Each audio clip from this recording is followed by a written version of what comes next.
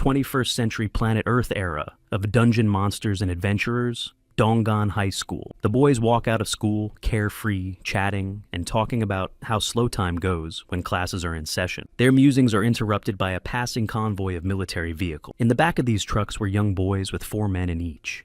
They were all dressed in strict suits. They were having fun discussing something, joking and laughing. The girls standing nearby were admiring these guys, shrieking at how cool they were. "It's just students of a specialized school, not hunters," reasoned one of the guys. But his friend noticed the logo on the car. These guys were definitely from the School of Heroes, as evidenced by this logo. One day, something very inexplicable and frightening happened on Earth. The sky turned a fiery red, with red-hot objects falling everywhere. The faces of the witnesses were frozen with horror. A fierce creature with eyes burning like fire appeared from above. Huge portals like black holes began to open across the sky. Mad dragons flew out of these portals in countless numbers. They circled over the heads of the humans, galloping fiercely and scornfully, surveying the new territories. One of the dragons, the fiercest perhaps leading these creatures, landed on the roof of a building. It was quite impressive in size, as it took up almost the entire roof area of the building. People were shocked by what was happening. According to scientific facts, as established later, there was a similar world in outer space. As a result of the catastrophe there, the other world was blown to pieces, the debris of which began to fly en masse towards the ground at tremendous speed. As they fell, they destroyed buildings, and the city was engulfed in flames. The people observing this madness were in a state of shock. Such a phenomenon was called the merger, which led to the appearance on this planet of the laws of another world and its various monsters. Humanity has lost ownership. Now it has been taken over by monsters of another dimension. Finding himself in the epicenter of events, the guy watched one of the monsters from around the corner. He was huge with one horn on his head. In his left hand, he was dragging a poor man in a military uniform by his head. The horned horror had only one horn and was not very strong among its own. The stronger the monster, the more horns it had. When the horned one found the boy, his jaws with 3 rows of sharp fangs opened, and he went on the attack. The guy jumped out, went to the monster, drew his gun, and started shooting it. The monster rushed at the boy like a burning flame at breakneck speed. His eyes burned with fierce fire, and fiery, scalding tears flowed. They came together in a tremendous blow, causing the guy to be thrown off like a blast wave. It was just driven into the wall. Even a man with extraordinary abilities couldn't stand up to this monster. The monster approached the guy again with the intent of ending the fight. With all his fury, he swung around to deliver a devastating blow. At that moment, the guy felt something rush to his arm. Fortunately, the invasion from another world brought more than just cataclysms. The guy seemed to be illuminated by an unearthly energy. He seemed to radiate it with his whole body. It was as if an unknown force had removed all the inherent limitations of humans, removed all limitations of human potential, laid down by the nature of the earth. Feeling the immense strength, the guy believed in himself, and with all his might, he toppled over onto the monster. His muscular strength was so great that it was as if he could tear metal chains to shred. With his acquired strength, he was able to topple the monster simply by lifting it by its arm. The monster was defeated and completely broken by the hands of a mere man. This tremendous power has affected all Earthlings without exception. However, the skill was different for everyone. The individuality of the person was taken into account.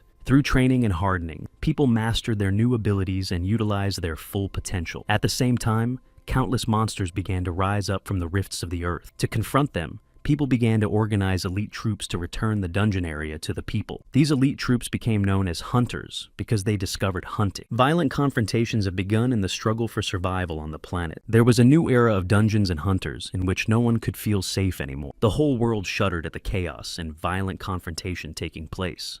Even before the end of the older generation, schools were established to educate future hunters.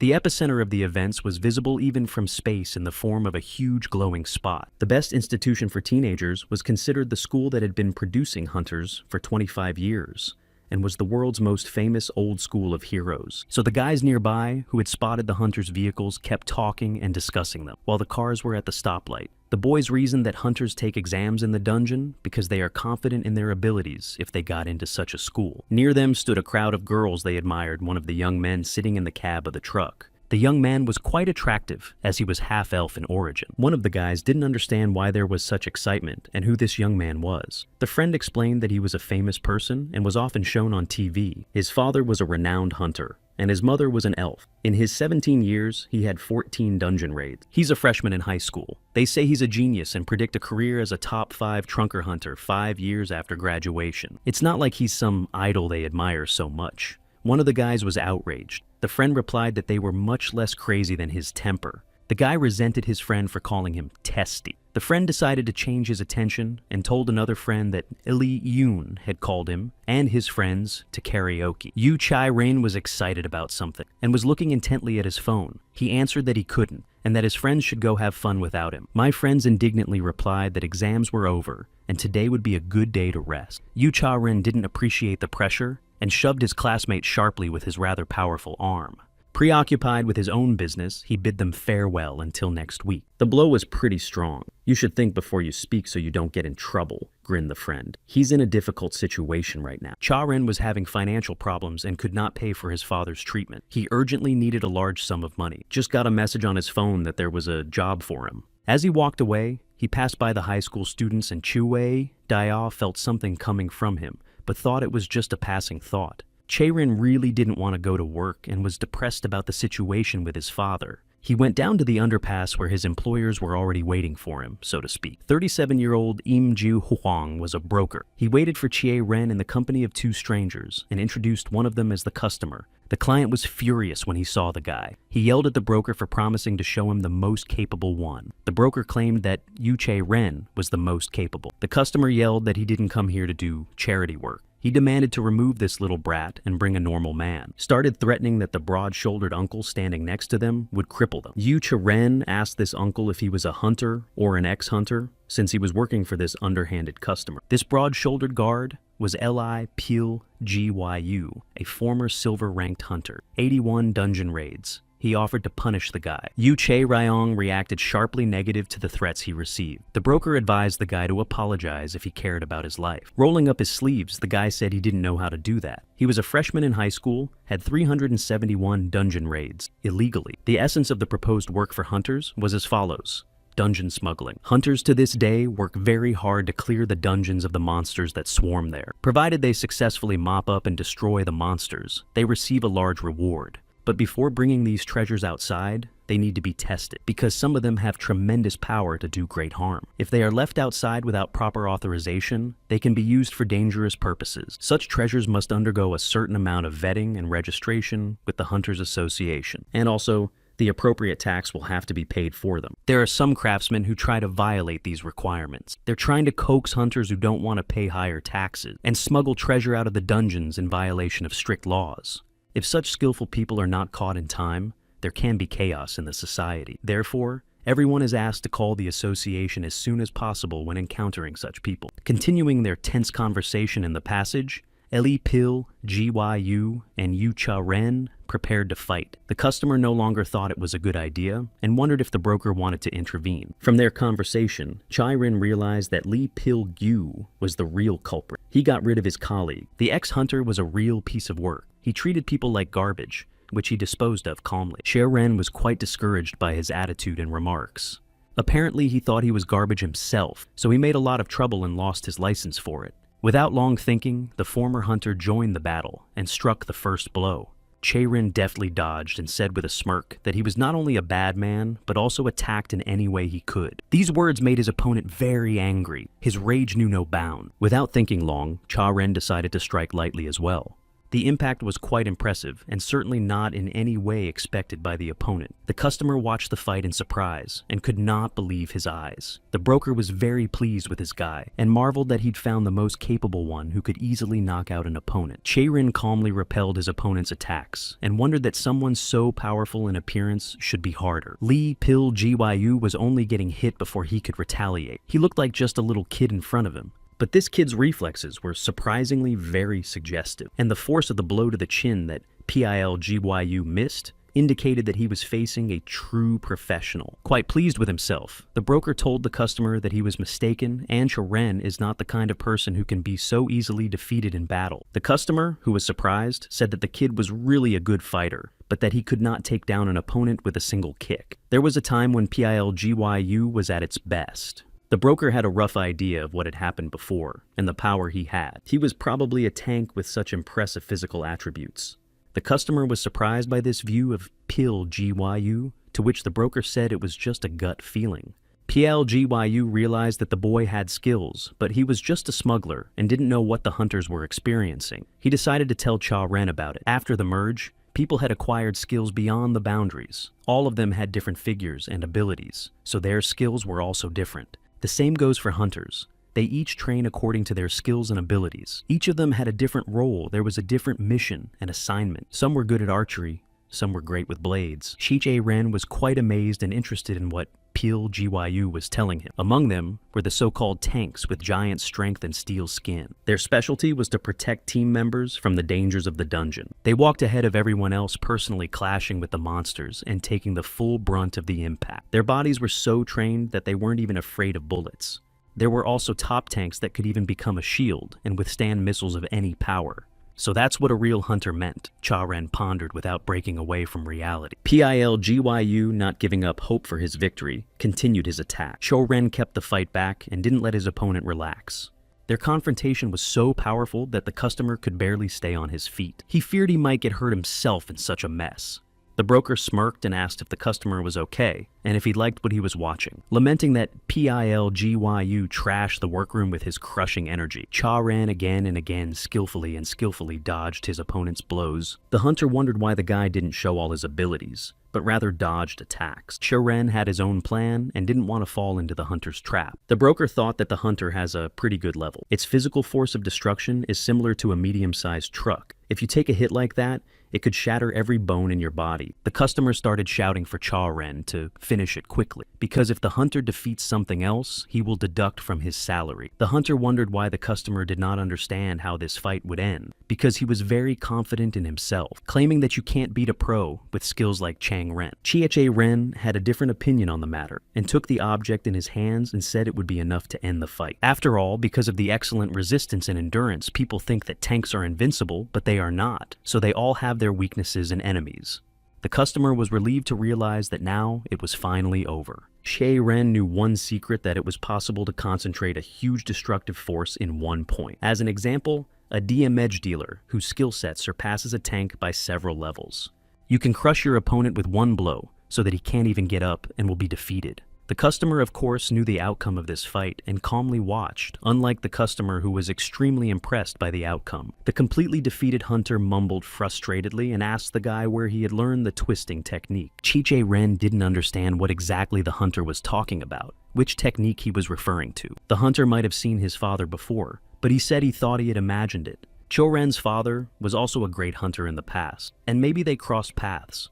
When Cha Ren was very young, his father was the best hunter. And he was the best, not because of his father, but for great merit.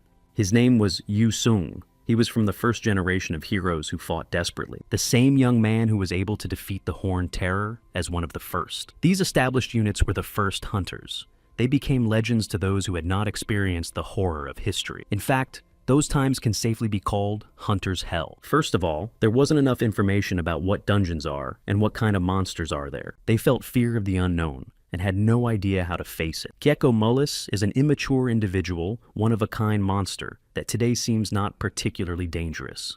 Today, these monsters are considered an easy level, and even beginners can handle them. But for hunters of the time, were comparable to an unknown calamity. They had no skills to fight monsters, only a desire to rid the land of unwelcome guests. There were no normal items. We fought with whatever we had to, for example, titanium alloy blades resistant to corrosion are the lowest level. And in such a nightmarish environment, the first generation of hunters risked their own lives by trial and error. And those lucky enough to be alive gained experience and accomplishments for the sake of the next generations, so that they don't have to experience this horror, and eventually became heroes and defenders of their planet. Dragon Slayer Yu Sung. This is the nickname given to the first human to slay a dragon. He was the world's #1 dragon hunter and children's idol. I respected and greatly envied my father more than anyone else. I firmly believed that he was invincible, and no one in this world could break him. The cause of his illness was poison. While hunting in the dungeons, his father was poisoned and it was impossible to cure him. As always, he did not give up, and tried his best to overcome this difficulty. But over the years, his physical condition had reached its limit. Even the co-workers my father risked his life for were taking advantage of his illness. They sneakily appropriated all of his accomplishments and available assets for themselves.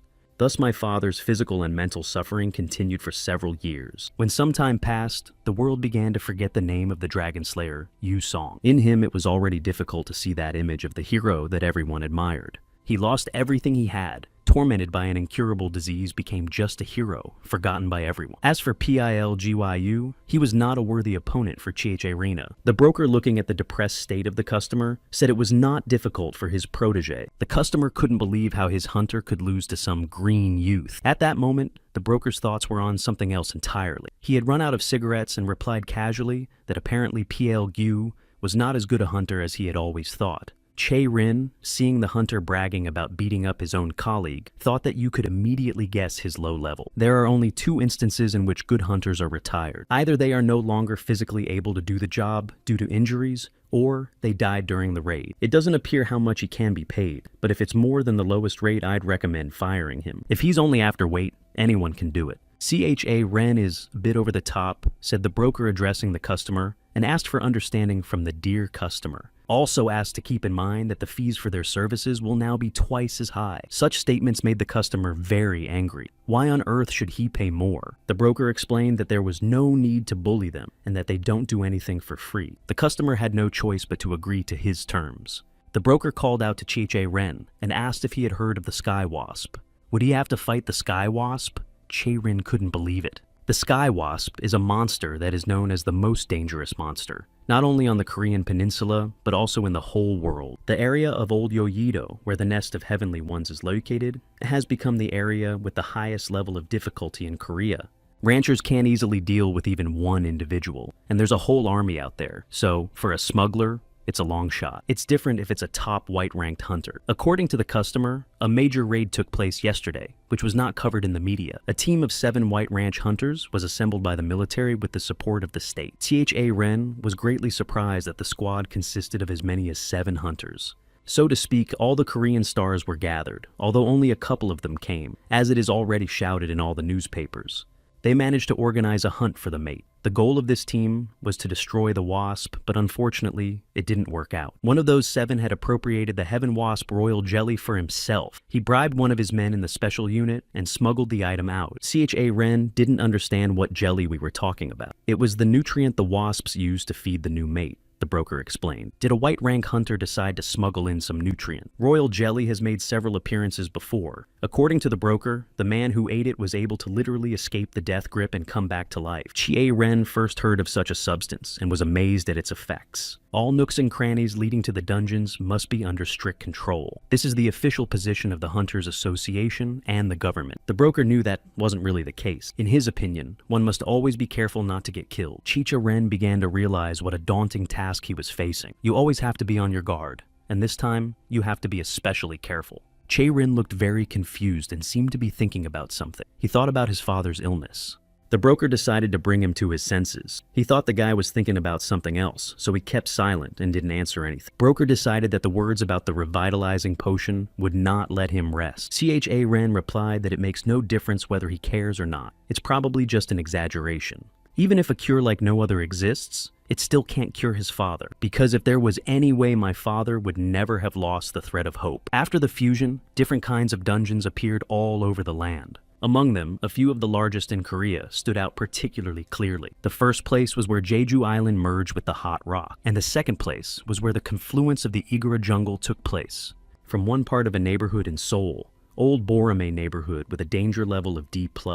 This area has not yet been cleaned up. It was a huge dungeon in the center of which was the Yoido district, as well as the Mapo Yongsan and Yongdinpo districts. It was the center of a huge dungeon in the center of Yoido, Mapo Yongsan, and Yongdinpo. One of the smuggler's men delivered the goods to the rendezvous point. When he arrived on the scene, it looks like communications were lost. He was probably wounded, or in some kind of trouble. Maybe he was wounded by wasps. Broker didn't think he took the merchandise for himself. The customer said to check the scene and bring the goods if they were there.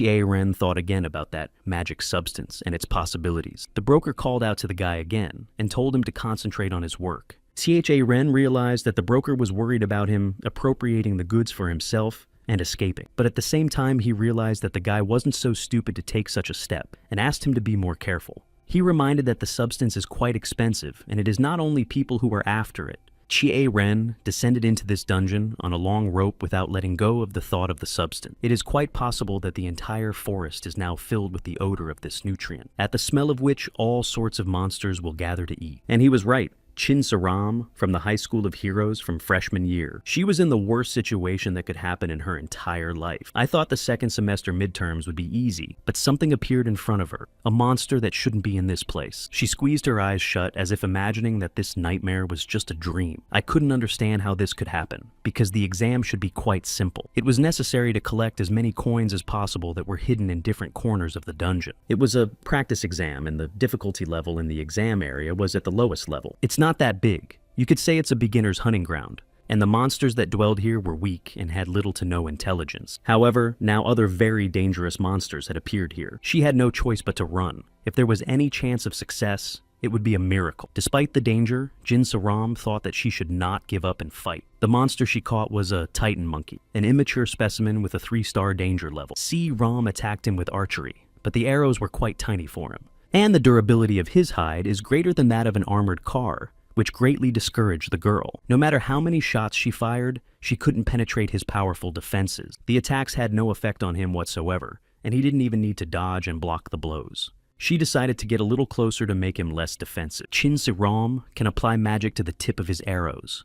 A mage archer skilled in the special technique of fire bombardment. The kinds of magic she can put into the arrows are endless and have no limits.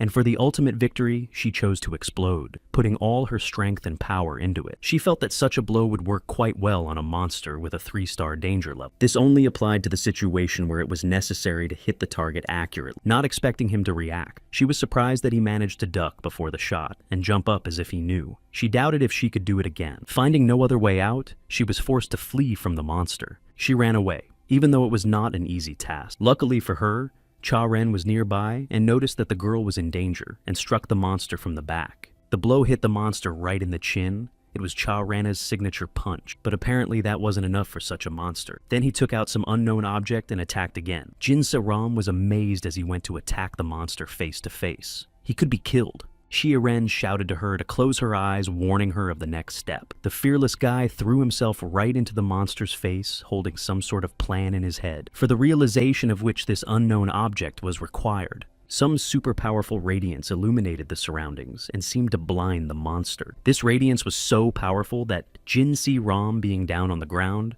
could not contain her gaze and covered her face with her hands. The monster was blinded, and Cha-Ren lamented that he had used the last of his item. This item that gave off such a blinding flash was called a stun torch. This instrument was made from the scales of some deep-sea fish. Price aside, its awesome function is that of decontamination. In its day, this torch won the great love of many hunters. However, because of the inability to use its powerful properties, there were those who lost their eyesight, and its manufacture and use is considered illegal. Chie-Ren told Jin Saram to wait a few more seconds for the torch to expire, that he helped her in any way he could, and then it was every man for himself. Warned him that no matter what happened, he wouldn't let the hunters see him, that he wasn't helping them or fighting them. The broker waiting for Cha-Rena reasoned comparing smugglers to cockroaches and that they were making good money. The guy thought that if you go everywhere, you might get run over one day. Jin Si-Ram didn't listen to the guy and decided to follow him, but despite my best efforts, somehow I missed him. Chie-Ren deliberately hid and watched. He didn't like her watching him. He jumped and asked who she was and why she was following him. The girl replied that she just wanted to thank him for saving her. He naturally didn't believe her and told her not to take him for a fool. Jin Si-Ram told her she knew he was a smuggler and wanted to hire him for money. Chie-Ren looked surprised but did not appreciate the offer. He said he had no intention of helping her again. He's not interested in that offer. He thought the rich kids at Hero School had lost their minds. Warned me if he hangs around anything, there'll be no mercy. Watching him leave, Jin Saram shouted that the reward for denouncing a smuggler is 50 million won, and the price for a prisoner is about 450 million won. Chie-Ren was stunned by what he heard. The girl had one of these things. It was Enkill blood. Its value was very high. Even if she could take 5 prisoners, she couldn't recoup it. She offered a deal. If he helped her pass the exam, the payment would be very good, and the Enkill blood would be a down payment. Chie-Ren was shocked. At first he thought she was just the daughter of rich parents, but now he thought she was crazy. The girl said nothing more important than that this thing could help completely change his life, but their musings were interrupted. Cha-Ren said they didn't have much time. The monster came to his senses and without thinking long, decided to attack them again. Shoren gave her the weapon and told her not to stand and watch, but to use her magic on him. Like last time with the bow, he asked her to put magic into the spear tip and throw it to him. Unfortunately, magic is not infinite, and it takes time to replenish. She had to do something about it, because he's not going to last long with his bare hands. Against this monster with impenetrable hide and good instinct, she only had a quarter of her magic left. With such low power, it's impossible to harm the monster. The thought came to her that it might be best to run away while he distracted the monster. She put all her remaining magic into the spear and threw it to Cha Reina, not hoping for a better outcome. Jin Si-ram had a feeling of madness at what she had dared to do. Ren looked at the exhausted girl and was quite disappointed. I couldn't even get a quarter of it in. There wasn't much magic. Satisfied with the result, Ren said that it was still enough to strike a good blow. High school students are constantly being told what the first thing to do in a battle with a monster is.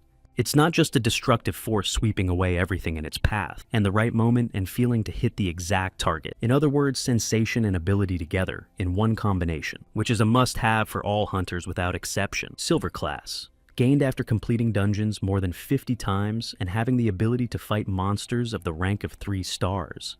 Allows you to enter a mid-rank dungeon without special permission. Most hunters have this class. Si-ram went to a good school and had all the advantages of that institution. She had a carefree and promising childhood and many friends. Si-ram was from a rich and respectable family. She had a private driver who picked her up after school. Even her friends envied her. She had everything she ever wanted. In fact, she did. She could get almost anything in sight. Her father was the heir to the 4th-ranked company in South Korea's business community, Chinsen Group. He married an elven woman, a member of a tribe from another world. And in this great marriage, Chin Si-ram was fortunate enough to be born. Her dream was a passionate desire to become a hunter by all means. She believed that someday her dream would come true.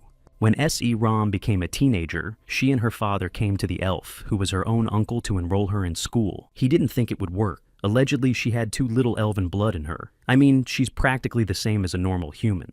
I thought her parents should have stopped her, not encouraged her to do it. The father decided to support his daughter's path. His name was Jin Sung-gyu. He is currently the head of the Special Development Department at the Jin Sung Group. He believed that you didn't have to have elven abilities to be a hunter. With a smirk, the elf agreed. But for a human, such abilities would not be superfluous, he thought. However, she is not much more than the average teenager. The elf was well aware, and that Se-ram was no ordinary person after all. And for sure she won't just give up and keep pushing for what she wants.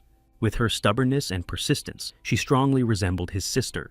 Though in his opinion, humans would not be able to compare to elves, even if they died in battle with a monster and then resurrected. Maybe if she tries her best, maybe she'll make it to mid-level. To an ordinary man, even such words would be praise and recognition. But his daughter had been born with too much besides ability, the wealth of fame and genes, all of which can devalue her efforts in an instant, might make her a laughingstock, maybe even make her an outcast. She can't take this attitude for long and will just be broken. Ren knew very well that abilities don't just fall out of the sky. Only hard training, constant development of abilities and skills can lead to victory and strike any opponent dead. Only confidence and unwavering belief in yourself and your abilities will lead to success. Jin Si-ram was amazed at Cha Reina's capabilities because they were about the same age. The guy was flattered by this surprise of the girl he tried to impress. Their conversation was interrupted by the customer paying attention to the object in Ren's hands. It should be handled carefully so as not to break it, as it is expensive. Holding what looked like glasses in his hands, he doubted their value. He thought they could be bought at any store like Diazo, a chain of stores offering inexpensive goods. Broker knew that these glasses had facial recognition interference and voice alteration. They also had 4 kinds of magic on them, but Cha Ren, as it turned out, was not known for his sleight of hand and accuracy. He'd had a bad day since this morning, and he wasn't having much luck today at all. The girl decided to ask if they happened to attend the same school. Without trying to hide his irritation, he asked for what she had promised for her help, leaving the question unanswered. She kept her promise and gave him the blood of the Enkill as an advance. He examined the amulet suspiciously, doubting its authenticity. Trying to be friendly, she gently inquired about his well-being. After all, the pay was not small at a hunter's school. Ren disliked students from fee-paying schools and was wary of them. He said irritably that he didn't go to such places. The girl was greatly surprised to hear where he had learned to master magic and combat techniques like that. He was self-taught and developed his abilities on his own, without the help of teachers or mentors. Si-ram was furious at what he said. How so? Incredible movements and sense of timing. She thought he was just mocking her. To prove his point, He threw his name tag in her face for her to see for herself. The enraged girl asked what it was that he was allowing himself and what it was all about. It was his student ID card from Donggang High School. It had nothing to do with a hunting school. Chi-Ren's words were confirmed by this ticket. He really did go to a very ordinary liberal arts school. She couldn't believe her eyes. In response, he asked if she now wanted to prove her position, show either a student card or some other document. The girl complied with his request and provided her documents. Her student ID card confirmed her attendance at Heroes High School, and it turned out they were the same age.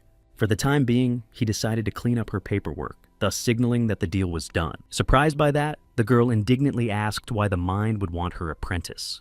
It was on the surface. The answer was that she was offering him a job, and she had seen his face. And that wasn't all. He pulled out his phone and motioned for the girl to come closer. The girl in confusion couldn't understand what he was doing, or what he wanted. By deploying a phone lens instead of a contract, the proof of community will be selfie. She must have realized that the smuggler's accomplices would suffer the same punishment. That selfie was insurance in case she decided to terminate the contract and turn it in. That's when S.E. Ram realized that she may well have gotten involved with a man who was far more dangerous than she thought, but it was too late to change anything. To begin, Cha-Ren offered to calculate the cost of his services. He asked what exactly he needed to do. The girl explained the assignment. According to the assignment she had received at school, she had to collect coins to pass. The coins were hidden in different corners of the exam field. The time allotted was only 6 hours. She also needs to find a box with a coin pattern, with which she must prove her identity. She had already found one coin on her own. She needed one more to complete the task. The girl had an idea where she might be. Che-Rin thoughtfully decided to have a snack and asked where S.E. Ram thought she could be. She had information that may be where the Eugene Mall used to be. How things are working out, he thought, while devouring a candy bar. Not quite knowing what he was talking about, the girl listened attentively. So she stumbled upon that monster for a reason, the guy said. Told her he was looking for something inside that mall too. A sky wasp. She couldn't believe it and thought he was crazy. Not a wasp, but something like her honey, said Cha-Ren. She thought she heard him say royal jelly. He has a very strong odor that attracts monsters. This one probably smelled it too. Che-Rin asked if she was supposed to go there personally. He didn't care, but if the coins were definitely there, they should be there. There just aren't any left in other places. The rest of the coin was collected by other teams. Other teams. Here's the thing. He didn't understand why she was here alone before. Noticing his surprise at her being alone on such an assignment, she said it was better this way. Che-Rin got down to business and suggested that she get the coin herself, since that was his task, and asked how much she would pay. The girl offered 950 million won, adding that it was all the cash she had at the moment. Such a very impressive sum was already far above his expectations, and he replied that it was enough to start with. She, on the other hand, was willing to pay more for extras. Only she'd need time. If more work comes in, then we can pay for it, he said in response. A little worried, she wondered if he had any strength left to complete the task. Without answering, he rushed forward so that she could barely keep him in sight. As he ran, the thought crossed his mind that he might well have asked for a higher payment. Saram was troubled by one thought. Did he really not learn from anyone? She decided to ask him about it as she ran along. He yelled out that he couldn't say he had no one at all. He must have meant his father. Suddenly something appeared in his path. He braked sharply and saw the monsters ahead. He yelled to her to get ready. Their path was blocked by 2 monsters, a species called the cluster raptor. They lived in the area of Old Borome. Danger level 2 stars. Cha-Ren was never trained in hunter's techniques. All his skills came from experience, when he risked his life fighting with his bare hands. Except for one exception as a child, he watched his father's technique, who taught him the 3 simple tricks he needed to win. The first of which was the needle. It mobilizes everything available: speed, strength, and body weight. And he's aiming for the enemy's weak spot. It looks easy, but it's actually not easy. Feelings and abilities are the result of experience. Even among the highest-ranking hunters, not many can say they have mastered such a technique on their own. Cha-Ren had mastered it perfectly since he had a lot of experience in battling monsters. S.E. Ram found it odd that there were 2 monsters, since cluster raptors gather at least 5 at a time. Apparently, she wasn't the only one who suffered damage from the royal jelly, said he in response. He figured there'd be a lot of monsters gathering here soon. They decided to catch their breath a bit before proceeding further. C.E. Ram couldn't get rid of the thought of where he had learned magic and started asking again. She asked him again if he'd had any individual lessons. No lessons were given, he only peeked at practice a few times. She couldn't help but wonder about Che-Rin. All he did was watch and learn a few moves, and it was weird. He didn't understand why she kept looking at him so strangely. She was just annoyed that he knew how to do what they were taught in school. Suddenly, she threw something. Chae-rin caught it without realizing what it was or why. Opening his hand, he found a vial. It was a Type C endurance vial, worth 1,100,000 won. SERM said to drink it, because he probably wasn't in the best condition either. He appreciated the generosity and said that since she gave the ampule because he annoyed her, she could say worse things about him. But he did not drink the ampule. He put it carefully in his pants pocket. Surprised, the girl asked why he wouldn't drink it. He replied that he could sell it later. Increasingly amazed by Chae-rin's behavior, the girl shouted angrily that he didn't know how much this ampule cost. He knew, of course,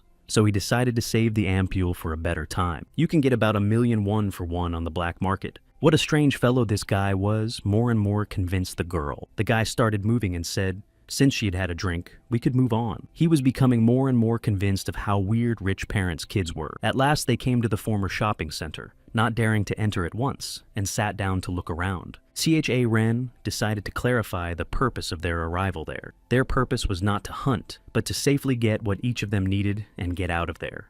Whatever monster they come across, they need to keep their cool and follow his instructions. He asked her to trust him, since survival was his specialty, and she had only studied such situations from books. The girl agreed with him, not understanding why she had such a strange feeling. She spent half a year at Heroes School, during which time she failed to gain acceptance and a foothold. It was the first time she was going into the danger zone with someone together. Chae-rin interrupted her musings, and they headed deeper into the mall. Inside, they saw something that horrified them. They stopped in a daze, trying to make sense of what had happened. In front of their eyes was an extremely unpleasant picture. Someone had brutally slaughtered the monsters, filling the entire space with their bodies. Man is a much braver creature than he realizes. All it takes is preparation, and he'll be able to face whatever situation awaits. If we talk about problems, they can arise when things go beyond what is expected. Terror froze in SERM's eyes. The monsters that lived in this area were all in front of her eyes. They're of a pretty dangerous level, even for professional hunters. And such was the scene at the entrance. It was cautious to imagine what awaited them inside. Chae-rin was also sure that they could not relax and that something very dangerous was waiting for them inside. He thought she knew what was waiting for them. I was just surprised because I saw something scarier than I expected. Doesn't change anything though. Inside, a pitiful picture awaited them, in principle expected from what they had seen before. Chae-rin saw the monster standing in front of him and prepared to fight. In front of them stood a monster nicknamed Chopping Rib, with a danger level of 5 stars. The monster launched an attack with an incredibly long tongue, tightly wrapping his tongue around the weapon like a boa constrictor, squeezing its victim. With the power of a huge wave, he easily tossed Chae-rin upwards. He managed to wrestle the weapon out of his hands, but the boy was not deterred. He decided to attack from above, concentrating all his power in one blow. Applying all his skill, he hit right in the center of the monster's so-called head. Chae-rin's punch was magnificent and accurate. The monster was defeated. The girl thought that everyone here was already dead. She was surprised at its vitality. He realized that it wasn't about survivability, but that he had been left alive on purpose. It served as a sort of warning to uninvited guests. The slashing rib emits a terrible scream when threatened with life, alerting other monsters. The girl could not understand who could have done such a thing, and for what purpose. A voice interrupted their conversation, saying it was his doing. He could no longer wait for Chae-rin and stay awake so long. There were more monsters than he expected, and once he had dealt with all of them, he decided to take a break, and for that, he needed to leave someone to watch over him. Apparently, Chae-rin was not happy to meet this hunter, and SERM realized from his reaction that they knew each other. Having just woken up with one eye, he said carelessly that they looked a little small for smugglers. Chae-rin realized that this meeting would not lead to anything good. They waited attentively for his next move. He jumped down and turned to the girl, noticing the symbol on her clothes. He asked if she was a student of the hunter's school. Alarmed, she gave an affirmative answer and asked what's in it for him. He did not suppose what alliance bound them and expressed his sympathy, because that means she'll have to die with Chae-rin now. Chae-rin wasn't in the mood to talk to him, and she was told she didn't need to listen to him, much less respond. In his opinion, this man wants to kill them and get the royal jelly. The guy asked the hunter how he was going to deal with the consequences if he stole someone else's stuff, since he didn't work for Chae-rin as client. But the hunter was as calm as ever, and felt it would only be necessary if he was exposed. He considered himself lucky in life. By chance, he heard that a colleague of his was going to steal a precious object. He originally wanted to attack the guy when he first came here, but something went wrong. Plans changed, because things don't always work out the way they're supposed to. He was sorry the plan didn't work out. He saw the monster run into the mall, but he couldn't find it. He thought there must be a hiding place where the treasure could be hidden. CHA Ren realized that the communication with the person in charge had not stopped because of the poison of the sky wasp. She was lost at the hands of this hunter, eager to get his hands on the treasure. CHA Ren didn't necessarily need to personally fight him at all, but there was a real hunter standing in front of him, claiming that the boy's death was a foregone conclusion, but could be as painless as possible. And he was completely different from the rabble he'd met before. Cha-Ren told the girl to go find the coin and run away from here as fast as possible while he distracts the hunter. Thanks to the hunter, there was now no one left inside the building, and it was now safe. She was worried about the boy. The hunter suddenly crept up and said he could hear their entire conversation. A battle broke out between them. The hunter threw the first punch, but Che-Rin was able to dodge it. Saram froze with her mouth open. He shouted for her to stop stomping and run away, pretending to worry about how he'd get his reward if she died. The hunter thought it was a waste to send her away because the two of them would have had a better chance of staying alive. A fierce battle broke out between them. Each was strong in his own way, and both had a lot of experience under their belt. Che-Rin held his ground. He didn't give the appearance of being weaker than an experienced hunter, which surprised him greatly. How skillfully he calculated the trajectory of the hunter's sword. The guy used his signature move, kicked him in the chin. The opponent was defeated, and Cha-Rin took a moment to catch his breath. Suddenly, he heard a voice. In the darkness stood a hunter who had come to his senses. He said he didn't think to use the gear, and didn't take the guy seriously at first because of his age. As it turned out, Che-Ren was even higher than a professional in his opinion, and also said, now we'll have to remove the girl from the School of Heroes. Yang Do-gyun was a gold-ranked hunter. Fully confident in his superiority, he grinned that the battle wouldn't be long. Meanwhile, the broker decided to grab a bite to eat while waiting for Che-Rena with the customer. He offered to weld the loom for him as well, but the customer was nervous and did not appreciate the calmness and the offer. He waited for his guard to come to his senses. The broker told him to sit down, as it would not happen soon. The customer complained that it didn't seem worth the money he was paying. All muscle and no substance. Hailed himself as a great hunter, bragged about his strength. He shouldn't have been so vain. The customer thought that the hunter had lost, not because he was stupid, but because he deserved to lose. But he thought to himself that he was really stupid. In the broker's opinion, the customer was wrong. Hunters aren't supposed to fight people. He was trained to hunt and scout, not to fight other hunters. He may have handled the monster, but it's no surprise that the smuggler defeated him. The customer challenged the broker's opinion by saying that he had heard that hunters also fight among themselves. Yes, of course, there have been instances of hunters fighting each other. After all, the higher their level and strength, the further things can go. Even comrades and colleagues who fight together and rely on each other can betray each other out of greed. So, they might as well compete with each other and get killed by their own. Anything can happen inside the dungeon. Who's to say they can't? The customer was surprised that it turns out, for example, you can say that the comrade died from the monster, and no alibi would be needed. The broker explained the higher the level of the hunter, the more they train in anticipation of battling each other. As for the customer's buddy, he wasn't a hunter of that caliber. He just beat up a coworker and got caught doing it. So, this incident happened outside the dungeon. It was probably just a minor altercation over equipment. The customer couldn't believe his ears. It was over equipment. The broker explained that when hunters go hunting, they bring armor and weapons with them. If he had anything, he could fight. Chi-Ren had its own weapons. For hunters, it is the equipment that is half of their fighting power. Even a gold-ranked hunter in battle can't always hold his own without proper equipment. But of course, weapons don't always decide the outcome of a battle. Che-Rin's punching technique is excellent. His strength is in defense. Yang Do-gyun stepped forward and said that Cha-Rin shouldn't think so much about nonsense. It's time to fight. While the broker and the customer were reasoning, Yang Do-gyun and Cha-Rin fought a fierce battle. The hunter's punching power was at an all-time high. No doubt his rank meant a lot. It seemed that the opponents had a huge difference in strength and experience. Hunter, confident in his victory, asked for another demonstration of Cha-Rena's abilities. The hunter was wearing a unique piece of equipment called the Shadow Jacket, armor of rank A. Through the user's blood, it provides support for physical strength and also forms a covering to protect against impact. These were the basics of Berserk that Jan Do-gun applied. Che-Ren didn't believe that a hunter couldn't have weaknesses, but if he responds ineptly to attacks, he could be killed. It seemed that such a strong opponent Cha-Ren had never met before. Yang Do-gyun was already preparing to end this fight and was anticipating victory. Agreed, though, that the guy had a pretty long and decent run. Chi-Ren replied that perhaps today was a special day for him. The guy's clothes were in complete disrepair after such a fight. His sense of humor never left him, and with a chuckle, he said it was his favorite outfit. And Yang Do-gyun said there's nothing special about him. It was a little scary because of the aura. But considering he's just a high school kid who came in with nothing, The hunter relied solely on his armor. I wish Chae-rin had one of those. Yang Do-geun grinned in response to his words and did not deny being right in what he said. Chae-rin realized that his opponent was in a hurry because he had to send him to the other world and also catch up with S.E. Ram before she can tell anyone. Realizing all this, the boy tried to stall for time, while the hunter, on the contrary, was in a hurry. The second technique, which could not be performed by Chae-rin alone, he had learned as a child while peeping at his father. It consisted of taking the enemy's power and using it against to deliver the most powerful blow he was incapable of on his own. The technique he had not fully mastered was called the ripple.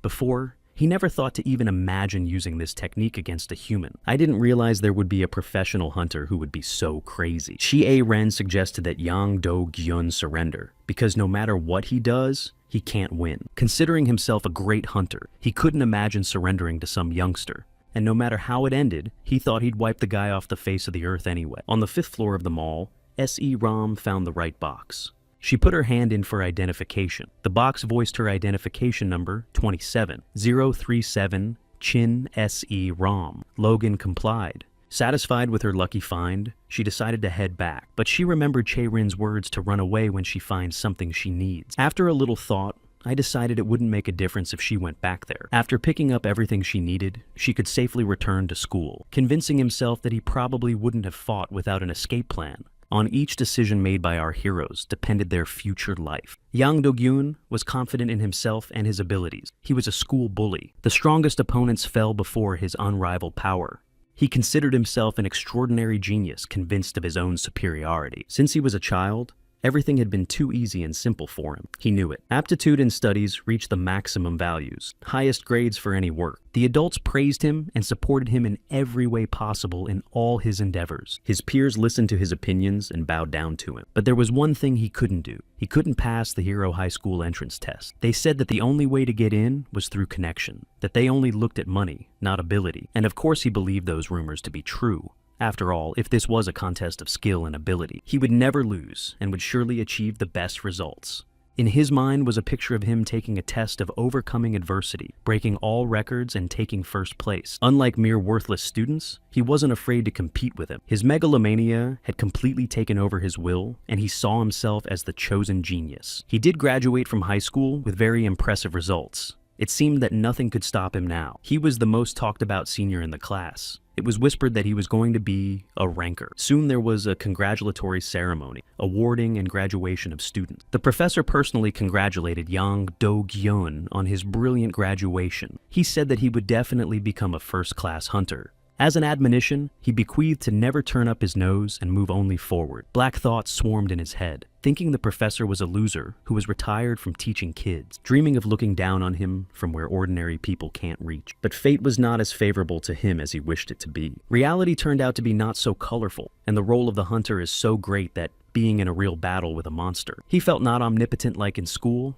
but just a teenager looking at a real hunter coming to the rescue. A hunter who single-handedly defeated the monster that killed his entire team. It wasn't as simple as he thought it would be. Deep down, there was an acceptance. He began to recognize in himself those who had once looked at him with the same eyes. Once on the other side, the real meaning of the professor's words came to him for the first time. The old man's words were not advice or counsel, but only consolation. No matter how much he wanted to, he wasn't the chosen one, despite his best efforts. Do-gun's plans collapsed in an instant. Dreams of universal greatness shattered on the rock of reality. He was only human, maybe just a little better. The outfit that Do-gun wore was a jacket made from a living monster bloodsucker. He let it consume his blood that flowed straight to his heart. That was the price to pay for the opportunity to win the battle and ruin Chae-rin. The guy didn't want that outcome, but the hunter's words sounded pretty dangerous. He noticed that weakness Do-gun. His speed wasn't all that great. It wasn't an easy fight that weakened the hunter a bit. His opponent exceeded his expectation. Chae-rin skillfully evaded the hunter's blows and masterfully blocked the attack. The hunter wondered why the boy had become a smuggler and praised him for such a superior ability as extraordinary reaction speed. Chae-rin was surprised at the praise. He answered that it was none of his business and decided to drink a vial of stamina as his strength was running low. Gun was glad that he had a very worthy opponent in front of him and could crush an equal. Feeling a surge of energy and replenished physical strength, he began to advance even more determinedly. This made the hunter even more excited. He was amused and asked for more. He had to be completely exhausted because he wouldn't be able to keep throwing punches. Charin thought that if the monster protecting the hunter feeds on blood, it will definitely reach its limit someday. We have to make him waste blood and then use the needle technique. Suddenly, a blow of great force flew into the hunter from the side. Saram decided to go back and help Charin after all. She didn't give in to the urge of fear. The guy was quite surprised and glad that she didn't take his advice and leave him. Her shot did quite tangible and impressive damage to the hunter. From the last of their strength, the rivals merged in the glow of their magic in a decisive attack. Yang Do-gyun was finally defeated. Neither equipment nor experience could help him fulfill his promises. Si-Ram was worried that he would come back to life. Che-Rin thought that people like him usually live a long time. After taking a photo on his phone, he said he would no longer be a nuisance to them. Otherwise, he will have to say goodbye to his career and reputation. He looked at the girl and said that you had paid your debt to me. The girl asked in confusion, "What debt?" He replied in surprise that he had saved her life more than once, recalling previous events. The first time he met her in the woods running from a monster, and then when she chased him into the woods trying to thank him. The girl was furious, but at the same time felt a kind of awkwardness. As he left, he said he forgave her both times and a thank you would suffice. Now they had a broker's assignment to fulfill, and they were close.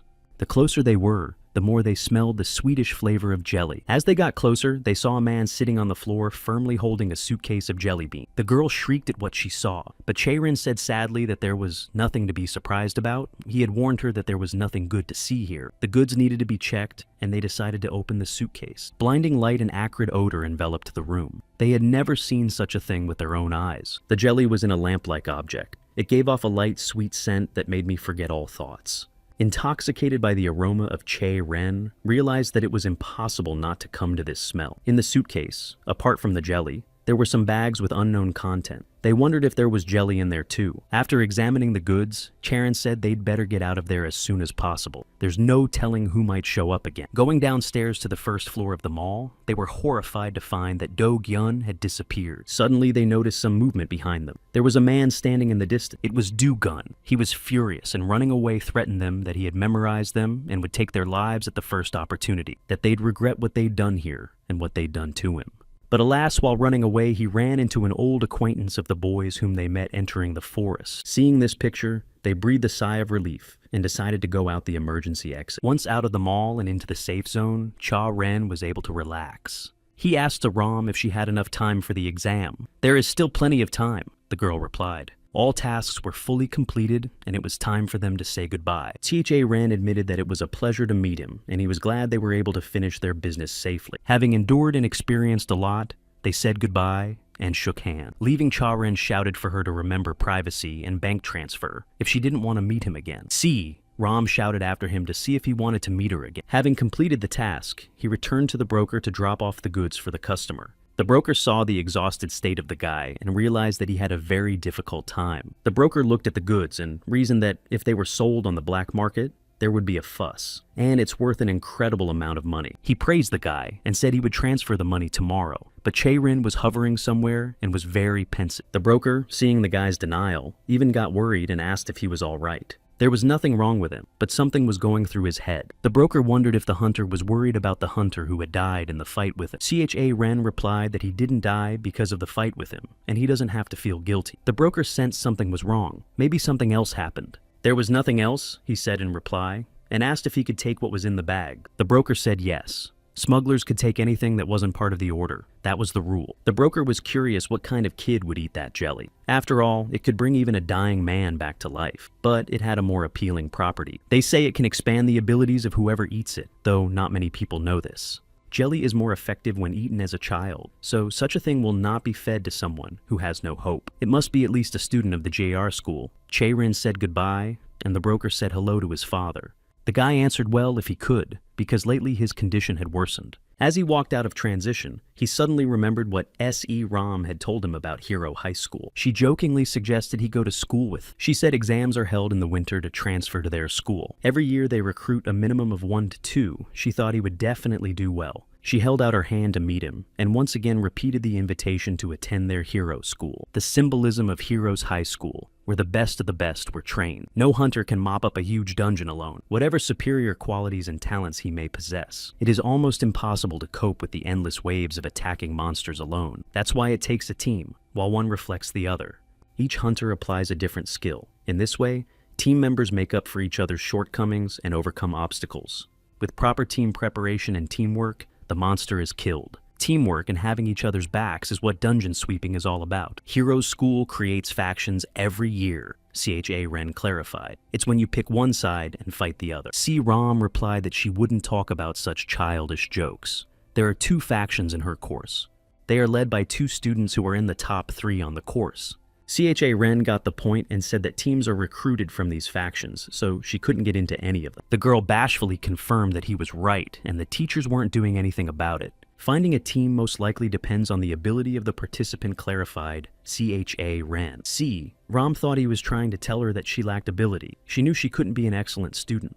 In her opinion, she wasn't bad enough at school not to make one of the team. There are those who are not in factions, but they have formed their own team. She had already specified that there were 2 factions. The leader of one of them didn't like her. Although outwardly she doesn't show it, just weaves her scheming behind her back to keep SE Rom from being accepted anywhere. Cheo Ren wondered if she stole a guy from this leader. Not at all, replied the girl. So now she kept to herself, but she wouldn't be able to do that in the 2nd and 3rd year. That's why she wants to hire him. With his abilities, if he's around, she can handle anything. You could tell by the guy that he was confused. Without giving any answer, Chiche Ren said he understood and said goodbye to the girl, leaving her completely confused, not realizing if he would accept her offer. When he got home, he did give her suggestion some thought, saying she was very funny. They bid farewell in the barrier of the Canum 12th Branch dungeon. As the girl was heading towards the school to confirm passing the exam, she met her teacher. Kang Jong-guko was the classroom teacher of a 1-to-1 class at Heroes High School. He was a close combat instructor. The surprised girl asked what was the matter, because the time for the exam had not yet passed. The teacher replied that there was a problem. There were monsters in some areas that weren't supposed to be there. It's a good thing no one was hurt. But it has been reported that some places can no longer hold exam. The spot where SE Rom found the second coin was in just such an area. The teacher asked the girl if there were any problems during the exam. She replied that she had not had any problems and had not seen anything out of the ordinary. Suddenly, a monster similar to the one she had met suddenly appeared from behind. Only this one looked a lot stronger than that one. A Titan monkey is a mature individual with a danger level of 3 to 4 stars. Jung-gook was extremely surprised. Such monsters shouldn't be here. Siram wondered if he had come upon that strong odor of wasp jelly. The girl followed the teacher at what he told her to be behind his back. All of the teachers at the school have worked as hunters in the past, and most of them graduated from this school. Being retired due to injuries, they could no longer defend the dungeons. Although it was just an opinion from the side of those not knowing the truth. A fighter against tyranny. When he was in his early 30s and a ranker, he got that nickname. In normal life, he had to restrain himself. The teacher said that SE Rom was very lucky because something terrible might have happened to her. Of course, he had no idea what was really happening to her. He was worried about the girl and said how lucky she was to be alive. Jung-gook said they should go back. He wasn't the type to pay attention to other people's opinions because he was a hero himself. He trained future heroes at one of these camps, Hero High School Basic Skills Training Camp. The students speculated about what would happen to those who sent in a request for help. Apparently, they'll be retaking it. In their opinion, all those who went that way were weakling. They saw SE Rom and her teacher coming back from the forest and thought she was one of the weaklings. The teacher said to go and wait for the others to come back, check that everything was in place, and change into the school uniform. As soon as the teacher left, the girl was able to exhale. She was worried that someone might have seen her with Che Ryong. The leader of one of the factions was waiting for her at the camp. She said that, as expected, SE Rom was fine. The exasperated girl's quick grasp of the situation. The leader of this group was named Anisha. She hypocritically said that she was worried and how happy she was that everything was all right. Of course, SE Rom didn't believe she was worried and only got more angry. Anisha acted like an angel and said she was hurt to hear such words. Siram thought about it and was reminded of a few moments from the past when they were still children. 6 years ago, she struggled to master her magic. She was trained by Zik Eskerm's uncle S.E. Rom. He was an elf by birth. At the age of 11, she practiced her stamina hard. She learned to hold a red-hot cannonball in her hand. Uncle saw her trying but realized it wasn't enough and tried not to push too hard, while Anisha Eskerm, at the same age, was 5 times better at these abilities. Although she was half-elf in origin like S.E. Rom, her father, watching her practice, realized that she didn't look like a half-elf at all. And it wasn't just in appearance. Her ability to control magic was higher than most pureblood elves. He held his daughter up as an example to her cousin, S.E. Rom. He said she was a genius, and if the girl followed the hunter's path, they would be constantly compared. claimed even good if she does, but she needs to be careful if she backs off, then Anisha might crush her. Anisha pretended she didn't understand why S.E. Ram wasn't on the team. After all, she had enough qualities. I got the answer that I could have joined the team with her myself. Anisha continued the pretense, saying that she would certainly like to, since they were both distance fighters, but it would be too much if it were one level. And why put two people in the same position? She thought S.E. Ram would be better off that way, and that other members of her team would be hurt by it. Anisha told S.E. Ram not to worry, because they might have a retake soon. She was told that she had nothing to worry about because she had already passed. The snarky cousin through gritted teeth praised S.E. Ram, and told her not to overdo it because she would still get her father's company. Such an attitude did not suit Anisha. She was worried that she was struggling hard. Meanwhile, after taking a break, CHA Ren went back to visit his father in the hospital. He entered the room and saw that there were medical personnel standing by his father's bed. But his father was not there. They asked if he was a relative. As it turns out, my father had a sudden seizure. He had a very rare case. You might even say it was the only one in the world. Doctors explained the reason for the uniqueness of the case of Chow Reina's father by the fact that no one has ever survived dragon poisoning before. He realized one thing. With modern medical technology, there is no complete cure. There is only the possibility of suppressing the disease with painkillers. The doctor agreed. But the problem is that these painkillers contain milk. That's what the super dangerous creatures feed their pets. It's the only cure for poison. The monster that had the right ingredient was a heavenly tiger with a danger level of 5 stars. Chi-Che Ren took umbrage that it was very rare raw, and everything would be about money. The doctor parried and said that this was not the only problem. There are rumors of a new potion among hunters. Even a small dose of it can increase muscle strength and resistance power for a long time. You used to be able to get it for money because it wasn't used much anywhere, and there was no demand as such. However, now the situation has changed. Entrepreneurs and hunters are buying it up in huge quantities. Strongly angered by the doctor's words, CHA Ren was outraged that it was impossible to get a small dose to save one person. The doctor justified that the problem was that their one dose, which is required for, the father can be made a few dozen shots of the potion if there were a large number of people in need of this potion, that the government made some rules, but for one single patient in the world, all those people won't give up their profit. All the doctor could offer was that they'd do their best, but not without a lot of connection. He was at a complete loss and feeling of helplessness and had no idea what to do now. Accepting that he had no other choice, he remembered S.E. Ram's offer. He picked up the phone and dialed her number. The girl, of course, was very much looking forward to this call, but still did not expect him to agree to her proposal. When she answered, Sicha-Ren apologized for the late call and asked if she was in the way. The guy said he might be willing to take her up on her offer, but there's one thing. The girl inquired about possible conditions for the agreement. Cautiously, he asked if she would be able to provide him with a vital ingredient. She understood the ingredient in question and said that her father's company made such a potion, and she would solve the issue. When he heard the positive answer, he breathed a sigh of relief. Now he had hope. Gladly, S.E. Ram invited him to meet on Sunday. I wanted to get down to business quickly and start preparing for the exams. Once the world began to change and people developed abilities beyond the canons of nature, they needed to be studied and measured. They saw each other outside the Chinsen Group Special Defense Research Institute. S.E. Ram inquired about his well-being. The scope of the institute surprised me by asking what exactly they do here, and I found out that this is where hunters measure their abilities. Before the merger, normal humans had D-ranked abilities, except for magic. When the indicators increased by 1 step and reached the rank of C, people were already called geniuses, and indicators above the rank already allowed us to talk about a person's superpowers.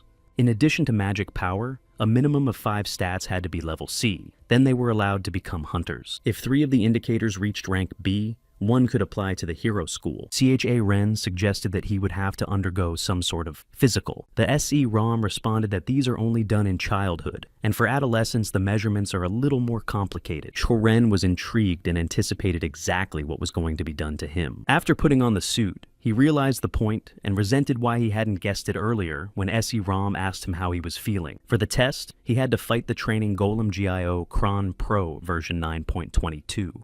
CHARE tuned himself that if he was here, he should fight properly. He was curious about his own stats. In the chest of the training, Golem was a chamber for observing the test and counting the reading. So Ram was also quite curious to see how good he was. The girl who helped take the measurements was surprised at how confident he was, because almost everyone is afraid of golems when they first meet them. C-Ram, when asked to help with the measurements, said he wanted to transfer to Hero High and thought he was well prepared. The test was conducted by Jung Yeo-min, Golem's summoner. She was a former hunter and worked at the Chinsen Group Research Center. Without much thought, they began the test. The golem began to use the first attacks. Measurements of aptitude scores are usually taken at 6 to 7 years of age. Special devices were worn for such measurements, which stimulated the body, pushing it to the limit in various areas. The more unique abilities and the more trained a person is, the more difficult it is to measure. After all, it is difficult to stimulate them to their limits. Such indicators were also shown by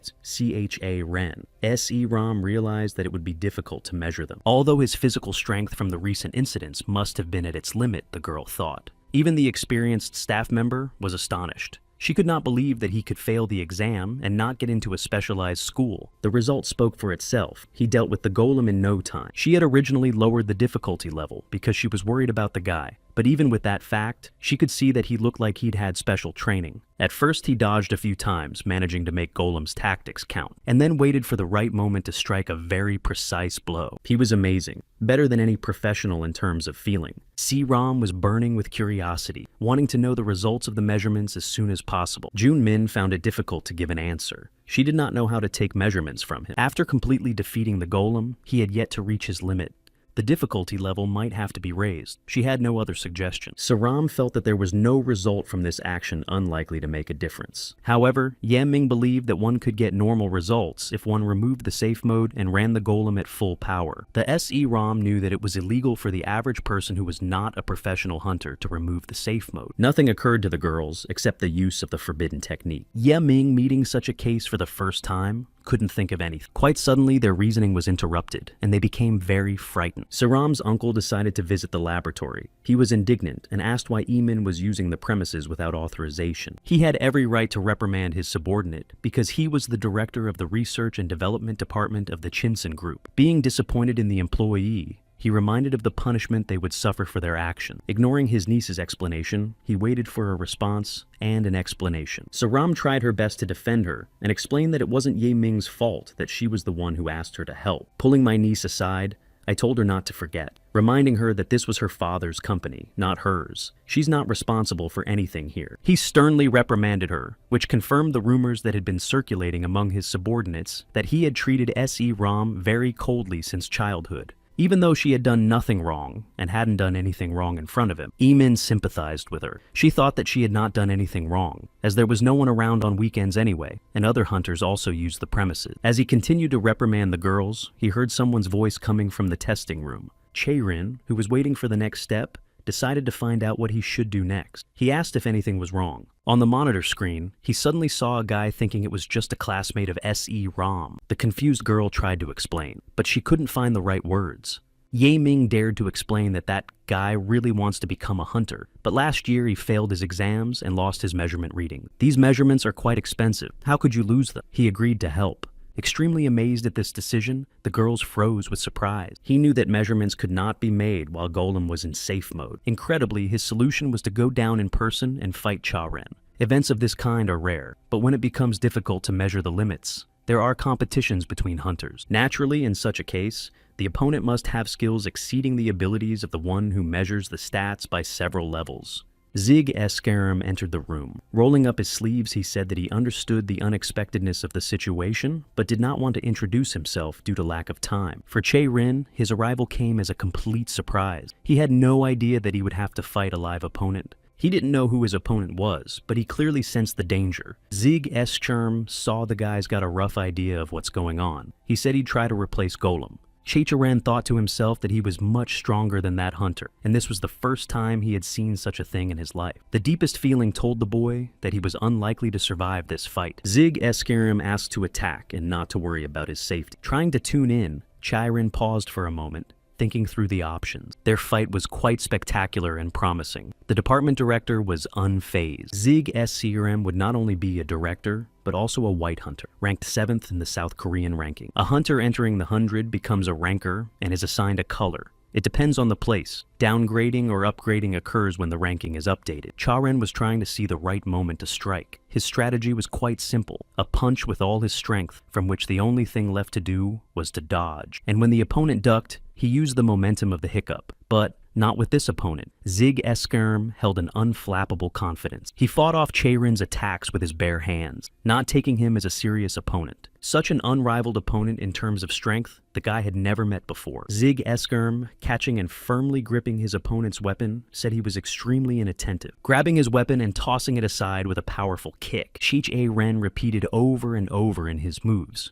So the director couldn't understand he wants to constantly get, because it's not a real fight. Thinking that the guy looks pathetic, thinking this kind of trick will work. What's more, he only lost his weapon, not his consciousness. The enemy was expecting a more serious attack. Chae-Rin, in the director's opinion, made the same stupid mistake for the second time, and made no effort to change tactic. Warned him that if he did anything stupid like that again, he'd send him home, and he'd better give up his dream of being a hunter. Chae-Rin said that he feels some kind of animosity from the enemy, but he doesn't know what it's related to. Having decided that this is not really important, I went on the attack again. Frustrated, Zig Eskerm thought again the same technique. The approach was too fast, and this time, the director made a mistake. Chae-Rin did not repeat himself and chose a different technique. Zig Eskerm kept his distance, which was standard procedure. But such a distance is not enough, counted the guy, and warned that there was only a warm-up before. Clutching his weapon tightly, he concentrated all the magic and released it into his opponent. Zig Eskerm had a pretty good reception. He even had to move around a lot.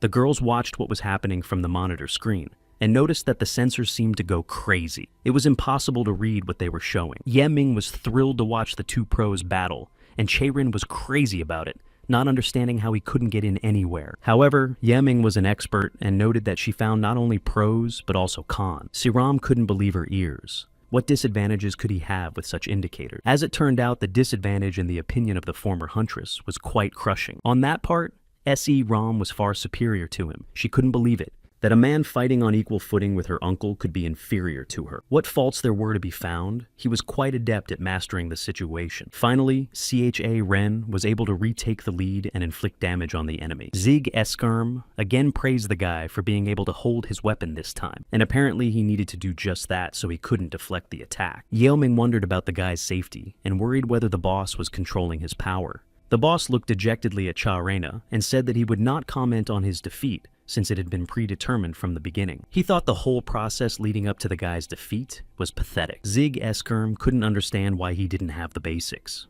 Ye-Ming wondered the same thing. The sense of combat and skills were excellent, but the steps of the way of attack and defense, everything gave away the lack of basic training. After all she had seen, she was disappointed that with his abilities, he would have been much stronger if he had been trained in the basics. Siram remembered his words when she asked him where he had learned his techniques so well. He replied that no one had taught him anything. As Zig Eskerm left, he told Chae-Rin that he had seen a lot of pathetic guys who had unique abilities, but made no effort to develop them. Siram was very disappointed and frustrated, because this was not what she was looking for at all. Now it's time to pay for the measurement, said the director. But it's better if he admits his hopelessness. If a lazy man relies only on his own ability. Chae-Rin didn't want to back down and said he didn't know why he was being so mean. In his opinion, the guy is lazy and he doesn't like lazy people. Zig Eskerm turned around, seeing that the guy would not calm down, and replied that he had struck the last blow to end the battle. Chae-Rin did not calm down and shouted that he does not care about the payment and that he wants to fight again, and then he will show the result of his efforts. While the opponents were competing in profanity, the girls were getting a tally of the measurements. Ye-Ming shouted that striving to go all the way is fine, but there was no point in fighting anymore since they got the results. Siram also cried out that the measurements were over, and he did great. Zig Eskerm says he doesn't understand what he's trying to accomplish. Everything is useless, and he must realize that the result will not change no matter how much they fight. The director thought that maybe Chae-Rin wanted to be recognized, to be told about how amazing his willpower was, and that it was enough, replying that he was just really pissed that it was ending and he hadn't really thrown a punch. He had a reason. No one taught him. He did everything on his own, from scratch. However, due to his outstanding abilities and hard work, he was able to completely fill in any gaps in his education himself. If you add to that his vast experience of risking his life many times, allowing his skills to develop to great heights, achievements akin to miracles. But even so, he never considered himself an exceptional genius. I just looked with pity at the real hunters I met along the way. For example, such scoundrels as John Do-gyun and Pil Gyu, who could not be called hunters. Zig Eskerm still agreed to repeat the battle to trample Chae-Rin before he could even get angry, but it was a different man. It was a monster capable of surpassing him, and he had no need to hold back. It was the first time CJ Ren had met a real hunter other than his father. He didn't immediately notice the youthful blood in him. Yuming didn't understand what was going on, and why the supervisor was acting like that. C-Ram watched carefully and realized that this was not the pose she had seen so far. The hunter thought that Che-Rin had chosen the wrong pose again. It was a way of grabbing and pulling the body, but it was not suitable for swinging the pole. Cho-Ren felt like a completely different person. He began to attack with the first unexpected technique for the opponent. Zig Escarm no longer seemed so confident, and there was anxiety in his gaze. Strike after strike, attack after attack, he demonstrated his strength again and again. It seemed that the skillful hunter was unable to resist these attacks, and he deftly evaded them. Saram was very worried about the guy, and compared what she had observed before and now. He moved very simply and clumsily. Ye Ming couldn't stop wondering again. She saw the skill. There was not a moment's hesitation in his continuous movements. He was properly trained. His only role model is his own father.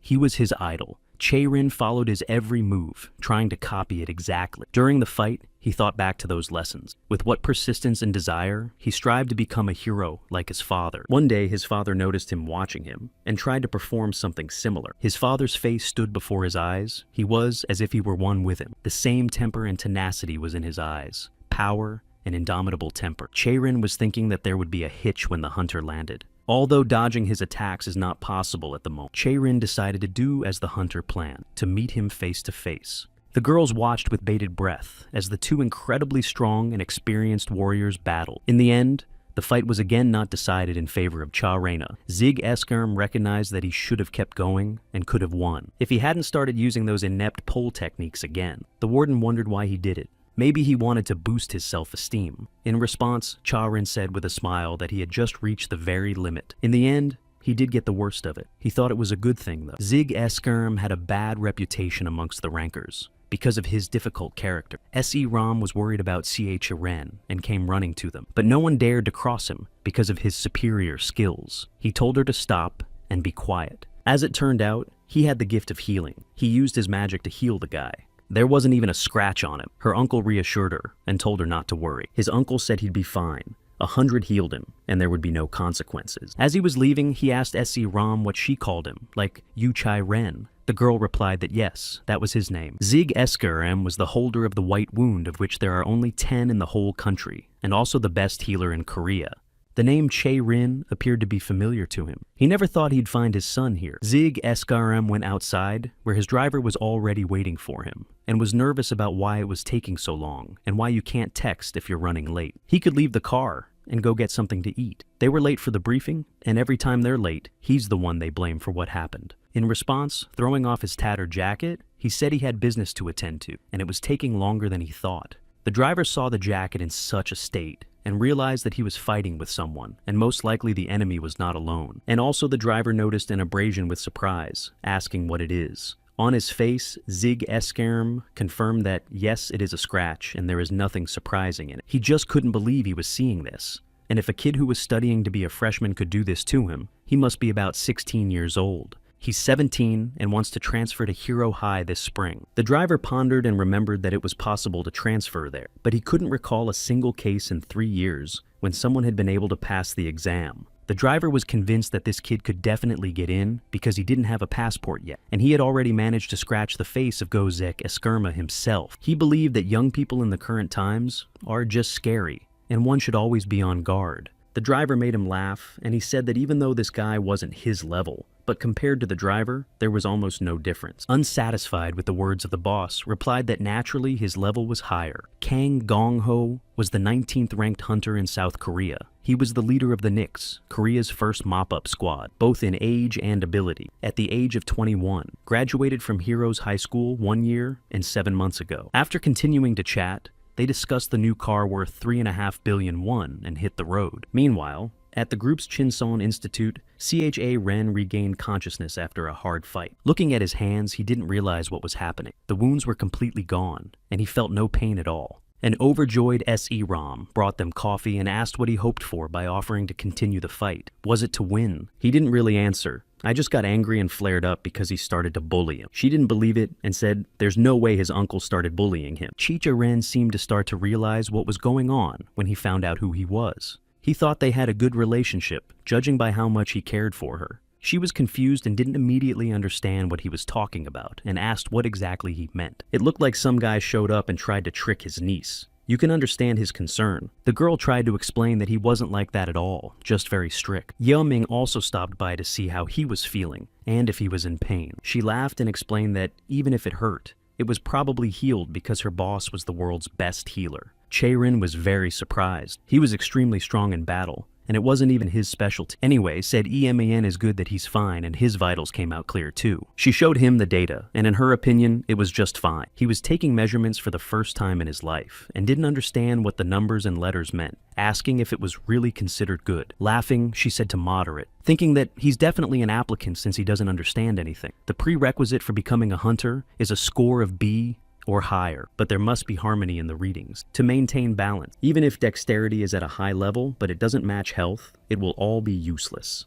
Also, if only muscles are developed alone, they won't be able to pull the other abilities. Also, added SE-ROM amongst normal people, there are some. One of the indicators can reach the C level. However, everything changes when there are 2 or more indicators. There are 1 in 10,000 people who have 3 C rank indicators at the same time. They are capable of fighting alone. Those with 3 B rank indicators are only 1 in 500,000. They can become top-class hunters. C-ROM pondered his performance. Not matter what the balance is, it's just a crazy level. Muscular strength is B ranked and the other 2 are A ranked. There's a sweep among the freshman faculty and he's on the same level as that monster. She wondered what he was expecting. Ming said that incidentally, her boss, who he fought with, did not have a single A rank indicator out of 3. Indicators are innate abilities. They do not reflect skills at a particular moment. If a person has a score of 4 but doesn't train and grow, it won't make any difference C or D, and other factors are also important. For example, whether the technique he's learning is appropriate. Moreover, sensations and experiences cannot be measured with indicators. And also added E-Min. There are many hunters who make up for their gaps in performance by their own efforts. So Ram blushed and was embarrassed to believe Ye Ming was referring to her. Chicho Ren thanked the girls for saying such nice things, but couldn't say he was very disappointed since he didn't understand anything, adding that he had one good acquaintance and compared to him, he thought he was missing a lot. Ye Ming couldn't believe her ears and said that such a person is not common. It means that such a person is very famous.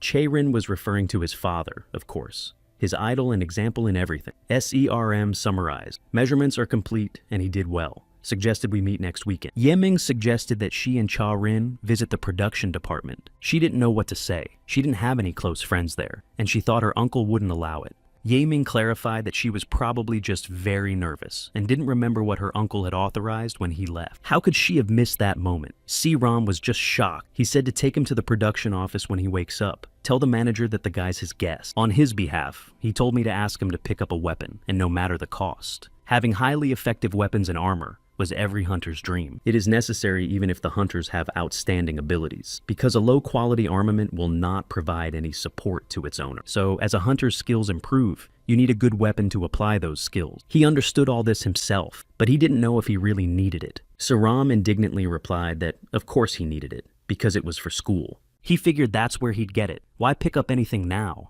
Siram felt guilty for not explaining anything. Asked if he really wanted to transfer to her school. She explained that he would be correct in his reasoning if it were a regular hunter school. Every school must provide equipment that meets the standards, so that there is no discrimination among students. Chie Ren didn't understand why it wasn't right at Hero's school. Why the school with the biggest budget needed this. Eamon explained that it's not about money. Their school itself is different from the rest. She herself was a graduate of Heroes High School. There's a significant difference in skill and ability, and preparing good equipment is part of the ability. That's why at the Hero School, students prepare all weapons and equipment on their own. She explained the basics to Chae-rin. Chae-rin realized one thing. Regardless of skills who were born into a rich family, are in the most favorable position, and it turns out not about him. Yeoming did not deny this fact, but said even without money, there is a way to buy good weapons. The School of Heroes enrolls those who are likely to become better hunters or ranchers in the future, and accordingly, there will be those who want to invest in these abilities. If a student manages to get into the school, he will receive various offers from businesses and rich people. And once finished, such hunters pay a portion of their fees or sign a contract and become a publicity face.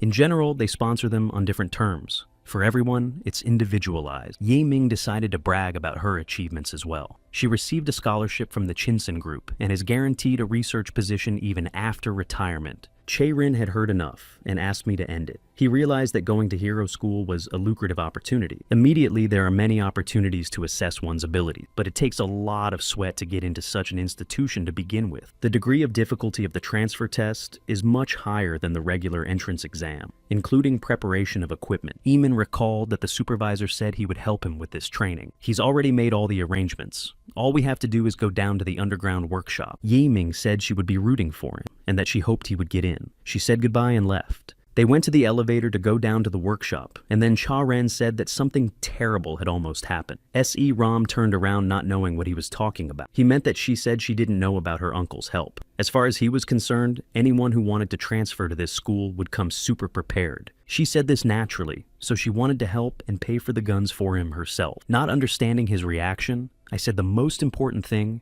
is that it turned out very well. It doesn't matter how much money will be spent. The most important thing is who to trust with the production. The production department of Chinsen Group has been quite high quality recognized all over the world. The elevator arrived at the forge floor. Cha-ren thought that for that kind of money, everywhere would be acceptable and basically the same. They entered an underground forge, a dungeon that before the cleanup was called the Boiling Abyss. Seeing how impressed Cha-ren was, she asked how he felt about this forge. Money alone will not be enough to utilize this space. As they entered, someone was watching them very closely. He had a single but very menacing eye. Chi-Chae-ren turned around and saw something big black with one burning eye. He lost his balance in surprise. The creature thought he was being disturbed by Zig Eskerm and was very angry that he woke him up on the weekend and didn't come downstairs. It didn't take long for Chae-rin to react. He thought there was a monster and prepared to fight. But S.E. Ram blocked his way, seeing how determined he was, and told him it was the head of the production department. The department head turned out to be a monster. He smirked and said he was both to humans. Arg is the Thunderbolt, the senior titan. He received citizenship of the Republic of Korea in a simplified procedure. He asked who exactly the Zig had told him about. He pointed to Cha-rena and asked if that was the little one in question,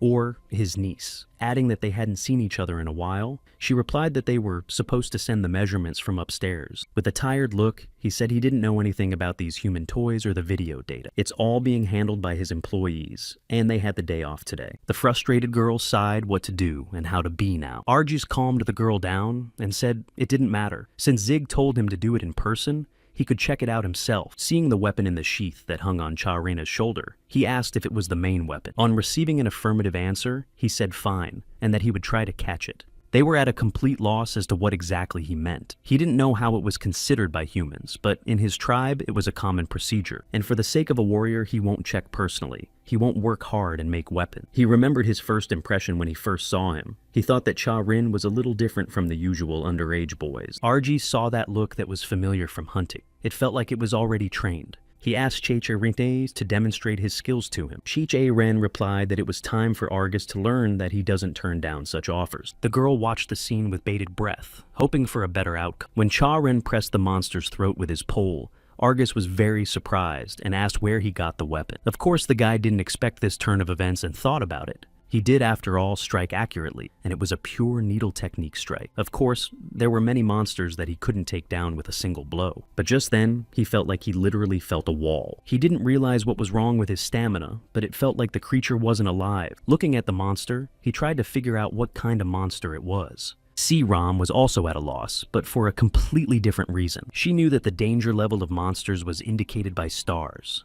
As an example, the flying mantis. It had a danger level of 1 star. If a monster had at least 1 star, it meant that it could kill a human. Even an ordinary middle-aged man with any weapon in his hands could deal with this. Next, the monster Clastoraptor had a danger level of 2 stars. It's something a trained military with firearms can handle. Titanium monkey, mature individual, danger level 3 stars. Here already required motorized infantry and the introduction of armored weapons. Demochurus is a more serious monster with a danger level of 4 stars. In order to avoid numerous human casualties, it was necessary to evacuate the inhabitants as soon as possible, while avoiding any confrontations with the monster. And after evacuation, aerial bombardment or long-range shelling was required. The maximum the military can do is eliminate a monster with a danger level of 4 stars. In the case of monsters with a level of 5 stars or higher, modern military forces are virtually powerless. Even if the battle is won, they'll have to expend a tremendous amount of firepower, and the destruction would be too great. So there are those who are able to defeat the monster with minimal loss of life. It's a squad of elite hunters. Argus Thunderhammer of the tribe is a senior titan with a danger level of 7 stars. Once again, he turned to Cha Ren, recalling his question. Where did he get that weapon? Ram was terrified that something might not go as planned. Cha Ren, deciding that one of the blows was painful, after all asked what he was picking on his weapon. Argus was quite insistent, and with menace in his voice, repeated for the lad to better answer his question. How surprised the guys were when they heard he made it. Having exhausted all his patience, he repeated his question in a rather threatening tone, specifying why it was in the guy's hands and not its owner's. The girl, realizing that if this weapon was made by Argus himself, then its master is at least rank A+. She knew that the data was probably in the association's database, and that whoever had the weapon was very strictly monitored. She assumed that such a weapon could not have fallen into the hands of a smuggler honestly. Ram was worried about whether he had stolen it or taken it from some hunter. Cha Ren replied that he doesn't want to say, or rather, it's not about the monster. Unable to stand the tension, Ram yelled at the guy to speak up and not act like a fool. Argus was extremely furious and replied that he should blame himself in such a case. At that moment, a thought ran through Cha Rena's mind, the thought of death. It will be impossible to dodge. How to take the blow. The igloo move is not an option, because he has no weaknesses. With the ripple move, he can't use his strength. Once he gets hit, he's done. He only had a third option left. The last technique Cha Ren learned from his father. The law of force is sobering. In a head-on collision, he who is bigger and stronger wins. But if he doesn't make a head-on collision, we need to calculate angle and position. And then even if he doesn't win, he can at least dodge. This was the third Cha Rena technique he used when necessary. Ram was simply shocked at how he managed to dodge a level 7 monster. Kaka suddenly had an idea. He found the monster's weak spot where he could stab it with the needle. You just have to pick the right moment and pierce the eye with a needle. But apparently the monster was more agile and stronger. It grabbed him with its iron claw. Ram didn't wait for the full reprisal, and shouted that he recognizes that he looks suspicious, and that's why the monster is acting this way with him. She said that even so, he had no right to attack a man without finding out his circumstances, reminded that those who have obtained citizenship in a special order do not have the right to harm people unless their lives are in danger. If he breaks this rule, he loses all his civil rights and goes back to being a monster. Argus replied that she shouldn't worry, and he remembers and understands everything perfect. The monster immediately let the guy go without doing the slightest bit of damage. Argus wondered where the guy got his weapon from. The Zig had woken him up on his day off for that very reason. He apologized to Cha Ren and said he did have a right to those guns. As an apology, he said he'd give him a good reward. Argus decided to tell them a little about himself. It had been 30 years since the last time he'd been injured. They could not understand what he was talking about. He spoke in riddles. He asked Cha Ren if she knew why he worked for people. According to information she'd been told 30 years ago, a special hunting party had raided him. Argus wondered how people told each other this story. It wasn't like that because their swords hadn't even touched him. The boys listened very attentively and realized that he was defeated by man alone. He cut off the monster's arm and could have even killed it, but he didn't. Looking at Cha Rena, said he meant his father, the greatest hunter. Being the eldest titan, Argus among the entire tribe of giants had reached the highest level. His life was close to eternity. The number of such individuals is extremely small. No more than 10 senior titans are known on Earth. Even in terms of physical performance, they have an unprecedented level, but their real strength is in their ability to make weapons and equipment. The innate ability of this tribe to create artifacts with special powers. Only elder titans and dwarves can boast such skills. But unlike dwarves who are friendly to humans and coexist with them, the elder titans do not see humans as beings worthy of companionship. 30 years ago, an operation was devised to capture Argus. Colossus B is an automatic puppet of Argus' presumed 4-star level. The team set up for the capture was not coping, and Gunner O, Son A from the 9th Special Forces team was trying to contact headquarters. Kim Yenmo, the assistant in charge of the buffs, tried to communicate through communication magic, but someone was deliberately creating interference. Pak Jong Man was a captain and the specialty tank took all the power on himself. He held the monster back, while his comrade took aim to strike. Their strength was extremely small in front of such creatures. They were very much hoping for backup. And suddenly, another special unit came to the rescue. It was a first-class organization that could be proud of its achievements in clearing dungeons of its time. However, they were unable to defeat the hell that was going on in the dungeons of Argus. This was the 7th one their team had encountered. They increasingly thought of running as far away as possible, because even if this one was defeated, others would appear from somewhere else. The girl was horrified to imagine that other teams might have the same situation. The commander told her to leave immediately because they all wouldn't survive. Single-handedly went on the attack using the potential trigger technique. It activates the power without residue and allows the effect to last longer than normal. But when the time of the skill expires, the user loses the ability to even move, plus the shield strike technique. The soldier, realizing what was happening, tried his best to stop the captain. The captain reminded the soldier that all of them could not survive. He was well aware that his forces alone could not defeat the monster, but he may well be able to stall for time so the soldier can escape. Although showing optimism, he thought maybe he could win. Suddenly, some sound behind them made them turn and they saw him. Argus appeared before them in all his glory, muttering that he thought it was all over, but there were still bugs left. Here they realized they had no chance of survival.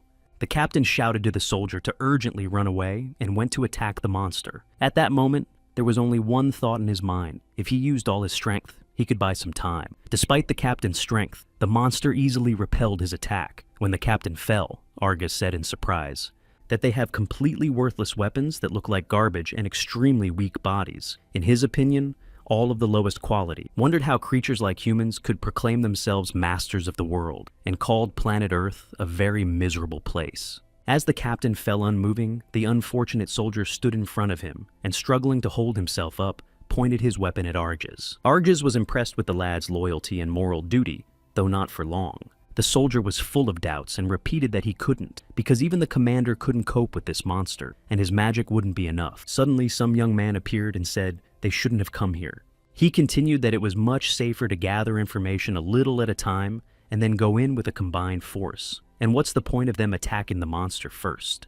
The boy was at a complete loss and asked who he was. He was one of the volunteers and he received a call for help, so he was sent from the association. Yu Sung was 32 years old at the time. The soldier pointed out that he had no equipment at all, to which he replied that it was hard to run in his armor and that it was new and heavy. Argus was quite impressed too, both in that he was out of uniform and that he was all alone. Yu Song said he came alone because the others couldn't come down. Without thinking long, he immediately knocked one of Argus's dolls to the ground. When the doll fell, it just crushed the floor, and the soldier shrieked at how strong it was. Yiyu-san put one down and heard a noise upstairs and thought there was some commotion there too. Up until this point, he was a completely unknown hunter that few people knew about. And if he was a first-generation hunter, his name must have slipped in somewhere, but in place of fame and achievement, he focused more on saving others for that very reason, and did not achieve fame. However, it was after that incident that it all started. The whole world found out who Yu Sung was. To begin with, I figured out one thing. Argus was watching Yu Sun very carefully, watching with caution, and he looked at Argus and thought of a plan of action, reasoning that this one was different and looked more complicated. The soldier, remembering the captain's words that only by combining all the forces of the team can catch the monster, with extreme surprise, observed. He watched with utter amazement as Yu Seong took him down with a single punch without any unnecessary movement. As he prepared to attack Argus, he asked the soldier if he had any mana left. He only had enough left for a simple buff, which Hua Yu Sonu didn't need. He told him to take the two comrades still alive and get out of here. Argus said it was unlikely that the soldier and his comrades had a choice.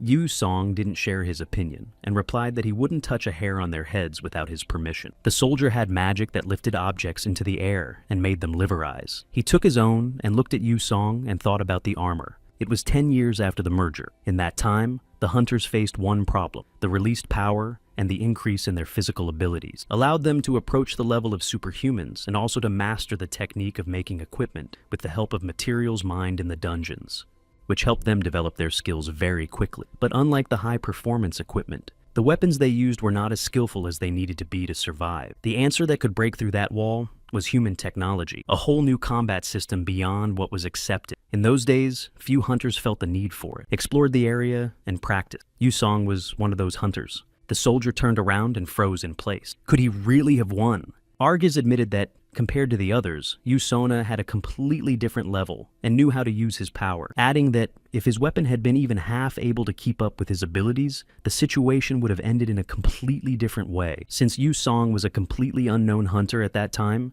he had no way of acquiring a top-ranked weapon. Making sure that the soldier and his comrades favorably leave the scene of battle continued the attack. Argus remarked that Yu Song's technique was the most outstanding of all the people he had met. His hammer, on the other hand, is of the worst quality, and its durability has already reached its limit. Fully confident of his imminent victory, the monster struck.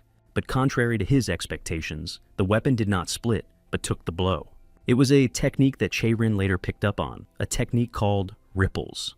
The skill with which the hunter took the blow and used its power. Physical strength experience and perfection of movement. Everything was on a completely different level. It was an unrivaled hero martial art that he possessed to perfection. Cha-ren and S.E. Ram listened attentively to Arja's story, heard at last the outcome. The hero had won. Arja summarized that at that moment, because of the technique used by Cha-rena's father, the monster that was him had died. And Arja's life no longer belonged to him, but to the conquering hero, the boy's father. He didn't kill him, though. In the end, the dungeon sweep that the special unit failed was declared his own victory. Many people were overjoyed, considering this victory a miracle. After that, something truly unexpected happened. The Elder Titan. This is a race of monsters, considers the other races beneath themselves, so they will never be, to bow down before them. And one of them was Arji's, who surrendered himself to the humans and asked for asylum. Saram recalled studying this great event. The whole world was stirred then. And then he was granted citizenship. It was believed that there were no casualties in this raid, although there were many wounded. But in the end, he was guilty, and so he had to work here until his sentence was fully served. And now he says he was defeated by one man. That was very different from what S.E. Ram taught. Arjas personally made this pole, even though his father didn't ask him to, but he was a warrior worthy of this weapon. Chae-rin was surprised because he had never heard about it from his father. As a kid, he thought it was just a sturdy pole with no special features, so that's why he didn't give it to the creditors. Yes, that's what it is, confirmed Arjas with a grin. It's just a very hard stick that's good to twirl. Siram couldn't believe her ears. What creditors? What was the matter and what had happened? Arjas asked Cha-ren if he had ever wondered why his father used an empty pole. He had originally planned to give him the finished weapon, if he can get the material for the blade. But at some point, his connection was cut off and he couldn't come to him himself. So I had to send only the part that was already ready. He didn't know the details, so he decided there was no way to finish this weapon. Deciding that it's not bad in principle, he asked me to give him the pole. Arjas offered to follow through, and the weapon would no longer be for his father, but for him. Returning to the elevators, S.E. Ram asked him how he was feeling. Chae-rin replied that he was fine. The last grab was not too strong. As they left, Arjas pondered how long it would take to make it. He wanted it done as quickly as possible, but you should not rush, as the masterpiece should reach perfection. The S.E. Ram, looking at their schedule, said that Wednesday would be a day off, and they could take that day to prepare for the written exam. At the same time, we could do a trial test. Charon was not busy and agreed. So Ram decided to gently inquire about his father. She said that he seemed to be a remarkable man. She had no idea that this raid was thanks to him. Cha-ren replied that he is now retired and undergoing treatment in the hospital. The boy said goodbye and wanted to go for a walk to think. Today he had received an incredible amount of new information, and he needed to think about it calmly. On her way home, S.E. Ram decided to read the information on the Arjas case again. On her phone, she opened the case summary. It said, on the 23rd of August, the first raid of the special unit to clear the dungeon took place. The 5-man team was able to successfully clear the dungeon and take her master Arjas prisoner. And that's exactly what she's been studying. But if he's telling the truth, that makes those 5 hunters from the legendary task force taking credit for another hunter. It was hard to believe, but Arjas had no reason to lie. Besides, if you remember the features that Cha-ren showed, it is quite obvious that his father was a unique master. There used to be many cases like this. After all, there was no way to check what happened in the dungeon. Suddenly, she remembered an event. False Dragon Slayer Hwa Yu-song, South Korea's best hunter with excellent skills. Most of the achievements that are recorded in history. It was forged and prescribed through threats. It must have been after Yu-sung was injured that everything became known. On the phone, she still read the text, with a note to the other in which Hwa Yu-sun was recognized as the hero who single-handedly captured Arjas. Se-ram couldn't believe that he was Chae-rin's father. And then she gets a notification from the school. Second semester, midterm. The report card for the midterm exam. Hero High School. The teacher's lounge of the dungeon clearing department. Shicho Sie, a 27-year-old, was the classroom teacher of a class 1-2 magic tutor. She turned to Kanu's teacher. She apologized that he had to work weekends because of her. He replied that he still had to check the grading sheets of the freshmen. SRA was pleased with the results. It was better than she expected. It's about the work and the caliber of the students, not compared to when she was here. She laughingly asked him if he could have foreseen that the first place in the practical exam would go to a certain student. and the top 3 were impressive. When he saw who it was, he said this result was hard to foresee. Unexpectedly, all 3 were of mixed blood. So Ram couldn't believe her eyes when she saw the top 3. Currently, there were 3 students in the first year who are called geniuses. First, Chhwediaw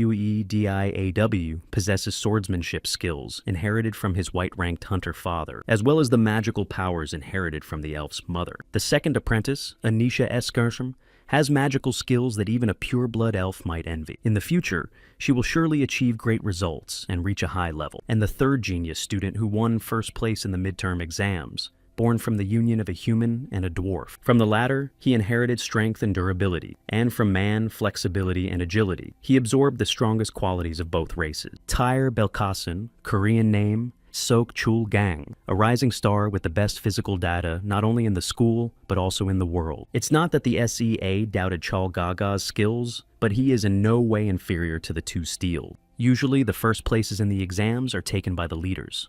Even though the difficulty level was low, he single-handedly took first place.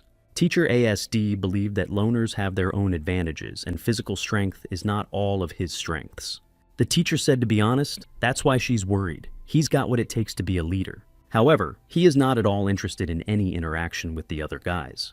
Not only guys from the same department, but also from other departments are afraid of Chal Gang. And in the second year, you can't do much on your own. It would be nice to have at least one friend to share your thoughts with, but he doesn't seem to be interested. The ASD teacher said that maybe she shouldn't worry so much. In his opinion, it's often the case that guys aren't what they appear to be. He thought that worrying about the students was good, but it would be better to believe in them. Sometimes it helps. 3 days later, on Wednesday at 11:30, some guys were walking down the street talking about something. Suddenly, someone walked by and hit one of the guys. He couldn't hold the glass and dropped it. The guy got really pissed off and turned around with the intention of saying what he thought. But when he found out who had hurt him, he abruptly changed his mind and became very nervous.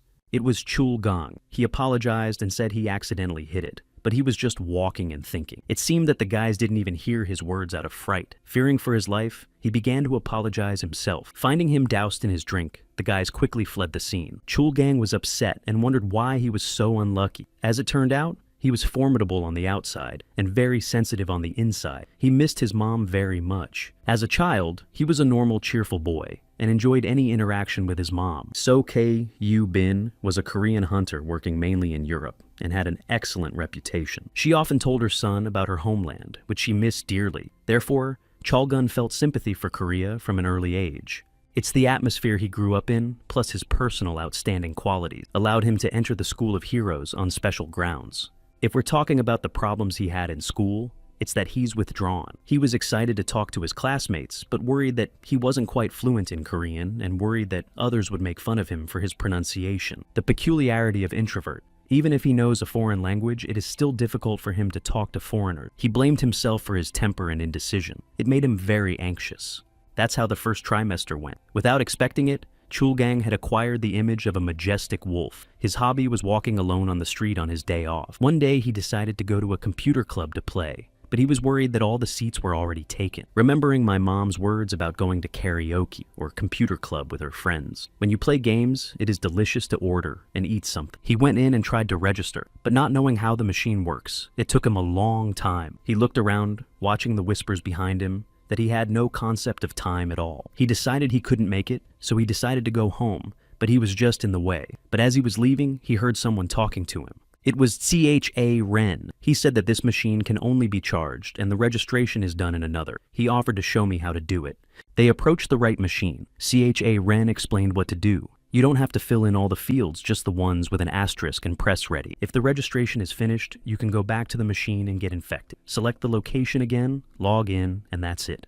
Che Ren sat down to play and wished him a pleasant game. Chol Gang thanked him for his help. Che Ren thought to himself that this foreigner guy speaks Korean well, and it seems to be his first time at the computer club. While he was playing, S.E. Ram texted him that she was delayed but would be there soon. He lamented that if he had known, he wouldn't have gotten up so early. Go to the black market. Try to sell this item. He didn't know what it was. It was in that box of royal jelly, and it looked inedible. Then he thought when he had time to check it out. Back then, selling celestial bee-related items was tantamount to suicide. Only the Blood Enkill amulet could be exchanged for cash now. One of the 3 scourges of the Igarian jungle, Enkill is a reptilian tyrant. For the past decades, Untold numbers of special forces have been assembled to destroy it. But unfortunately so far, not a single raid has been successful. All I got was a few broken scales, and some blood. It is currently illegal to hunt and kill, and the price for such items is literally sky high. He had planned to meet with SE Ram at lunch, and then go to the black market in the evening, but now it's moved up. Suddenly, Chal Gan came up to him and said there were no seats. The peculiarity of introverts is to look around and be cautious, even if it is not necessary. Cheech A. Ren replied that of course it's both of them now, and it's a day off. I asked him to join us, as he was not waiting for anyone. Chulgang thought there weren't many games like this, and he liked playing at home better. Cheech A. Ren suddenly saw that he was playing the same game as him, and the level was almost the same. Apologized for being interested in such things. The first time we met, he just didn't have any friends who played the same game. Cheech A. Ren asked if he was playing alone, if he would like to try to play as a couple. A little backstory. In the center of Seoul, there are ruins called scars here and there. A huge part of the city was destroyed during the merger, almost all of Seoul. Most areas have, of course, been restored, except for the areas close to the dungeons. The space between the dungeon wall and the city served as some sort of shock mitigation, in case monsters got over this wall and an emergency was declared. But in the last 20 years, there hasn't been a single instance of the monsters themselves going beyond this wall. MGH 877, a special vehicle for transporting small and medium-sized monsters. The driver of one of these trucks was talking to a colleague on the road that he realizes reality every time in such moments, that while his so-called co-workers hunt monsters and make money, he gets pennies for driving a car. His colleague replied that if he didn't like something, he could always quit and go back into the service. A former gold-ranked hunter, retired at the age of 31 after an eyeball injury, asked what he came here for in the first place. Song Jang. Wu is 22 years old, former bronze-ranked hunter, hands and feet intact. CHO Yen said he only has a license and no special ability to find a team. He knew he'd never get more than a job at the association. He just liked to grumble a lot. Suddenly they felt something, and thought the monster had gotten out of the rear compartment. But that was basically impossible. She went to see what was wrong, and told him to call the center to warn them that they were stopping for an inspection. He started calling, and said that the supervisor had ordered a stop, and went to check it out. And he sat down to play on his phone, thinking that no matter what happens, the boss is there for her, so everything will be okay. Because if it wasn't for her injury, she would have made it to the ranker. When she returned to the car, he complimented her on her promptness, but she looked a little out of sorts. He knew it wasn't her anymore, but he was afraid to do anything about it. She was looking at the clipboard, wondering about the list of monsters in the trunk. He stared at her as if mesmerized and dared not even move. CHO Ian, or already someone in her stead, loudly ordered him to push the pedal if he didn't want to die. The boys at the computer club at that time decided to have a snack. Chal Gan liked the dish very much. Chae-rin continued the conversation and said he didn't realize they were the same age because he was so tall, big, and muscular. Cha-rin asked which school Chulgong went to. He was very embarrassed in response. Suddenly, their conversation and meal was interrupted by a noise. Everyone in the hall ran around shouting earthquake. He thought the sound that came from the street was like an explosion. Everyone went outside and started filming. There's no way the truck was going that way. Eyewitnesses said maybe the driver got drunk and got behind the wheel. Some people thought that they should report the incident instead of filming it, but everyone decided that someone else must have already reported it. In that car were CHO Yen and Song Jang Woo. She must have done something to the driver on the road. She wanted to go to the center of Gangnam, but was told to go back. She was on the phone with someone. She was warned that the hunters were coming soon. She was sure she wouldn't get caught, so she said she woke the guys up. The roof of the truck was damaged, and someone's claws came out of it. Someone's about to get out. Eyewitnesses who were watching the accident were stunned when they saw who got out of there. They were unicorn monsters. Cha-ren had fought one of them earlier. Monster-horned terror. The number of horns depends on the growth rate. The level of danger depends on the number of horns. Someone in the guise of CHOEN asked who bid on 50 people, and she wants to bid too, though she thinks 100 will probably die before rescue arrives. It didn't take long for the bloodthirsty monsters to rejoice. Chae-rin came to the rescue. He took one down with one punch, and he wasn't going to stop there. To the bystanders frozen in a daze of fear, he shouted to run away immediately. Uma thought he had met them somewhere else, recalling recent events. A horned horror with a single horn weren't much of a threat to his level. On average, these monsters live 5 to 6 years, and most of them die with one horn. However, a small fraction of about 8% of monsters can have a second horn, and thus reproduce and a longer lifespan, and physical strength several times that of a normal individual. One of those monsters fell into Chae-rin's hands. It was fast and strong, but not so strong that he couldn't handle it. He'll get over it somehow, but there was one problem. It's the guy's durability. Compared to a Cheirin tank, he's 3 to 4 times more durable. The pole would have been fine, but now he had nothing on him at all. Helmet, armor, weapons, accessories, shoes. At least a work outfit would have been nice. Horned Horror 2 horn. Danger level 3 stars. Cheirin had to fight it with his bare hands. He tried to think outside the box and decided to use improvised means. Eyewitnesses tried to save whoever they could by picking up the stunned along the way. Each monster classification has its own level of danger. The difference between 2 and 3 stars is enormous. The sheer destructive power itself goes far beyond the level of human ability. An ordinary human being would be destroyed by such a monster. Even for very capable hunters, it would be very reckless to fight without special equipment and magic. But speaking of exceptions, then to resist such a monster can only tank of the highest rank. With very pronounced innate qualities like Chulgong, he thought to himself that he was able to stop it with his strength, but dealing a killing blow to a rank 3 monster would be quite difficult. Cheirin used the iron pipe from the road sign to strike the monster from behind with the needle technique. Chulgong was impressed with the technique the guy used without equipment. You could tell from their facial expressions that they both hadn't expected such abilities from each other. Cheirin began to reflect that less than a minute had passed, and then his thoughts were interrupted by Chulgong. He thought it would be at least a few more minutes before the rescue team arrived. He heard the distress call, but it was still a very sudden situation. People could die while rescuers are on their way. Chulgong had another ability. He could use the provocative cry. This is a basic technique that can be used by any tank. This technique of attracting monsters with a piercing scream. Chulgong, who had always dreamed of being a hunter, was already prepared to divert the monsters to himself before the rescue team arrived. He turned to Cheirin and suggested that we start inside the building and stopped short, thinking how to offer some guy to risk his life together. After all they did together was play computer games and have a snack. Suddenly, Cheirin himself suggested shouting Chulganu since he is a tank and they have a technique that attracts monsters. Chulgong didn't expect this from a guy he didn't know, and said it would be very dangerous. Cheirin said it was fine, because he was going to fight alone anyway. Chulgong asked him to think hard before though he would not be alone. Cheirin says he's pretty good, protects people, and plays very well. Somehow he's been playing the hunter, but if he's gonna do that, he's gotta do it right. He turned to Chulgong and emphasized that he had probably not had such experience before, and suggested that he try his hand at it. Inside the computer club was a complete shambles, and the monster was bossing around, picking up those who didn't have time to escape. Chulgong proceeded to execute their plan and began to call out a cry. An incredible wave of sound illuminated the entire neighborhood. As the horned terror prepared to attack another victim, his ears were pierced by this sound. I didn't expect anyone other than regular people to be here. Chulgong had accomplished its mission and prepared to take a massive hit. As expected, the cry worked well, and all the nearby monsters came to it. The monsters began to pounce on him all at once. There were so many of them on all sides. Cheirin thought of a plan of action and noticed that there were 2 bipeds. Turning around, he watched the picture of the unicorns picking up the dead men and piling them into the truck. He wondered why there were no dead people on the street at all. Fighting, he laid down monsters one by one, but their numbers were great, and Cheirin decided that with the usual way of hunting, there was no chance of success. Chulgong was in complete agreement. They both fought from a melee position. They did not only have no cover at a distance, but also no suitable equipment. It was like a team game with no chance to give their best since no one had the item. They might even get in each other's way.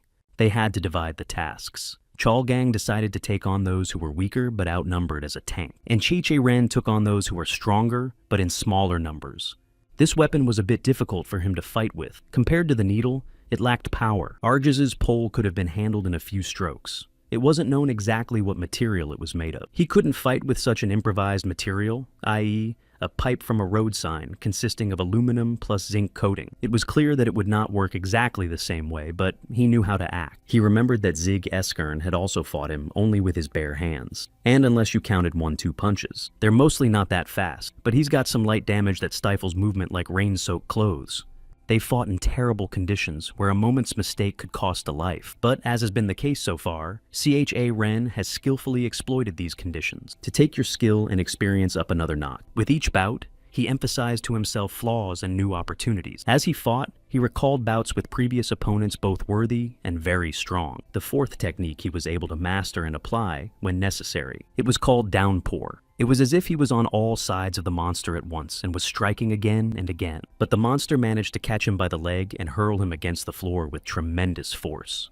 Back on his feet, he said it was 2-1. He thought he looked a little pathetic, but there was no other way. After all, this fight wasn't any kind of fair fight with a mere human. There were some pretty powerful beings fighting it. The team's luck also counted for unrivaled ability. As it turned out, not all eyewitnesses left the scene of the battle alive and dead. 2 characters watched the fight from inside the club, and not just watching, but filming the whole thing on their cell phone, marveling that these 2 heroes had taken down more than 10 horned horrors without any equipment. A 23-year-old student named Joe Dong was the leader of the Dungeon Explorers Circle. He couldn't believe he was able to film this. He risked his life for a reason. The other observer did not share this enthusiasm. He was frightened to the point of numbness. Kim Jong-hen, a 23-year-old student who was also a member of the Dungeon Explorers Circle, couldn't figure out who they were. They looked younger than him. Judging by the number of dead monsters and stars, they're not below gold rank. Perhaps they are studying at the hero school, or they are unknown super beginners.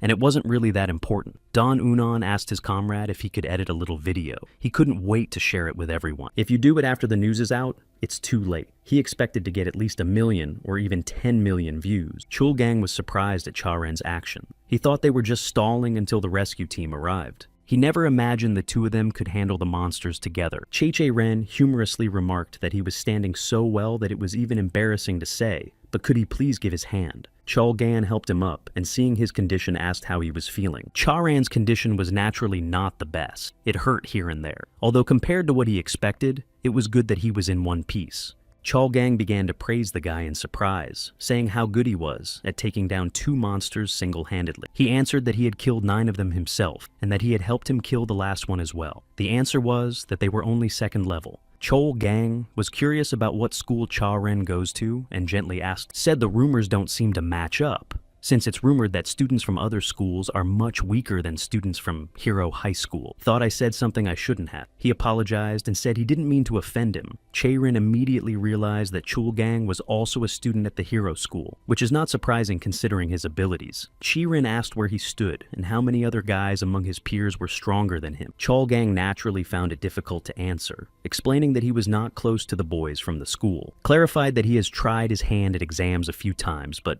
thinks exams and aptitude are different things. Thought it was a middle ground. Che-Ren immediately decided that the bar was too high at this school, judging by Chulgang, and that he would suddenly be kicked out before he even transferred. They noticed that one monster was still alive, standing on the roof of the truck, and did not give in to the cry. He might be different from the others. If there was anything special, it wasn't in him, but in the truck. Che-Ren remembered the monsters loading dead people into it. Chulgang suggested that they just watch him for now, because he was a one-horned man, and they would quickly deal with him before he could even hurt people. As suddenly something began to happen. Some entity tried to pull the one-horned man inside the truck. This entity grabbed the immobilized monster by the leg and began to tighten. The guys couldn't believe their eyes, not realizing what was going on. The monster fought back hard, clawing at the car. It looked like something was trying to swallow it up.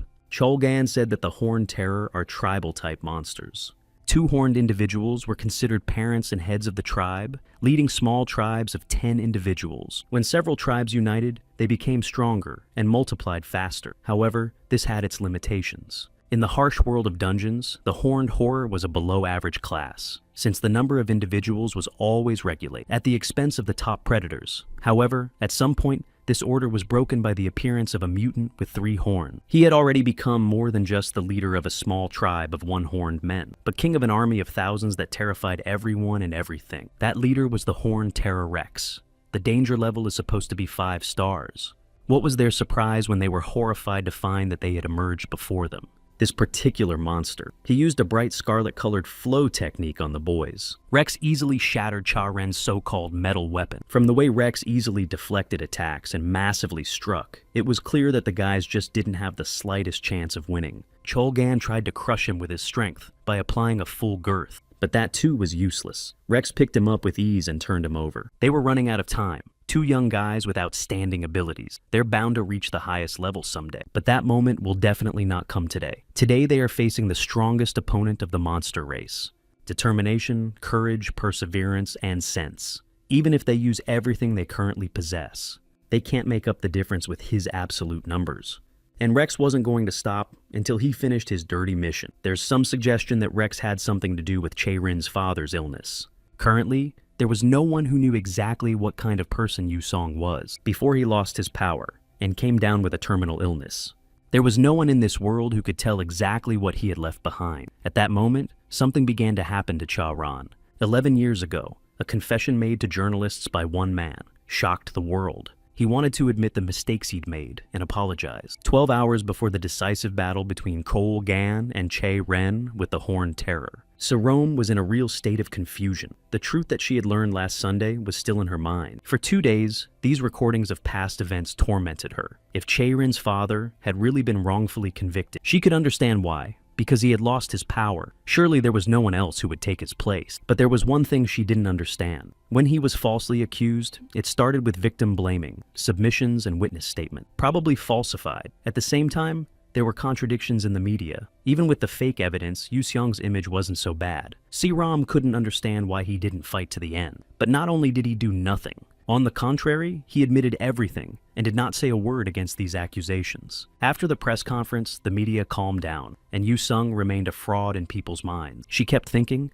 how could it be that even if he was threatened to admit his guilt, it would be like pouring oil on the fire and setting himself on fire? She assumed she'd imagined it, but the look on his face made it seem as if he had to admit his guilt. Saram was confident in her assumptions that something was amiss here. Suddenly, she came across his dossier in which she read with extreme surprise that it said he had no family. Parents are deceased, no spouse or children. Maybe Che Rin isn't related, she thought. But then it would be in the documents, especially since they look alike. In her musings, she speculated that perhaps the admission of these charges had something to do with Che Rainom. Che Rin couldn't figure out what was happening to him, what was happening to his body. But one thing was definitely clear to him. It kept moving all the time, and that was enough to counter Rex's attack. And then Cha Ren decided to use a technique called destructive rain. Their bout was quite impressive with a whole other level. Next, a ripple kick was applied, but it didn't destroy the monster completely. However, Cha Ren realized that after 2-3 such strikes, the monster had clearly become weaker. He decided that a needle stab to his chin in his condition would do him just fine. He was just getting ready to strike when suddenly something started happening again. Che Rin thought to himself, what a coincidence. Where has this power gone? Rex regained his strength and simply flew into an attack on the exhausted guy, however. Having positions among hunters is necessary in order to allocate roles that suit each individual. Even if the hunter is badly wounded, he is still able to stand.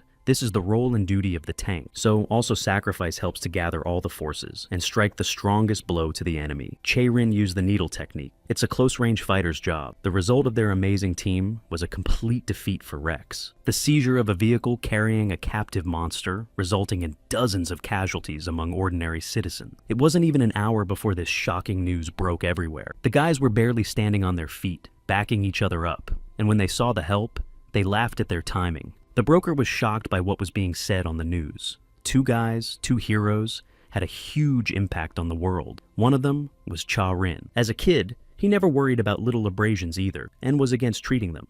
But his father was caring and insisted that even a small wound should be treated. He said if we leave it like this, it'll hurt more later. Then little Cha Rin asked if it hurt Daddy when he fought monsters and got hurt. It doesn't hurt when there are many wounds. My father said that of course when he gets wounded, it hurts. And if the wounds are severe, he gets scared too, explaining to my son that he has to fight and endure, because other people might get hurt. When Che Rin was a kid, the same thought kept running through his mind, that he would grow up to be just like his father. But on the other hand, he realized that his father didn't want the same future for him. My father repeated every time that you can't, as if he felt guilty for saying it. Maybe that's why I told him not to, but he clearly knew that when he grew up. His father will be sure to tell him why he was so reluctant for him to become a hunter. But unfortunately now, it's impossible because my father didn't regain consciousness. Chi Ren woke up in the hospital and thought that this situation was very familiar to him. It had already happened to him a few days ago. Suddenly, he heard a voice. When he turned around, he saw Zig Skern, who already knew him. He came to see him. Peeling an apple with a knife, he said that it was Che Rin's fault last time. Naturally, he didn't expect to see him here. He asked in surprise what he was doing here. The Zig said the treatment was successful, but recovery from this injury is usually difficult. He will be able to move his arm in about a month. For now, he advised to think only of rest, because he still has a lot to do. Cha Ren was very grateful for his help, but he was very interested in one question. In anticipation of the question, Zig himself answered that if he wanted to know if he knew his father, the answer was yes. They worked together. Suddenly, Cha Ren snatched the apple from Zig and thanked him. But Zig did not expect such an action and thought he wanted to hit him. Zig replied that he had simply not expected such a sudden reaction. Cha Ren, eating the apple that Zig peeled for him, said he didn't know what kind of reaction he was expecting, just to ask if he knew his father, adding that today was different than last time, from which he deduced that Zig didn't just know his father. Suddenly, Che Ren reincarnated and told him to get out, or he would take away his hand with the same knife he was holding. Zig didn't know what to say. Cha Ren added that Zig must have expected him to react this way. The guy said he chose the most appropriate expression and apologized if he was hurt by it. Zig replied that it was no big deal, especially since he had almost guessed, although he expected a more emotional reaction. More emotionally, Che Ren interjected. He replied that if he had come a couple of years ago, he would have gotten what he expected, because at the time, his head was full of thoughts of who did this to his father, and those who saw and did nothing, and once wanted to make these people pay for everything. Zig asked why he didn't want to now. He couldn't say other thoughts now, just a shift in priorities. Whatever it was too much for him. He wasn't even up to Zig's level, and what could he do to hold them accountable? The only thing he could do now was pay for his father's treatment and keep living until a cure was invented. Those were his main goals at the moment. Even though he couldn't achieve them yet, he would try his best. Even if someone tries to stop him, he will surely find a way to stop him. The Zig said right off the bat that it wasn't part of his plan. He came to ask a few questions. The first of which was why he, being the son of Yu Sona, was not recorded in the documents. After his father started having a mental breakdown who looked after Nia, Che Rin replied that his father raised him alone. He said that Zig was not the only one who asked such questions. He grew up alone with no one to look after. Then Zig asked him if he knew Duganahi. He had never heard of him and didn't even know what country he was from. Zig explained that it was not a human name, but the official name of the Dragon of Destruction, the source of the poison that poisoned his father, and the most dangerous creature still alive and atrocious in this world. Until a few decades ago, all of humanity was gripped by fear of him. Since their appearance over the years, humans, along with other races, have built a wall to protect them from these monsters. Thanks to the merits of the hunters, dungeons and monsters no longer threaten the safety of humans. The only exceptions were creatures capable of destroying the wall. That's how strong they were. These creatures were dragons, beasts stronger, smarter, and more cunning than any race in this world, although ancient races hostile to humans were rare. Among the strong monsters, the danger level of dragons was at the highest level. They didn't just detest humans. They accepted them as objects meant to be dominated and exploited by dragons. However, they made the mistake of underestimating the strength and capabilities of the hunters, thinking that they didn't have to humiliate people, that people wouldn't be able to handle the dungeons and would die themselves. The dragons are going to wait for states and societies to collapse, to breed people like cattle and play the roles of deities for them in return for safety. Chicha Ren thanked them for their futile plans. Zig answered correctly. After all, the hunters had stood their ground and learned how to mop up the dungeons. When the plan failed, the dragons decided to intervene personally, intimidating the humans with their unprecedented power. That's when Che Rin's father showed up, the hunter who proved that dragons can be defeated with the right strategy and the strength to implement. Thanks to him, dragon hunting was successful all over the world. That's when the changes began. Che Rin knew that already. Then the dragons hid deep in the dungeon. Not exactly the Zig's answer, they just changed their tactics. They're very cunning, and they can take on the appearance of any race. The dragons realized that they could not defeat humans by force alone, so they began to change their appearance and dissolve into society. It was a secret, but Zig told him because he was Yu Song's son, and also because you're going to be a hunter. Duganahi is the dragon leader that Yu Sung chased until his illness took him down. We need to catch him, so we can make a cure for his father. If he is willing to do this, he must become stronger and rise to the top as a hunter. The Zig has promised to give him a chance to punish Duganahi. Zig gave him his card and told him if he didn't believe him or couldn't make up his mind, then he should live as if he had heard nothing or forgotten everything. Those words only made Che Rin more excited. If it's true, even if the participation threatens him with death, he won't give up. Zig knew it wasn't up to him at this point, because he said he had to level up first to get that right. Dragons are extremely cunning and hide quite far away. They have many faces that they carefully hide, waiting for their time to come. Even if they manage to uncover the evidence and make it public, it won't make sense until they personally destroy it. Once they're exposed, they'll just hide somewhere else. All that will remain is terror and lasting distrust in the hearts of all people. Therefore, it is imperative to get rid of them quickly, secretly, and dramatically. We can't leave them any chance of escape or resistance. With a single blow to the weakest point, To catch Duganachi, the Zig began training a special team several years ago. They are all very reliable hunters and are capable of taking down a dragon. If Cha Reina's skills aren't enough to fight them shoulder to shoulder, no matter how much he wants to, he won't have a place on the team. When at least one member of the team is eliminated from the dragon capture plan, this not only means the failure of such a plan, but also puts the entire team in danger. Chi-Che-Ren didn't realize how much time he had to prepare, since they couldn't wait for him alone. Duganaha's identity has not yet been determined. The Zig anticipated about 2 years, but the sooner the better. Xia Ren should have realized that they wouldn't consider his circumstances if everything was ready. When Zig left, he said he didn't care what Chi-Che-Ren thought of him. If he didn't believe him, they might not see each other again. However, he could promise one thing. Whether Cha Ren joins their team or not, he will surely ruin Duganahi. As he washed his face to regain consciousness, he thought about what it meant that there was a way to cure his father. He was shocked by this sudden and surprising news. He had strong doubts. Perhaps it was anxiety or fear that he would not be able to take part in the revenge. Although, that wasn't the final answer either. He had decided he was going to be on this team, no matter what happened. He felt joy. He finally got a chance to grab an opportunity he never had before. It was quite possibly the first time in his life that he had felt such a strong desire that filled his heart to the brim. Suddenly, a girl came into his room to ask how he was feeling. I asked him if he had any pain in his arm or anything else. He wasn't really bothered by anything, just a little soreness in his muscles. All details should be given by the attending physician. Muscle discomfort will only occur at first. So, they reassembled the arm, you might say. When the ambulance arrived, the arm was in a very serious condition. It would have had to be amputated. But during the operation, a high-ranking healer joined them and reassembled his arm. Chi-Che-Ren asked the girl what happened to the guy who was brought in with him. She said the other patient was discharged the same day. He had a pretty good recovery rate. He wondered how long he'd been here since Chulgong had been discharged earlier. The girl really wanted to take a picture with him and asked for permission. Che-Ren was surprised but did not resist and took a joint photo with the girl. Not realizing what was going on, he asked when he could check out. The girl was immensely happy to get the photo. He can be discharged, but I warned him he'd better go out the emergency exit. There are a lot of reporters at the hospital today and they are waiting at the main entrance. They want to interview him. Chi-Che-Ren was quite surprised. Why would reporters want to interview him?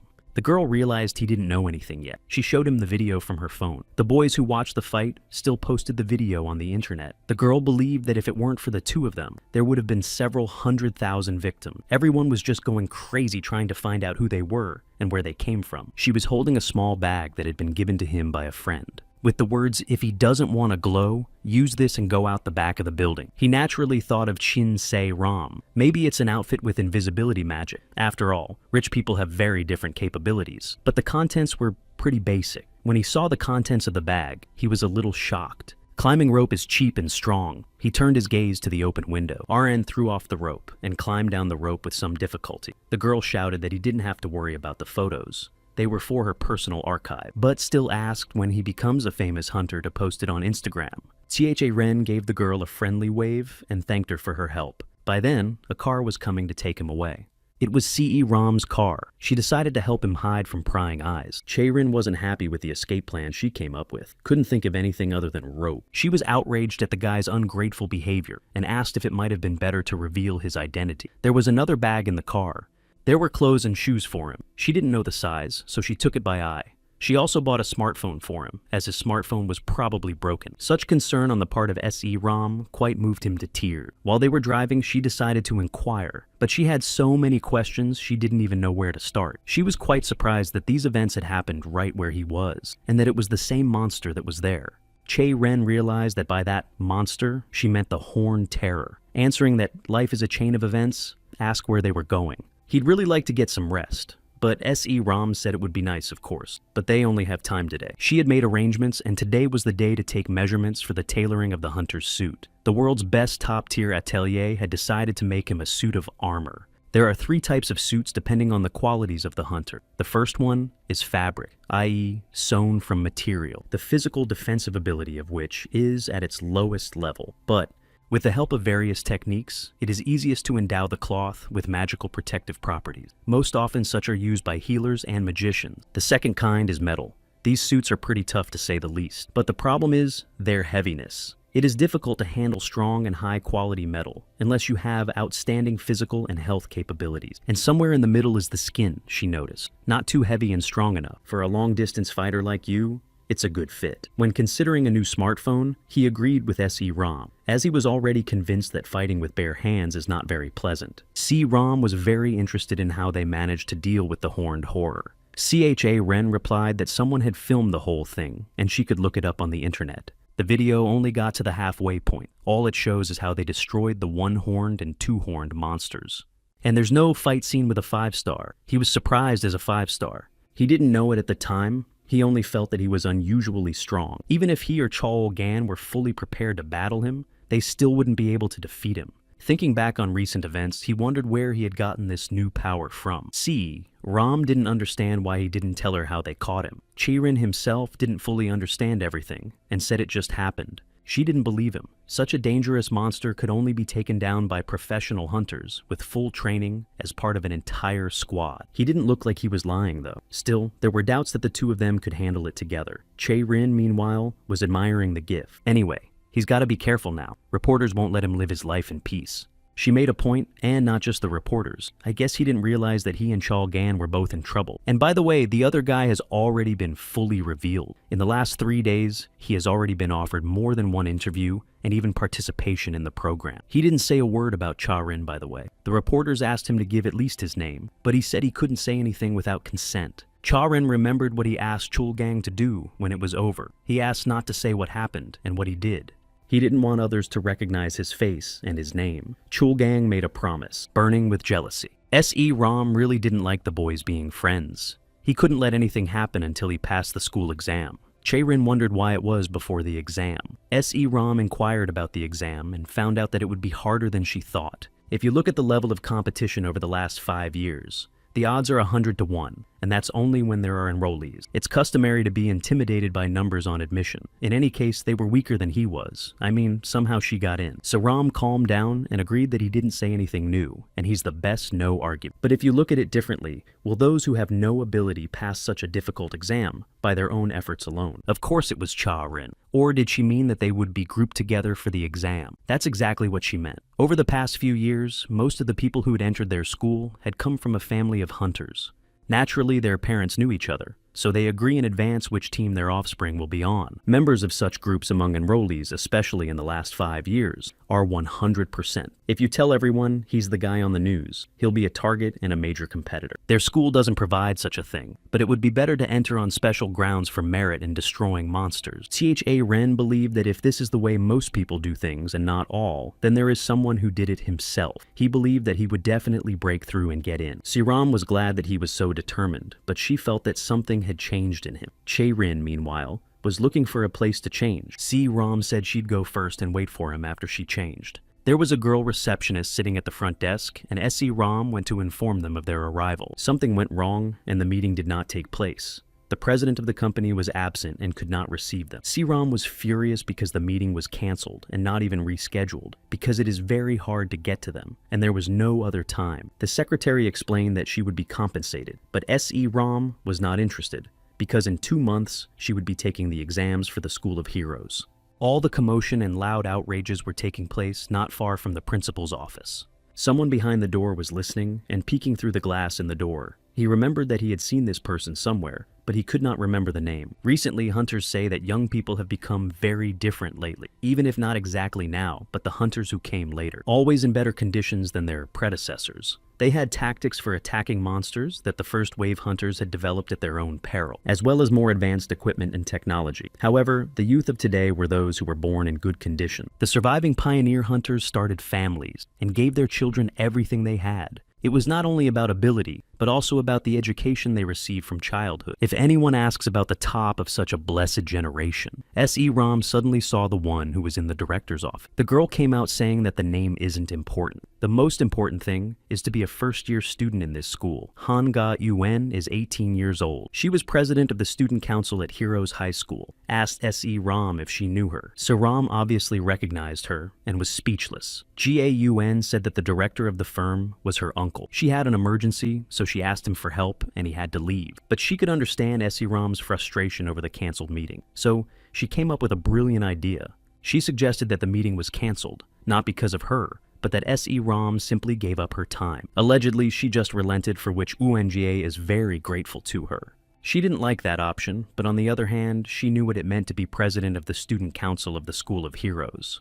And also, what a nasty and obnoxious character Gaunh possessed. Chae-rin came to Se Ram's rescue, heard the conversation, and said that this Sanbae from her school showed up and said that there was an urgent matter that couldn't be helped. She smiled sweetly at the guy, and only wanted to say thank you as he interrupted her, and very rudely told her to stop scheming here and leave them alone. The unfortunate girl secretary, hearing what words were being said to the president's niece, was simply dumbfounded. The boorish and masculine Gaunh was quite curious about who he was and how dare he talk to her like that. CRO tried to explain who he was, but she gagged her and did something to her. She felt something inside her like she had been stabbed.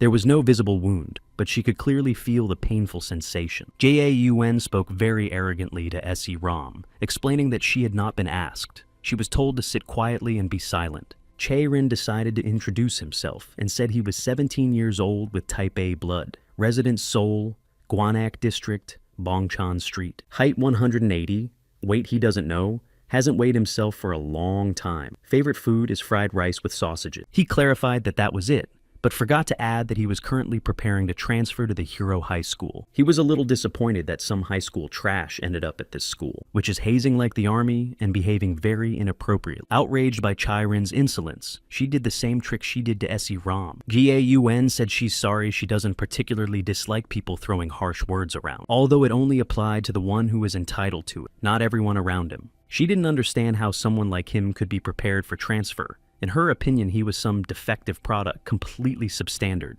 Chae-rin countered that he was just trying out what he'd learned from her, whether she liked it or not. Not expecting such a repulse, she decided not to hold back any longer, and only prepared as she heard her name. Suddenly, her uncle came in and looked at her with a puzzled expression. Han Seung-woo is 42 years old, a former hunter and currently an armor designer. Turns out he was in his office. She made it look like he was absent on purpose. He was working quietly, and she came in and started making trouble. While he was on his cell phone, she dared to answer an internal call. It hadn't even been a week since she'd been there. Asked if she wanted to see her dad turn the place upside down. He apologized to his customers and said his niece was used to doing whatever she wanted. So Ram felt uncomfortable and said there was no need for an apology. I thought to myself that if this whole situation was due to the stubbornness of the student council director, they could easily solve the problem. Seeing him reprimanding her, realized she adhered to strict superiority. If in front of her, someone who didn't possess such, she wouldn't even talk. Chae-rin took Se Ram aside and asked her what she was doing at their school because she didn't look like a simple Sanbi. Se Ram explained she's student council president, what it means to be the strongest student in the school. Every student in a specialized school receives a temporary license. Rank Source Stone, can enter the dungeon with an association license plus an escort, professional hunter's license. With this license, students have an opportunity outside of school hours. An escort to gain experience in preparation for professional activities in raids of low level of complexity. However, there are exceptions. Heroes High School Student Council. Within the school, groups are formed of students with exceptional grades, who are recognized as an unofficial sweep team. They are given the right to independently control and express their opinion on the board of directors. They can also team up with professional teams to participate in raids on monsters above 5 stars. Therefore, the student council is considered an unofficial team of professionals among hunters. The members of this team of professionals are called future rankers. Chae-rin clarified that means she's in her 3rd year, which is 2 years apart from them and already student council president. According to the rules, that's the way it should be, but Sanbae was a sophomore. When Jae-rin heard that, he thought she was a sophomore. She took the presidency away from the man who held it before her. Chae-rin did not understand how a school could take away someone's position. Se Ram reiterated that she favors prioritizing skills and therefore only the stronger can put her in her place. You can become a member of the student council as early as the 1st trimester of your sophomore year. As soon as the UNGA, that is Sanbi, moved to the 2nd trimester of her sophomore year, she joined, and immediately drew her blade, wanting to challenge all the higher-ups to a fight. It was the loudest incident in the school's history. She started challenging all the seniors on the student council to a fight. As a result, at the end of her 1st semester, she won over everyone, including the president. This is how she became the youngest student council president ever. Tired of Uncle GA's moralizing, she decided to leave, citing the business. Chae-rin was not satisfied with the outcome, and shouted after her that he wanted to make a bet. This fact did not please the Se Ram at all. She was adamantly opposed to it, but he went on. He said he'd heard that she was the strongest student in the School of Heroes, which she confirmed with her behavior toward those younger than her. He offered to make a bet to solve the problem. If he loses, he'll give in to her. Si-ram tried to stop this madness by saying he was just out of his mind. Her response was that if it's a bet, you need a condition, and in case she loses, Chae-rin appreciated how quickly she grasped the information. He'd heard there was a technique for retracing steps. Picking steps technique is a basic sparring technique between hunters based on ancient martial arts techniques. Touching or dodging is strictly prohibited. The one who retreats first wins. Chae-rin said if he loses, he'll give her his time tonight. There's no threat of injury in this method, it's sensory training, agility, and technique. This is one way of training that is often used. And if she loses, next year when he goes to hero school, she'll give him the student council president's job. Si-ram was sure he was in over his head. The president would never agree to such terms in his right mind. Sanbei was not a timid person, and she thought it was funny. In the end, she accepted the bet. Looking him straight in the eyes with confirmation of accepting the bet, she uttered Yucha-ren. They came to the testing room to test their strength and prove it to the enemy. Sanbi didn't doubt her abilities one bit and wanted to punish the impertinent guy. Cha-ren was also pretty cocky and wanted to punish the proud bully. S-ram tried to talk him out of it until the last minute, reasoning that the president is a reasonable man and it is enough to apologize. I mean, he'd have to be big, but with a hand like that. She thought that even if he won, no one would give him the student council presidency. Turns out he knew he couldn't win, even if he was healthy. She's so much stronger than he is. That's when S-ram became enraged. How initially assuming he would lose the argument he decided to. This is a waste of time. He knew S-ram didn't understand how or why he was doing it, but he just asked her to trust him. All he said was that it would be a good exchange. Si-ram broke her head, trying to figure out what he wants to accomplish in this doomed-to-lose battle. Maybe he was going to lose on purpose, but it's unlikely he'd humiliate himself like that. Uncle kept trying to understand how the person who heads the student council is unable to show tolerance and immediately reacts acutely to any word. He bowed and once again apologized to S-ram for taking the time to come here, but she replied that he had nothing to apologize for in such a situation. She said that her friend was being stubborn for no reason, and that's why it all led to this result. He's being stubborn for no reason. He said he didn't know her companion, but he felt he definitely had a purpose. Sanbi said, "It's already clear, but we'll say out loud that she too will only use one hand to keep things fair." Cha-ren didn't care because if she's preparing to lose, he understands. They began to fight, but without much gusto or animosity. When S-ram and Han Sung-woo watched them, they were extremely surprised at what was happening, and there were two reasons for that.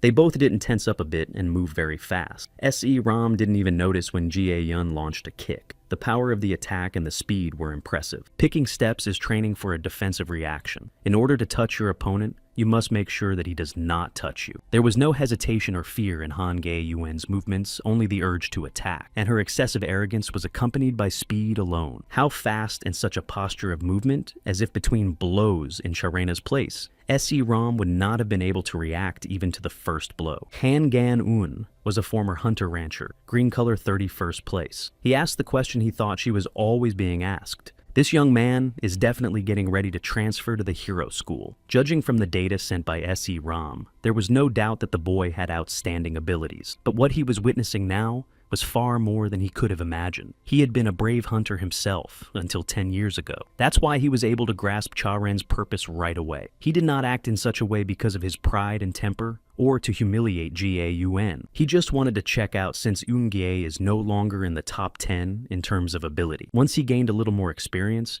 he could easily handle a low-level ranker. He probably wanted to feel that personally. Recognize the goal he should be striving for, and most likely to calculate how much time he has left to reach that goal. Gae-yun was quite pleased, for she had not met an opponent who would last this long in a long time. Praised him, and said she didn't think he'd last that long in his condition. She realized it wasn't just his arm that was hurt, his movements and his physical strength. It was probably only half working right now. He didn't know what to say because she hadn't seen him in his full strength. As it turns out, she did. She said he moved a lot faster in the fight with the Horned Terror. I've watched that video 100 times in the last 3 days.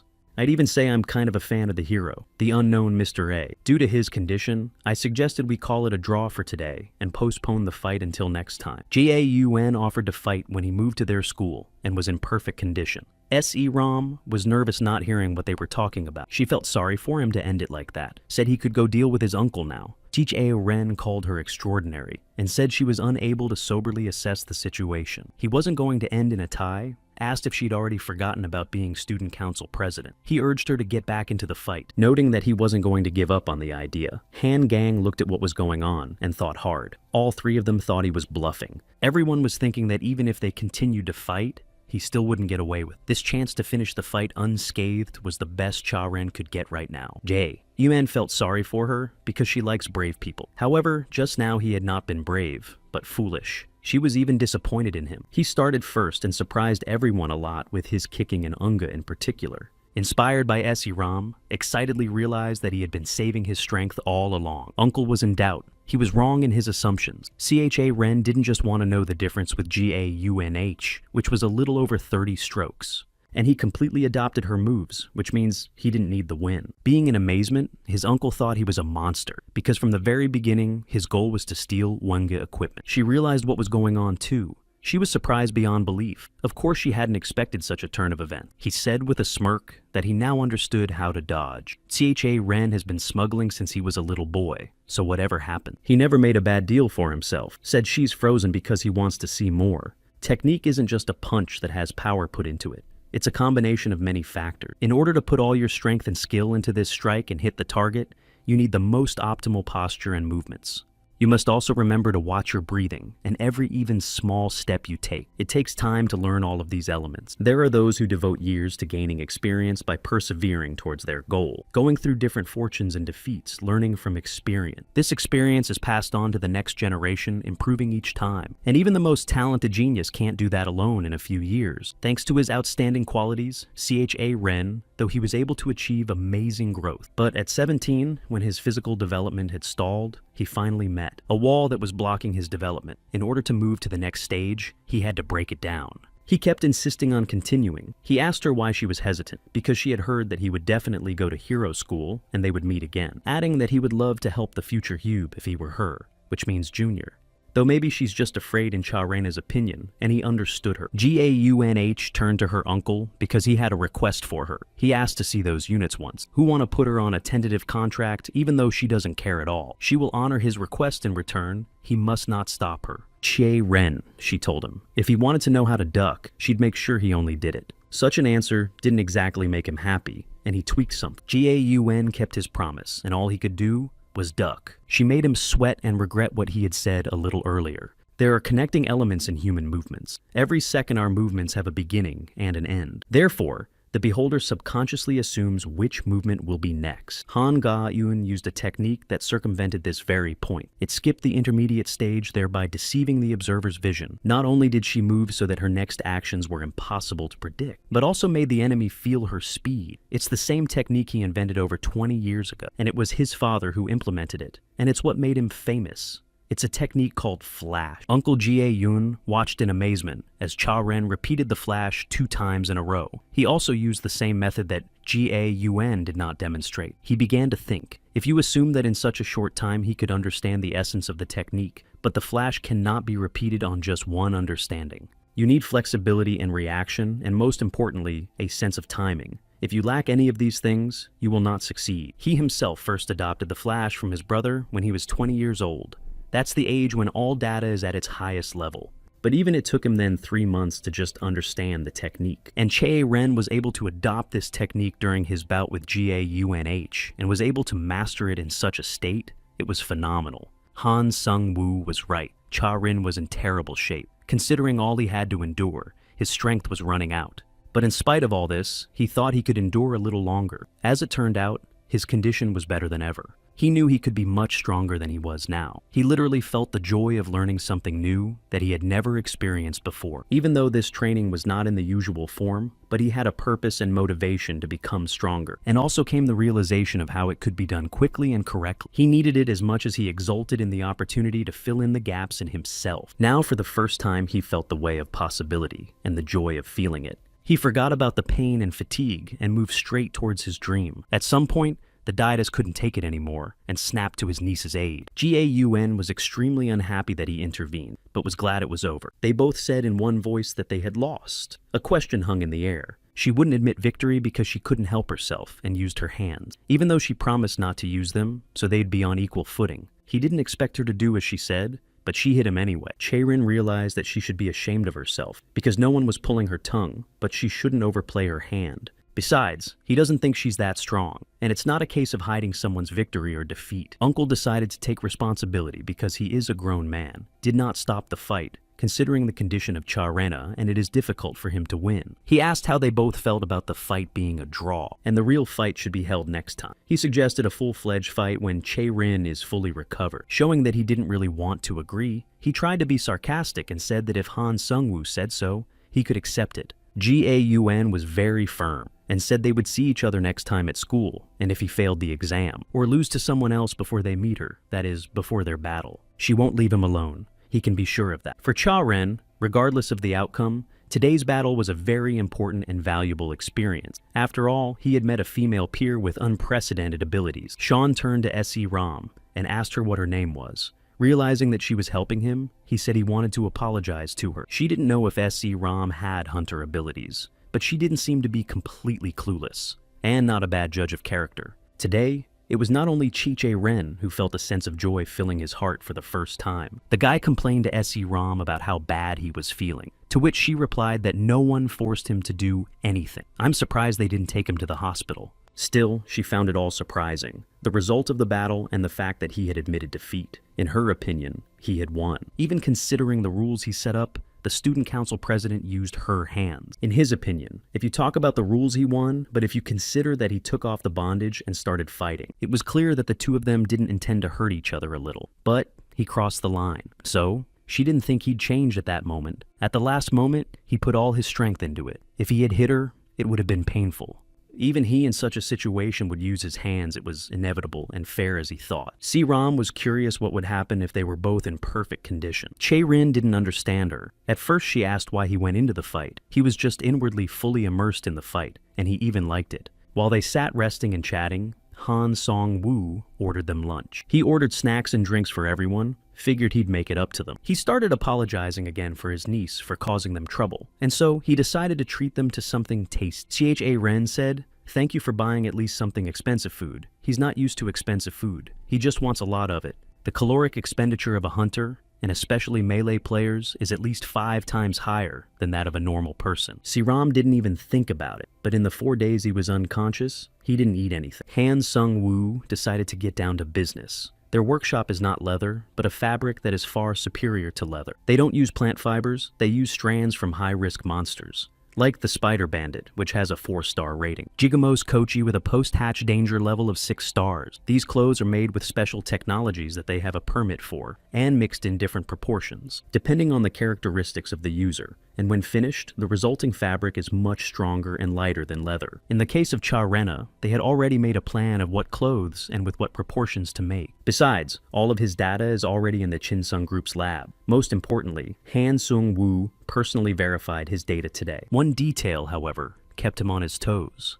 The final step in fabric manufacturing is coating. This is the process of impregnating the fabric with oil and increasing the durability of the material. S.E. Ram interrupted him and said that's why she asked him to do the best coating, regardless of cost. Currently, it is impossible to find the highest level of oil. In general, they use deep-sea whale oil. It's not easy to get, but they had an exclusive supply contract. However, due to the sudden anomalous phenomenon, the miners were unable to catch more than one whale. Of course, there are alternative materials, but despite the small difference, N could not guarantee exactly the same effectiveness. And it already turns out to be a breach of contract, i.e., his blunder, which should not be. And if they refused his services, he would understand. S.E. Ram was of course worried, because they didn't have much time. If they refuse, he can introduce them to a master possessing a high level of skill. He produces armor using standard techniques, naturally all the costs of production he will bear. Chae-ren replied that it didn't matter to him, and if it made almost no difference. Besides, he had never used any expensive equipment.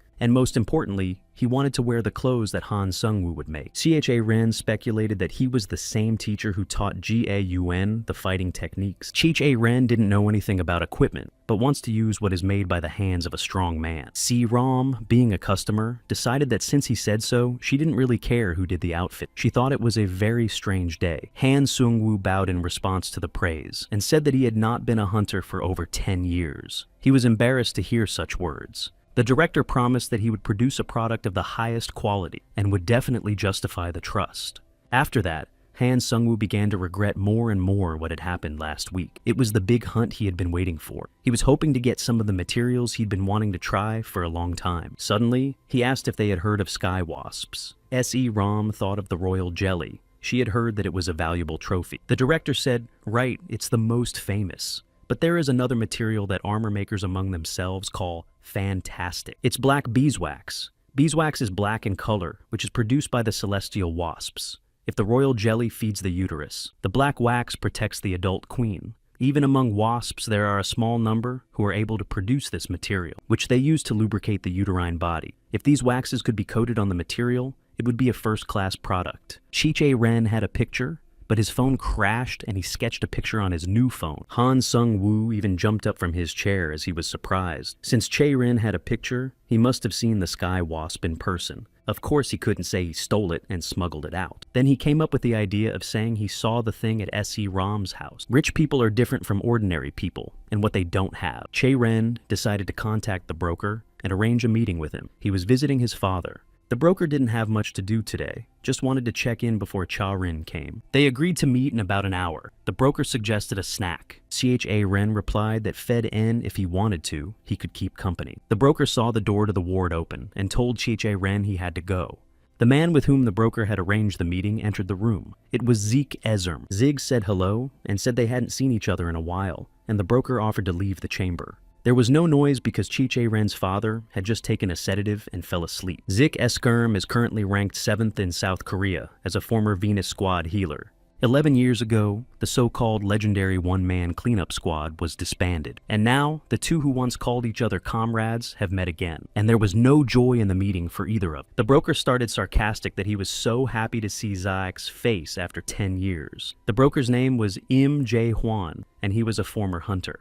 He was formerly ranked 5th in the South Korean rankings and was the main fighter of the Venus Squad. Zeke asked him to be quiet and follow him. C-Rom, meanwhile, remembered that black wax was probably in that chest, asked her to warn her about such things in the future, but he really didn't know what the subject was himself, and thanked her for playing along in front of the principal. Saram resented that he couldn't just sit still and was bound to get into something. He had no time at all. He was in a hurry to get to the meeting. Siram was very interested in where and who he was meeting with, so she offered a ride. When she got a sudden call on her phone, it was her uncle. She stepped away to talk. Cha-ren stood still for a while, thinking that it was getting colder, and suddenly he was called out. It was Han Song-woo, who heard him muttering and added that it was only September and it was already so cold, so it would be a cold winter. He asked about S.E. Ram. Che-rin said that someone called her and she went out for a while. Han Song said nothing. He just went out for some air. Han Sung-woo decided to share his impressions today. The unusual moves that Cha-rin demonstrated was a real breakthrough. He decided to share with the guy that the flash technique was invented by his brother and Ga-Yun's father, but he also had a hand in transforming it. Cha-ren was very ashamed. He said that they had created this technique with their own sweat and blood, and he should have thought about it. The guy apologized for using it without his permission, and that it would not happen again. He replied that he had misunderstood him. That's not why he told you about the tech. Hunter tech doesn't have any copyright. Although, of course, there are almost no cases when this technique is passed on to everyone. But when a person has mastered it himself, it is not considered a crime. If Cha-ren was able to easily learn and adopt the technique, then he was at a high level from the beginning. But still, his movements were not exactly the same. The director laughed that the conversation had gone the wrong way again. Cha-ren had no experience in learning any techniques properly. At first, Sung-woo thought he only knew the basics. But during the battle, he looked at Cha-ren's face and concluded that such a spunky guy couldn't have learned only basic techniques. Sung-woo did not have the right to ask how and why Cha-ren had learned it. However, I would like to give one piece of advice that will hopefully be useful. He said that Che-rin has a true talent. If you put effort and time into this talent, it will definitely shine brighter than others. Sung-woo was confident that he would have no trouble entering the hero school and becoming a top hunter. That was about his personal skills. In their world, and especially in the hunter's world, no one is going to just rejoice in someone else's success. Naturally, many will recognize his abilities and will look up to him, but there will be many who will be jealous. They'll want to get it, and if they can't, they'll want to destroy it. He probably realized that himself. Cha-rin decided that Sung-woo's advice was to hide his abilities so as not to attract the attention of the dangerous guys. Che-ren misunderstood him again. You don't need to hide your talents at all. In addition, such skills are not easy to hide, and because of the unnatural modesty of Cha-Rena, may be considered a weakling. The best way to show your talents in all their glory is to be yourself. A genius that's not easy to be friends with. You gotta do what you can, while you can. Adopt any other techniques that come to your attention. And if anyone makes a claim, he should apologize like he just did. On the contrary, you have to be confident, because it's not his fault, it's the one who showed the technique. Only he himself can decide whether he does the right thing or not. And to put it more precisely, the right to choose belongs to the one who is stronger. He may have learned a technique, but if he uses it correctly and can rise to higher levels from that moment on, those techniques will become personal. Sungwoo knew how Cha-Rin felt. It's not the kind of advice an adult should give, but they live in a hunter-gatherer world where survival of the fittest. Cha-Rin has obviously noticed how abrupt his niece's temper is. As an adult, he should be reprimanding her, but he doesn't want to break her by force. She's a ruthless genius. As long as she's feared by those around her, they can't look down on her or harm her in any way. Just like Yu Chae-ryong, we need to stick to the same line and don't turn around. A very agitated S.E. Ram came over and asked Cha-Rena to take her phone and answer it. They both looked at her in bewilderment. Chae-Ren didn't understand why he had to answer her calls. On the other end was her uncle. He knew she had brought him here and asked me to put him on the phone. Zik apologized if I disturbed him and said that something unexpected had happened. Asked him to come as soon as possible. When I heard that Zik was worried about something, I went to him immediately. Cho El Reno showed Se-Ram the secret passage to the dungeon to get down fast. They are not only here, but also in the abandoned subway, and each of them has its own owner. He started to tell me what this one belonged to, and suddenly stopped when he saw who was waiting for him inside. Zik Isern and some guy were waiting for him inside. They looked pretty shabby. ZK hadn't planned to summon Chae-Rena here, but rather than heal him and drag him along, it was better to die right away. Chae-Ren didn't know what the relationship between them was, but they didn't look very friendly. If the guy knew Chae-Ren was coming so soon, he would have asked me to grab him a t-shirt. He scrutinized Chae-Ren and muttered that he was the one who had hit Ziku Sanbi in the face. I found out that Cha-Ren is quite famous in their squad. He was nicknamed the teenager who was scarier than a high-level monster. This guy told Ziku that their leader wants to meet Chae-Ren for once. He's probably looking into it beforehand. With the words that he and S.E. Ram had to leave, he said that he was done with business and that it was not worth staying here long. They started to leave, but S.E. Ram was worried about what would happen to Chae-Renom and asked him to call back later. Chae-Ren went inside and saw the broker there, which I didn't expect. He thought something serious had happened. Zik was talking about support. The broker replied that it's very serious. Both his body and his self-confidence are just shattered. He thought Zeke was pathetic, so obediently he followed the broker, and he wasn't alone. Broker asked Chae-Ren for a lighter, but if he didn't have one, to bring a fire from downstairs because he couldn't even move himself. Cha-Ren, looking down, asked what could have been done here while they were fighting. He didn't understand what could have happened to have such consequences. The broker was surprised that Zik said they fought. He was so angry he was ready to literally set him on fire. I noticed that the guy who was with Zach is a pretty good fighter. He's not even a tank, but he's good on defense. 10 years from now, he's going to be a great hunter. Chae-Ren had a question for him, but he interrupted because he knew what he wanted. But if he wants to drop the contraband, he'll allow it. But if there's a condition to becoming a hunter, within 1 month, you must master what he teaches you. If you can't do it, it's better to give up the idea. And it won't be easy since it's very different from Cha-Rena's skills. He couldn't believe his ears. He couldn't even imagine such a thing. The broker decided to teach Cha-Ren magic. The boy wanted to ask what magic had to do with it, but he decided to listen first. But right now, the broker was feeling really bad. He was all cold and it wasn't just fatigue. Chae-Ren took him up on it. At that moment, the broker was reminded of the past and Chae-Rena Yusan's father. The reminiscence started with making coffee. To be more precise, it was personally ground and brewed by Yu-Sun himself. At that time, he was already suffering from an illness and did not believe in a better outcome. The broker, that is E.M. Jai-Hwan, was 26 years old at the time. They worked in the same team. Yu-Song was mentally saying goodbye to his career as a hunter, and he was discouraging him and trying to give him hope. But to do that, they needed to catch Duganahi, and Yu-Sonu wouldn't have to do anything if they could formally announce the purpose of the raid and assemble a squad. Yu-Song felt that even so, it would not be possible to raid him. Duganahi knew Yu-Sung's condition and needed to wait it out to win. Ji-Wan was furious at such words. Would he just stand there and watch the dragon win?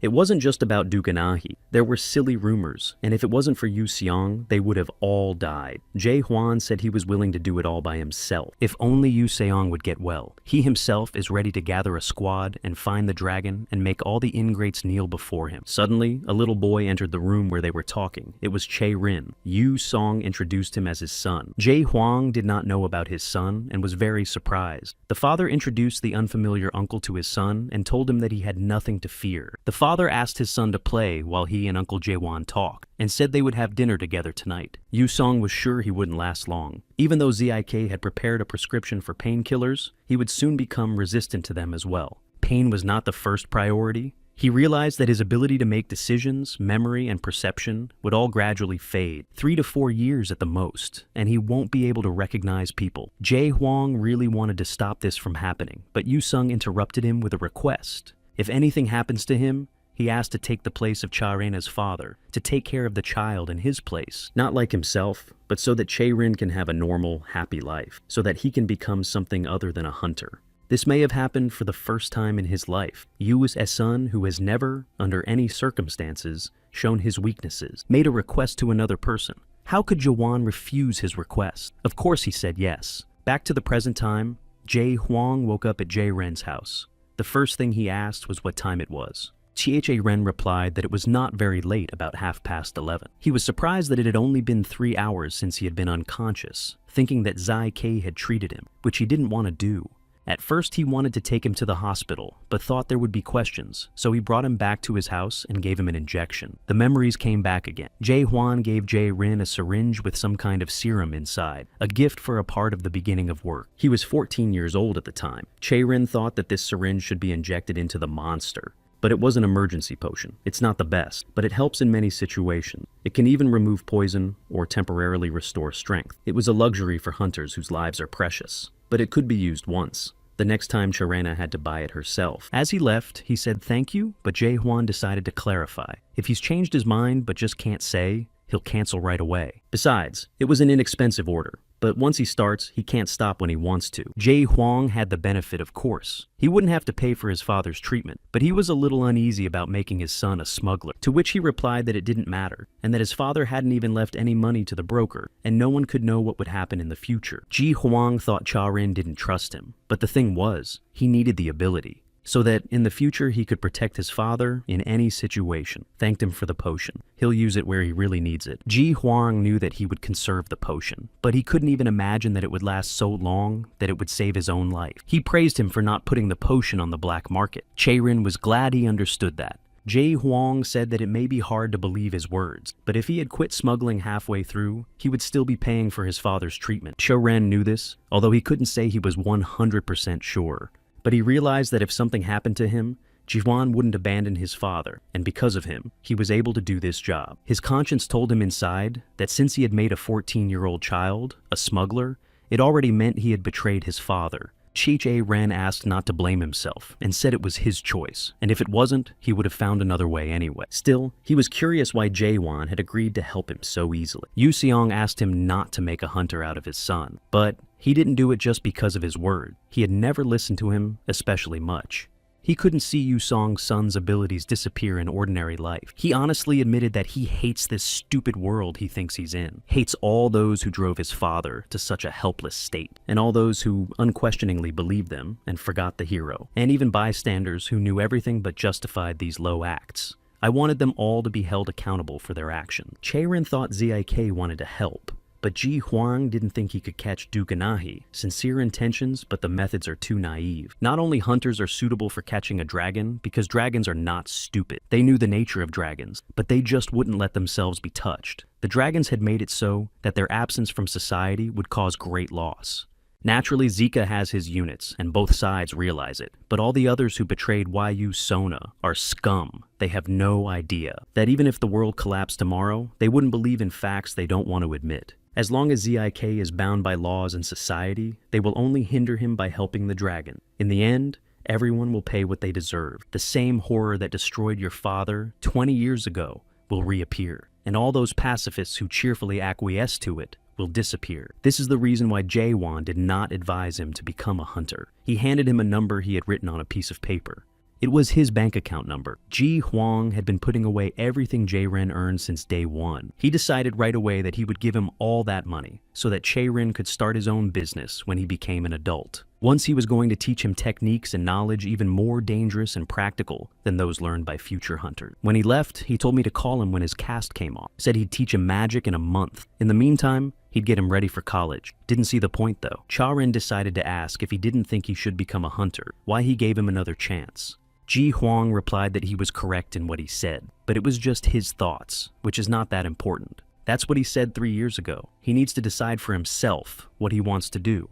And now, the most important thing remains only this. And only, it depends on him what choice to make. Somewhere in the old Yongsan neighborhood, a familiar girl was walking around. She thought about the fact that every time they gathered, she wondered if it was time to get her own corner and finances allowed. A certain masked man said he found it funny that she brought it up since she doesn't come to half of their meeting, although was in complete agreement with her, because if they had a permanent place there, you could take a warm shower. Shicho Yen asked him where his comrade was because they were inseparable, as if they couldn't live without each other, and now he was alone. The mate had another assignment and didn't know where he was. Ajuan encourages him by saying that she thought he would whimper like a puppy without a guardian, or he's just holding back tears to look serious, which made him mad. He said that if she said another word, she'd die. She laughed at his anger. Laughing, she remarked that he was scared without his master, so he barked at everyone. He couldn't stand it and jumped up not thinking he'd be punished for fighting with her, and one might even call it self-sacrifice. Chicho Yen accepted the challenge to make no excuses. Their emotional battle was interrupted by someone ordering them to immediately stop there. Chicho Yen said Haran and the guy said Gwesa. He wasn't going to get involved in their squabble, but he wanted them to know that they were here for one thing, and he didn't relish the prospect of doing it alone because they were fighting. The guy admitted he was stupid and fell for Cho Yen's teasing. She answered that he was alive only thanks to the fact that a man had intervened and asked him why he didn't pick up the phone when she called. He said if it was 3 days ago, it wasn't necessary. Said why would he listen to all that crap about her coming back and getting revenge on the rescue team? It was a successful operation and he didn't want any unnecessary risks. The guy disagreed with the phrase successful operation because only 12 people died, and it didn't even result in proper attention. 4 days in a row, the news has been all about these 2 boys. Not much about the civilian deaths, but no mention of the hijacking of the truck. He understood why. After all, if it weren't for these 2 hunters' associations, disaster would have been avoided. Guarding the transportation of a 5-star level monster was so unreliable, and as a result, ordinary people died. They must have attracted all the media and made arrangements with the families of the victims to throw the attention of people for their mistakes on those 2 boys. Sicho Yen wanted to deal with them all, but he said as soon as they were found out,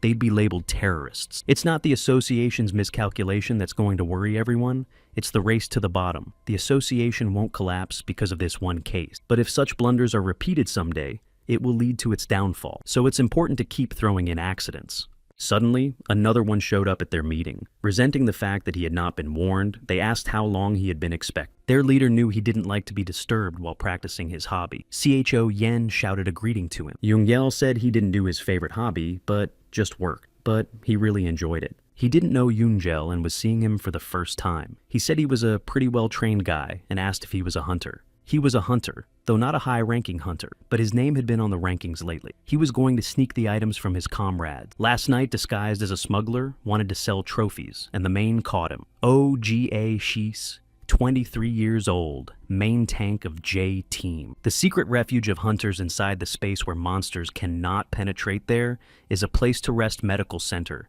and various necessary items. Some people do things there if they want a secret place that few people know about. Tonight's party will be leader and civilian. Parn clarified as leader and civilians. The guys from the elite squad will be having a corporate party with the smugglers. G.A. Heck said it won't be boring. The party will be in the shade with lots of people. The prisoner said he would be the leader of their team and bring his acquaintances with him. The lineup always varies between rich people who like to party and businessmen. They gather to drink or drink potions that have a relaxing effect. Choen was very tempted by such an event. Their ringleader got a rough idea of what kind of people they were. Various abusers who are no longer satisfied with conventional drugs. They're thrill seekers.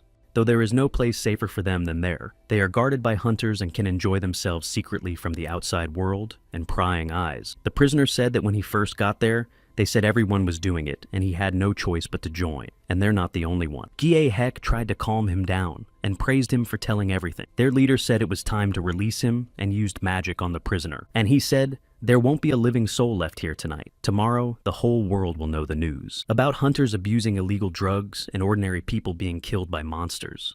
They were planning a hunter hunt, and this hunt would involve just the four of them. This is the first time Gahek has seen that a case like this won't involve the boss. He's given them permission to do whatever they want. It's what they've wanted for so long, unrestricted massacre. Their target was a known hunting party, 2 of the Gold Elite and 6 ranchers. The opponents are quite strong. Once their bodies are discovered, the stench of decomposition will finally wake the world. Soon enough, it will be their squad's time, Scar's time. A month passed. CHA Ren was riding in a cab and talking on the phone. He's a couple minutes late.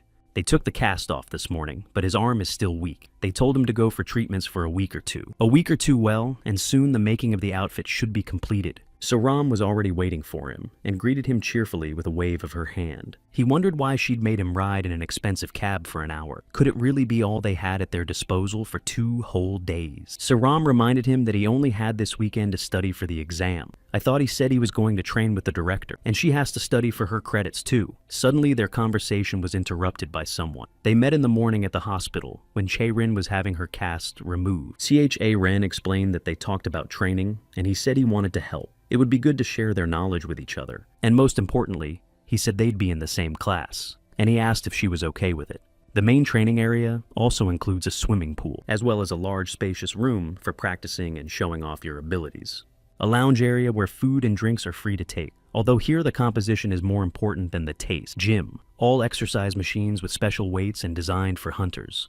The men's dormitory on the 5th floor has a shower in every room, and if you want to have a proper bath, there is even a spa on the 4th floor. Che-Rin asked in surprise if it all belonged to her uncle. S.E. Ram replied that there was nothing to be surprised about. There are high-level ranchers who have completely bought out several mountains and made a training field in their place. Uncle often comes here with his colleagues to train, and on other days they can train in peace. By the way, she asked if he knew what it was. He wondered why she looked at a classmate and called him that. S.E. Ram asked her to keep her voice down so he wouldn't hear. She didn't know what Che-Rin had said to him since he agreed to come, but she doesn't think he thinks she's his classmate. He was surprised and asked if she had ever talked to him normally. She did, and she wasn't the only one. She was willing to bet that no one from their class, or even the faculty, had ever spoken to him. Everyone knows he thinks too highly of himself. If he ignores even the excellent students in the faculty, he ignores her even more so. Che-Rin called out to Chul Gang and called out to them. He reminded them that they didn't come here to have fun. Chul Gang happily ran to them. They will look at the inventory later. Chul Gang apologized and said he had always wanted to try something of that brand. Chul Gang called out the name Chin Si Ram and realized who was helping Chie Ren. When they were in the cab and talking to S.E. Ram, he noticed that Chul Gang was worried. He asked him if they had a bad relationship and just told him. Chul Gang explained that there are no guys at school with whom he has any relationships. And he is a little afraid of S.E. Ram, but at the same time, she's cool. Che-Rin decided to see if there was another S.E. Ram at the school. If so, it wasn't the one he thought it was. She's not the quick-witted type, but from freshman year it was immediately apparent that she was disliked by many people, and she didn't care. He has never once seen her falter, and always keeps her head on straight. He didn't know about her grades, but he thought she was very strong and unwavering. Che-Rin suggested to Chul Gang that the 3 of us study together. Saram was indignant, but he had to study for the practical exam. CHA Ren said it's just memorizing and analyzing, not putting skills into practice. After all, she said he needed to analyze all the examples that came before, where the exam was held on, what topics, and so on. It's important, of course, but since the 3 of us are in a place like this, you could have had a much more effective training session. CHA Ren thought he had grown more in the past month than ever before. He has personally encountered strong people and learned things he would never have learned on his own. He would like to practice properly with them. They would share their special knowledge and give each other feedback. It would be good for everyone. Not for him to say, but they're both considered outcasts at school.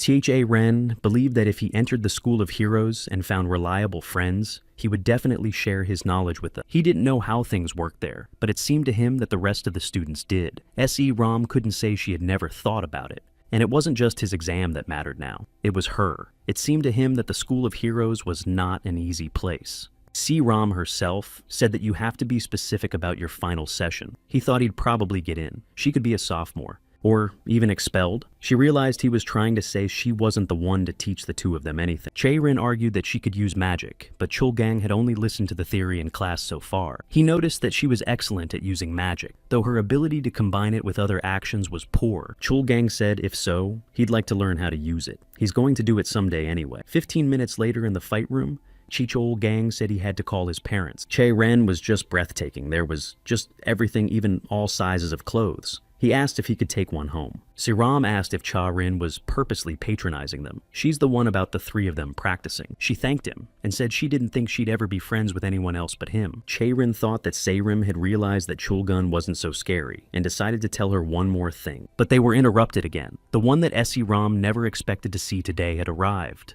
Her cousin Anisha arrived at the same time and was not happy to see them in the hall. She said she had had a bad feeling about them since morning. She and her friends came to practice and didn't expect the gym to be busy. Siram explained that her uncle allowed them to come and practice when he was away. Anisha should have heard this too. She decided to mock Ram and pretended she hadn't heard that, but sneered that he must have a special relationship with her. Siram introduced Chae-rina to her cousin Anisha Eskerm, and even though she calls her she, they are the same age. Anisha said a hypocritical hello and hissed how happy she was for her cousin to have a friend. She introduced one of her acquaintances. This is Jan San Yen, who is a sophomore. She invited friends and sophomores to socialize and practice. So far, only those who had time to practice have come. She thought it would be even better since Ram came here too. She supposedly didn't care, but her cousin didn't like crowds and decided that now she would want to leave. But if she's going to leave in front of everyone, the people around her might think that she was being kicked out. Anisha asked not to be stubborn, and she is free to join the team. It would be a good chance for her. Cha-ren, hearing the proposal, said that there was another comrade with them, and if they could join them too. A sophomore asked if Cha-ren was from freshman year, and from what school. He explained that he was not from any special school, but from a very simple first-year school, and introduced himself. This year, he is going to transfer to their school,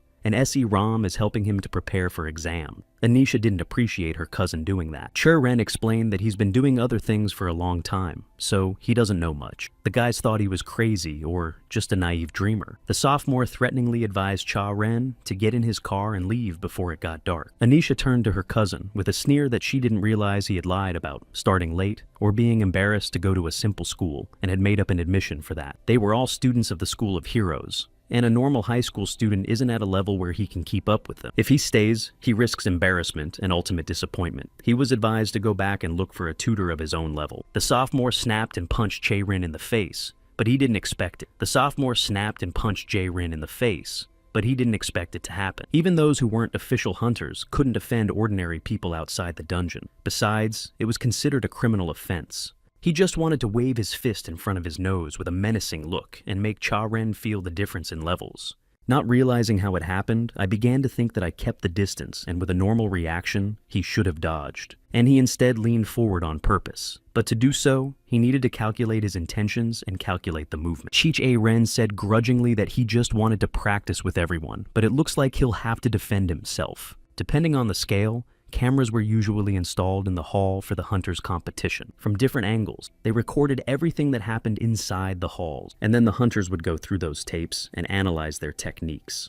So Ram realized that Cha-ren deliberately succumbed to not understand why, but now there is insurance that will save from unnecessary problems in any situation. Because his crazy act must have been caught on camera, a scene in which fists were thrown for no reason, the sophomore asked as self-defense. He meant no harm, just to scare him. Chae-rin pretends to be a reserved and cautious person by nature. When trouble happens, he thinks about it all the time and can't even sleep. The sophomore apologized for touching him, but he just touched him. He didn't even have any wounds, so why exaggerate? Chae-ren, continuing to play the victim role, said, "Did Ram see that he first started hitting him, and now says he's exaggerating? He even offered to report it to the police." The sophomore understood and asked what Cha-ren wanted, perhaps money or to train together. He repeated that he would defend himself, and if he didn't return the favor, he wouldn't be able to sleep well. The sophomores thought he was just crazy. He suggested that Chae-rin try to hit him too. He thought to himself that if he could get away with it that way, he would win. He's in a regular school and he's unarmed. As agile as he is, he has his limit. But the sophomore, seeing the force with which Chae-ren was striking, decided to dodge. The fellow sophomore was not impressed with the decision. In his opinion, he should have just taken one hit and it would have been over. Sang-en dodged Cha-Ren's punch and thus circled him. This is how it looked from the observer's point of view. However, from Sun Young's own perspective, the situation was such that he could not help but dodge. If he had not done so, the picture in his imagination would have come true. Didn't he plan to put his face in harm's way from the beginning? If that's the case, Chae-ryong was hurt. Anisha decided to speak up and suggested that San In-yu come clean. Not only was he the first to make a mistake, but he also made the wrong decision to take a hit in response to his own. She thought it would be proper to apologize and make amends, because this is not a contest. It's practically violence and fighting. In the first place, San Yen recognized that he had overreacted a bit and wanted to continue. But Cha Ren interrupted him. He offered him the choice of putting up a fight or settling the matter with a brawl. Such a challenge made Sun Yen very angry, and he did not hold back and rushed to attack. Chae-rin used the flash technique and tried to make a good effect. A punch that has a special power invested in it. Chae-rin had a look that said, since he had an answer, we could end it there. But that was enough to hurt the hero school student's ego, and he used the flow technique. Cha-ren dodged and threw another punch, saying, let's say several punches were thrown. San Yen was clearly unprepared for battle and unable to defeat Cha-ren. Everything that was happening was clearly not in the minds of the observers. The others thought that San Yen was purposely giving in, just to appease the guy. Sun Yen didn't ask about the bullying. He was just curious if Cha-rin was studying at the hero school. He replied that what he had experienced in this battle was very different in feeling. He really wanted to fight, so that no one would be seriously hurt. As a gesture of reconciliation, he held out his hand to help him up, and thanked Sun Yen for playing along. He had no personal animosity. Cha-ren also clarified that it does not intend to distribute the camera footage on the internet. Seeing SE-ROM look suspiciously said that it turned out kind of awkward. He thought it would be like last time with the factory manager's niece. If he could have guessed it would turn out this way, he would have ignored it. Cha-ren asked SAE-ROM to take back the camera footage, to which she replied that she thought that what had happened was enough, but he just wanted her to take them for herself and revisit them. He thought there were surely movements to be seen there. Cha-ren tried to simplify them and move as slowly as possible, even though the enemy was much weaker than he thought. Siram realized that everything that was going on here was just to record a video for her. Chae-rin confirmed her hunch, but he wasn't the one who started the bullying, so it wasn't planned. Asked about the girl in the dress, the one who's always putting obstacles in her way. You can see it right away. Even though she didn't hide the fact that she disliked SE-ROM, Cha-rin didn't know how her life was going at school, but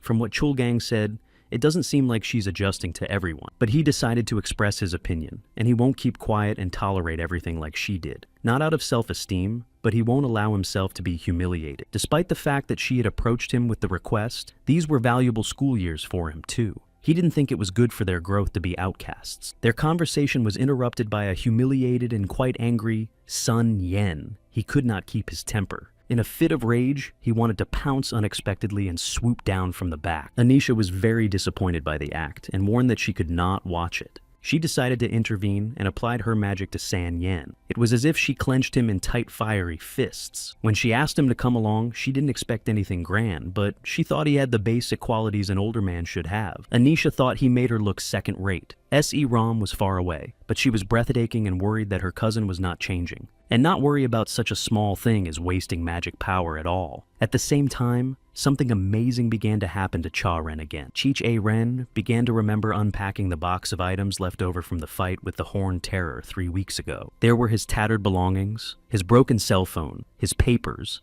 and the Enkel blood. He decided it was no longer usable. In life-threatening situations, it generates and absorbs magical energy. The medallion had exactly those properties. He remembered the moment he felt something activate in his pocket. It was probably the thing that kept him alive back then. But the power that came later was probably no longer the effect of the amulet. He had no other explanation. But I didn't think it was some mysterious power. The item was originally worth 2 2/10 billion. No wonder it has such an effect for that kind of money. He had the same feeling now as he had then. But why was it manifesting now? Maybe it wasn't the Enkill blood. Anisha called out to Chae-ren and asked how much money his cousin had promised him. She didn't think it was much and suggested he change clients. Anisha offered a dash of twice the amount, plus liquidated damages. SE-ROM was furious at such an offer, and shouted what nonsense. She didn't think it was bullshit, just a business proposition. After all, she was stronger than a sophomore at their school, even if not of the highest quality. She allowed the thought that Chae-rin couldn't get into the school. But the fact that no one knew his name was strange. In her opinion, there must have been circumstances that prevented him from enrolling. In reality, however, most of these problems are solved for money, and money was the biggest advantage of the SE ROM. If not, she's got nothing else to brag about.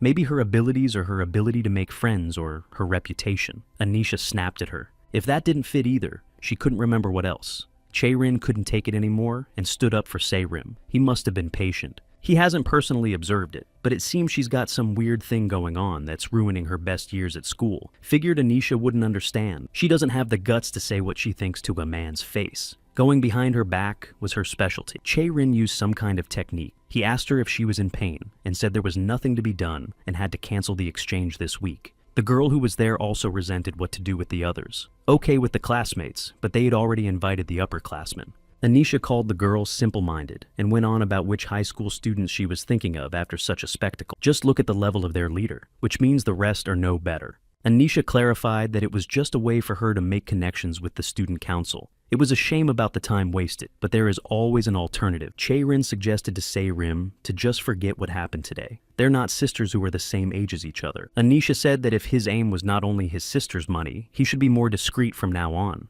After all, it's directly related to school life. Chae-rin didn't understand how she could be called a mage. If you hurt her ego a little, she'd be ready to get into a fight. Se-rim didn't want Anisha to know more about Chae-rin. She is not a kind person, but she cares about her sister. She must have found out all the information about him by now, and is trying to harm him. It's natural for her to spread this information to the newcomers.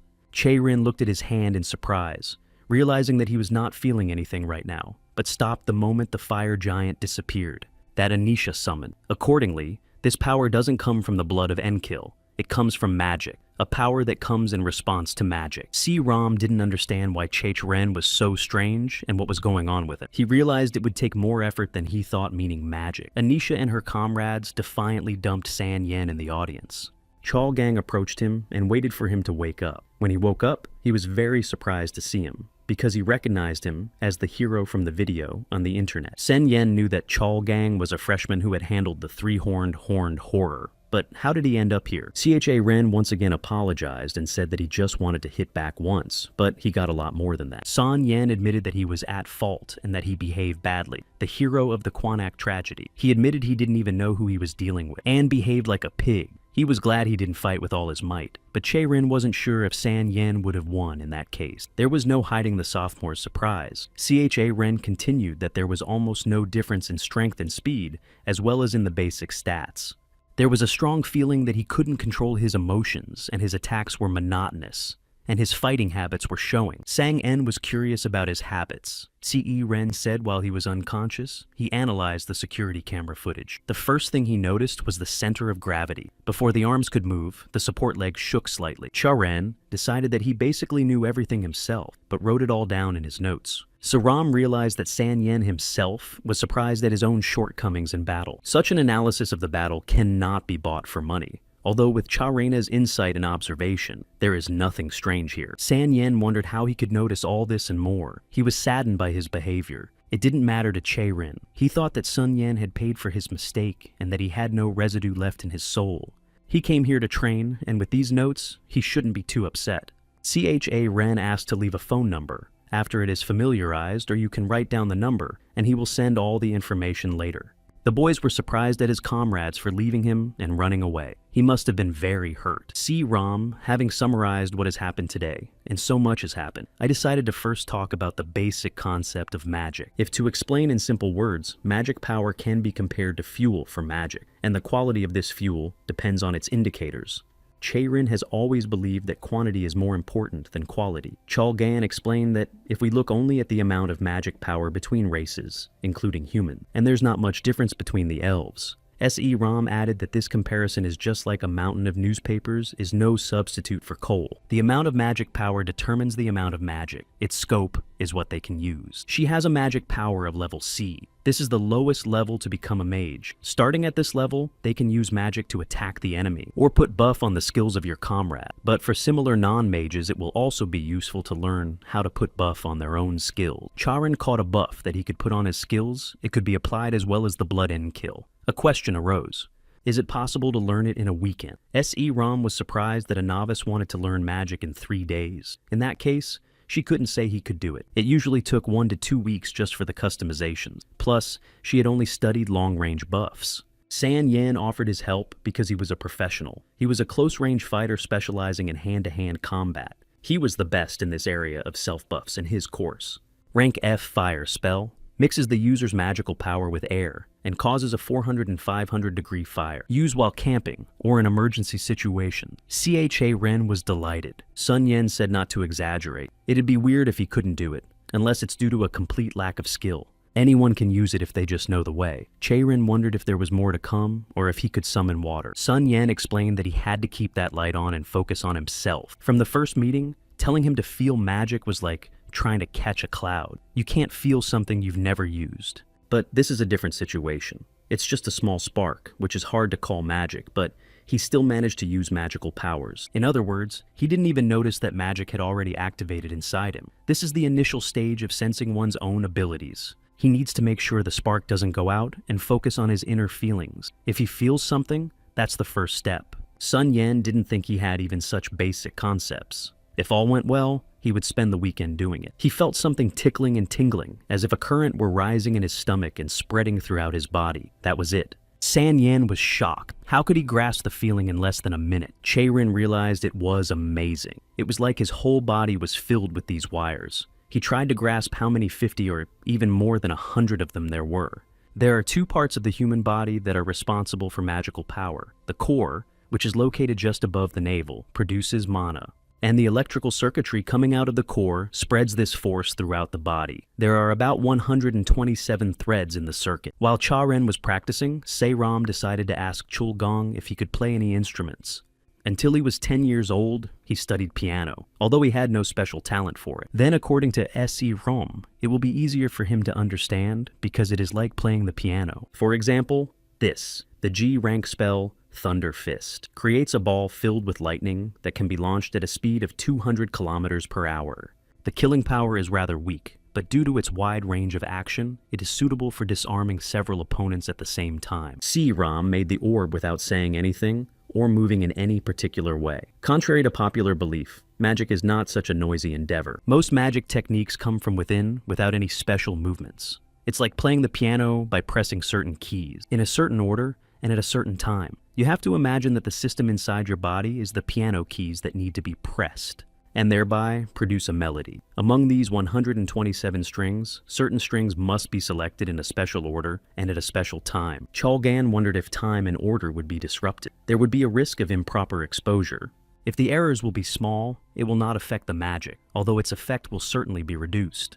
But the stronger and more complex the magic, the higher the probability of failure even with the slightest error. Naturally, the danger from an unsuccessful throw increases. Che-Rin also tried to grasp what Se-Ram was explaining. This Thunder Fist is only at the D rank level, but a slight misstep can electrocute the user and disable them for half a day. If you take AB or even C rank magic, one mistake can be fatal. Therefore, it is very important that the front line covers mages. After all, it is very difficult to maintain concentration in an emergency situation. Se-Ram asked if he could feel magic. Chul-Gang had been practicing but couldn't distinguish the threads of the system yet. They decided to start with the simplest thread first. Because he's so aware of the whole system, you don't need to know about it. We need to find the ones used for the buffs. CHA Ren has seen that they're doing well. A comical situation occurred, and CHA Ren decided not to continue any further for now. Sun Yen protested because he needed to practice constantly, as long as there was a sense of magic. He thought he understood the sensations.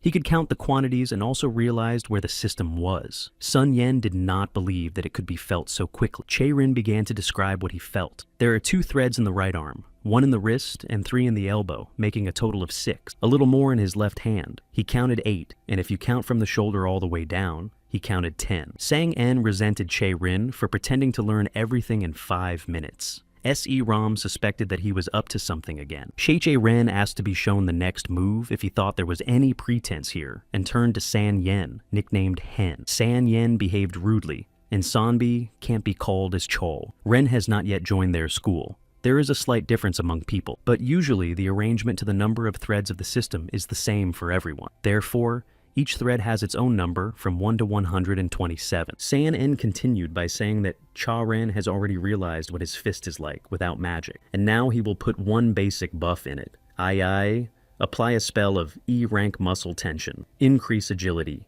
increase stamina, and took a swing. The power of his fist and speed immediately increased. Chae-rin replied that if a punch was thrown, a broken nose would not be out of the question. Sun Yen thought about why he hadn't even blinked, and remembered that before his freshman year in high school, he himself had been among the laggards.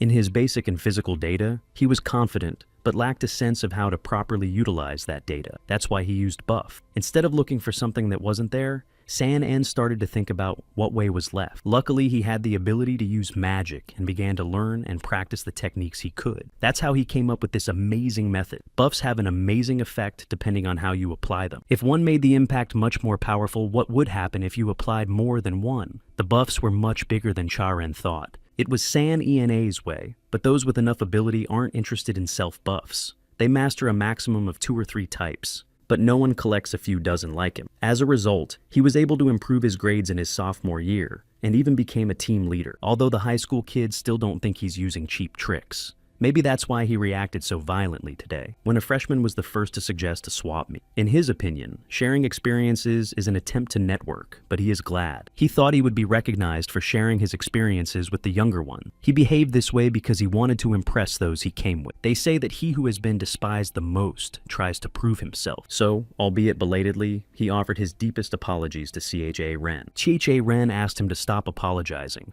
and told him that for 58 hours, he would look forward to a good lesson from it. 3 days later, on Monday at 6 hours and 49 minutes. Their company left the training center after they finished training. Chae-rin thought that the fresh morning air was the best after training. Saram complained that instead of sleeping, they had to study, and looking at the comrades wondered if no one was tired. Chae-rin replied that they are full of vigor because they are young and strong and healthy. Despite the fatigue, Ram noted that the 3 days were still valuable. The kind of training where they helped each other is extremely useful. The guys were very hungry and longed for a bowl of soup. Chalgang clarified that he had never had Korean soup before. Sun Yen hailed a cab and offered a ride if anyone was on their way. The school only had a practice session today, so he decided it wasn't worth stopping by. Chae-rin responded that it could be brought to any second-line subway station. He thanked the guys and said it was the coolest weekend he'd had in a while, or even since he was 5 years old. He thought that they would not see each other before the beginning of his exams, as they would have exams and he would have no time. He said goodbye to them with farewell speeches. Saram reminded her that she couldn't fail her exams because everyone would laugh. She'd been listening to him all weekend. Chulgana asked me to help her, even though it'll be difficult, but at least say hello to each other once in a while. Siram also thanked San Yen and called him Sun Bai in farewell. He had done a good job and taught her something new. He praised her too. The guys were left alone to wait for a cab, and they were still uncomfortable being alone with each other. Chae-rin said goodbye, and thanked San-en once again, and said that he had learned a lot from him, a lot of buffs, and he also learned a special thing. Sun Yen recalled that the technique was just an idea. He had never had to put it into practice. It is quite possible that it will not work at all. But according to Chae-rin's feelings, it will be of great use to him if he just gets used to it and can use it in a rematch. Sanbi was curious about the rematch, but Chae-rin decided not to release the information yet. But if everything works out, he will tell. In parting, Chae-rin suggested that we have lunch together sometime. Sun-young's answer didn't surprise me. He said that then the boy would have to go to a better school than his own, and he didn't have time for a regular school student. Chae-rin laughed and thanked him for his support, realizing that he had decided to have a last sharp word. When he got home, he felt very tired and even thought about skipping school today. Suddenly he saw someone. His boss was waiting for him at home and said he didn't have to go there at all, even though he wouldn't have time to sleep. Chae-rin tried to refuse because it was a school day, but the boss had already taken care of everything. He called the school and said that he would not be able to study for a month. He was very surprised when his boss asked him to take a whole month off, but he had to get ready for hero school. And if he wasn't going to distinguish himself for 100% attendance, it's time to pack it in. The warden somehow figured out that Chae-rin had learned magic. It's still early stages, but the horror circuit has been activated. Chae-rin justified himself by saying that he knew what the lessons would be about, so he practiced a little. The boss praised him, but thought he would not need it. He was puzzled as to why it wasn't useful. Ji-won asked him not to misunderstand, and he even praised him, but he thought it was a waste of time. He wanted to convey the understanding that the magic he would teach was not some private lessons, but an exam. He thinks Chae-rin should be ready to become a real hunter, and Jae-hwan will do anything to test it. He has to learn one thing, the realization that his abilities weren't all that great. So, We should pack quickly and take only the essentials. If you need anything else, Jaewon will give it to you. Chae-rin wondered where they were going. Was it to the training place the boss used to use when he was a hunter?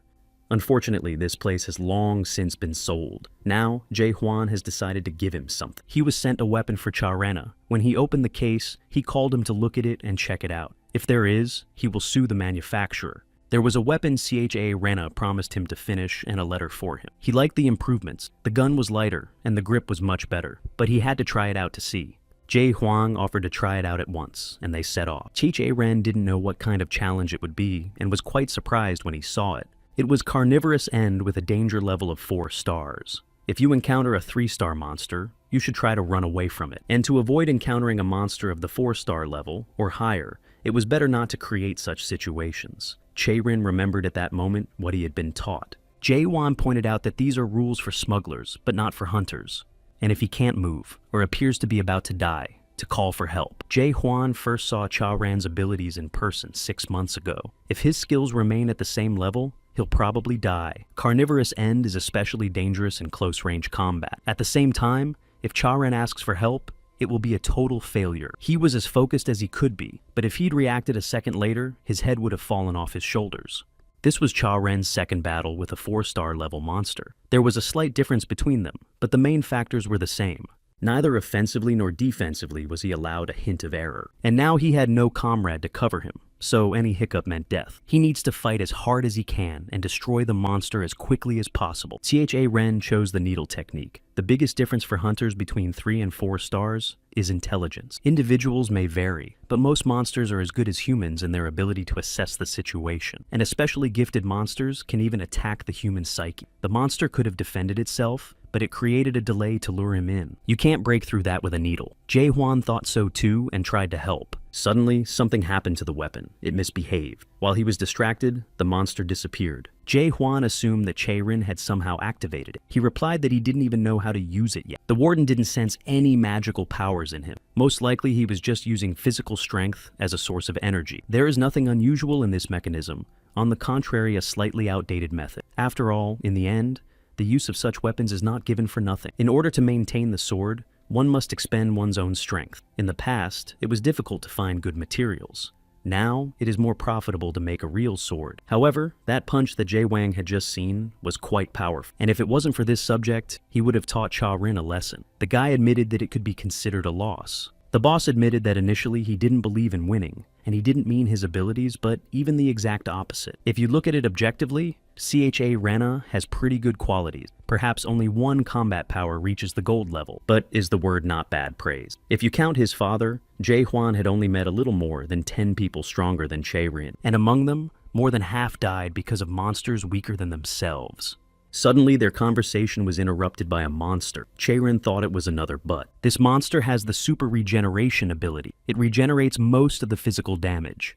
Cha-ren used the flux technique and dealt serious damage to the monster. But then something unusual happened. His weapon turned into a hammer. Ji-hwan has figured out how it works. User position. Most likely the weapon perceives the situation and changes according to it. Perhaps this feature is perfect for this particular monster. Ji-hwang believed that no matter how good a weapon is, without understanding the basic method of attack, it is impossible to defeat it. The monster with its super generation seemed to be completely unaffected by anything at all.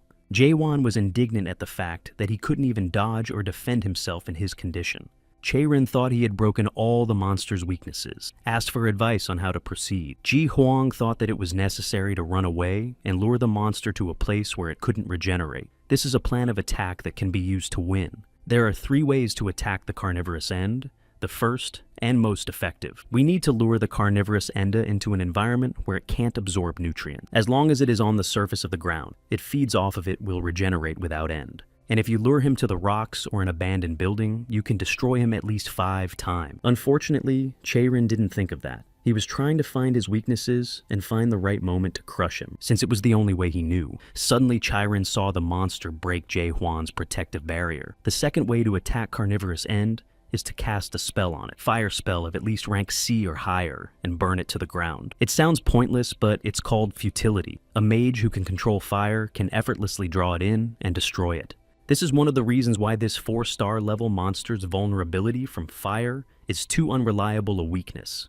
If he can't use fire and uses the first method, the difficulty level of the sweep will drop dramatically. But before he realizes it, the monster is already wreaking real havoc around him. Sounds easy to say. Summon C-rank fire, but you can't do that with regular fire. Even an army bomb doesn't come close to that kind of power. In the first generation, when there were no good magic spells, they used other ways to attack. As a result, many hunters lost their lives. These were the very hunters that Jaewon was referring to earlier, because of the monsters that could have been easily defeated if they knew how to attack properly, but they were never able to develop their skills. Because you were born a little earlier, Jae Hwang realized Cha-Ren's despondency after losing to the monster for the first time. Chae-Rin replied, "It's not like fighting a human. Every hunter has to experience it and pay for it. If you are lucky, you will be slightly wounded, and if not, you will be retired. Worst case scenario, another man's life, after which he will consider himself the last person to survive." Jae Hwa didn't want Chae-Rin to suffer the same fate. Paying dearly doesn't mean you'll learn more. They were done for the day. The warden told them to take a bag and warned them that they would have to run for an hour or two. The area of the dungeon is very different from the original area. From the outside,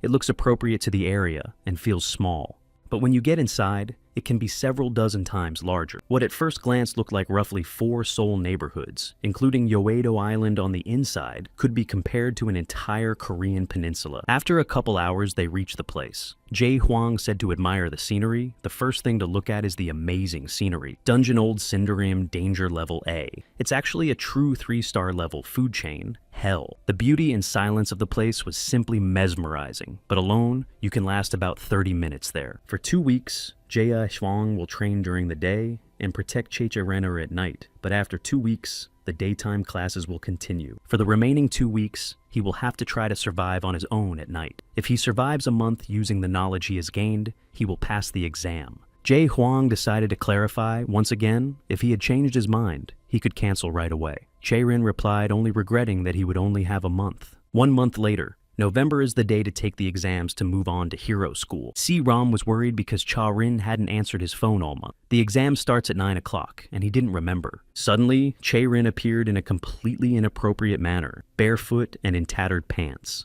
Si-Ram was just pissed off screaming where he was and why he was like that. Shoran apologized for not answering. He had been in a place where there was no communication for a month. Not only did he look like a homeless man, but he cut his bangs himself because they were in the way without the help of scissors. He apologized again for making her worry and went to wash and change. She asked him to wait, wanted to say something in the car, and touched him inadvertently. Cha-Rin's self-preservation instinct automatically kicked in after his long training, and he inadvertently pushed her away with a little force. Si-Ram was shocked by this reaction. Naturally, he apologized immediately, explaining that he was in the habit of reacting if something approached from behind. There were clothes for him in the car. Chae-Rin had forgotten what he looked like. He bragged that he had gotten a new weapon and had been using it for a month. Si-Ram felt the ominous aura from the man for the first time, but that was not the true cause of the fright. The energy she felt from Cha-Rin was very familiar to her. Si-Ram was frightened and may have misunderstood the situation, but for a split second she felt an aura coming from the monsters. On the way to school, Si-Ram asked how the new suit that was made especially for him was. Chae-Rin really liked the way it fit and almost didn't feel. If there was more time, you could do a functionality test and customize some parts. The better the equipment, the more functions are available. Chia-Ren decided there was nothing to be done and waited impatiently for them to arrive at school. Si-Ram thought it was a good idea not to let your guard down, even if it was just an exam. But what Chae-Rin meant was not the exam, but the school itself. After all, he'd never been to the school. He had spent the last 9 months talking so much about the School of Heroes, and he couldn't wait to see it. 270 meters above the sky, the place where the park and the mountain were located in the past. Seoul City between Yongsan and Chunggu, Namsan Mountain. North latitude, 3732.41. Mount Dravig is 8,781 meters above sea level. Past danger level, A+.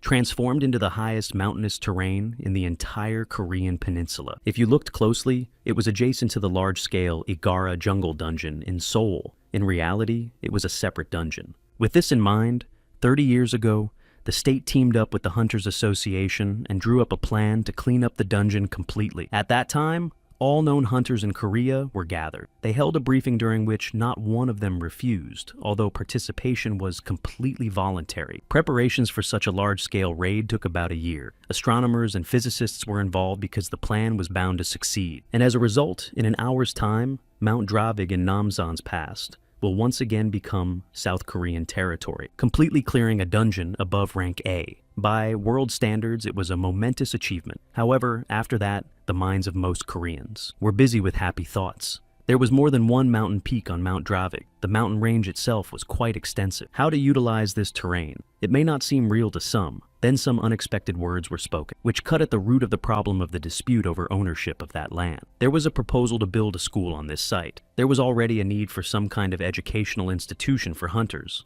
but no matter how you look at it. And for the systematic education of a huge number of gifted school children, a wide space was required. It was not easy to prepare it.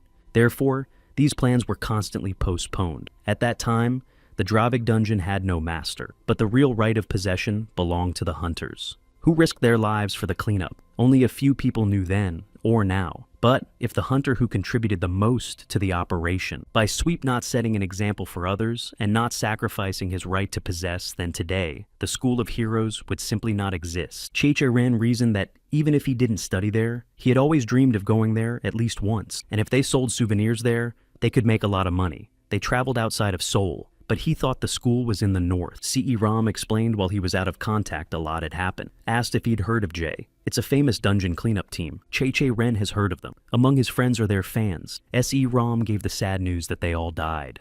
The lock on their shelter broke. Apparently, a high-risk monster was in the neighborhood at just the right time. But medicines were found at the scene of the tragedy, as well as the bodies of famous personalities. Che-Ren imagined the scandal that erupted. S.E. Ram confirmed that a public apology began immediately. She heard about the seven, starting with the Hunters Association, and public opinion of all organizations related to hunters has plummeted. To assuage this sentiment in the community, the Hunters Association has announced various innovative projects, and the changed exam field is one of them. The Fange Labyrinth is the second place that has been completely cleared after Dravik, a dungeon above a rank. It was once home to the nest of the famous dragon Bazooka.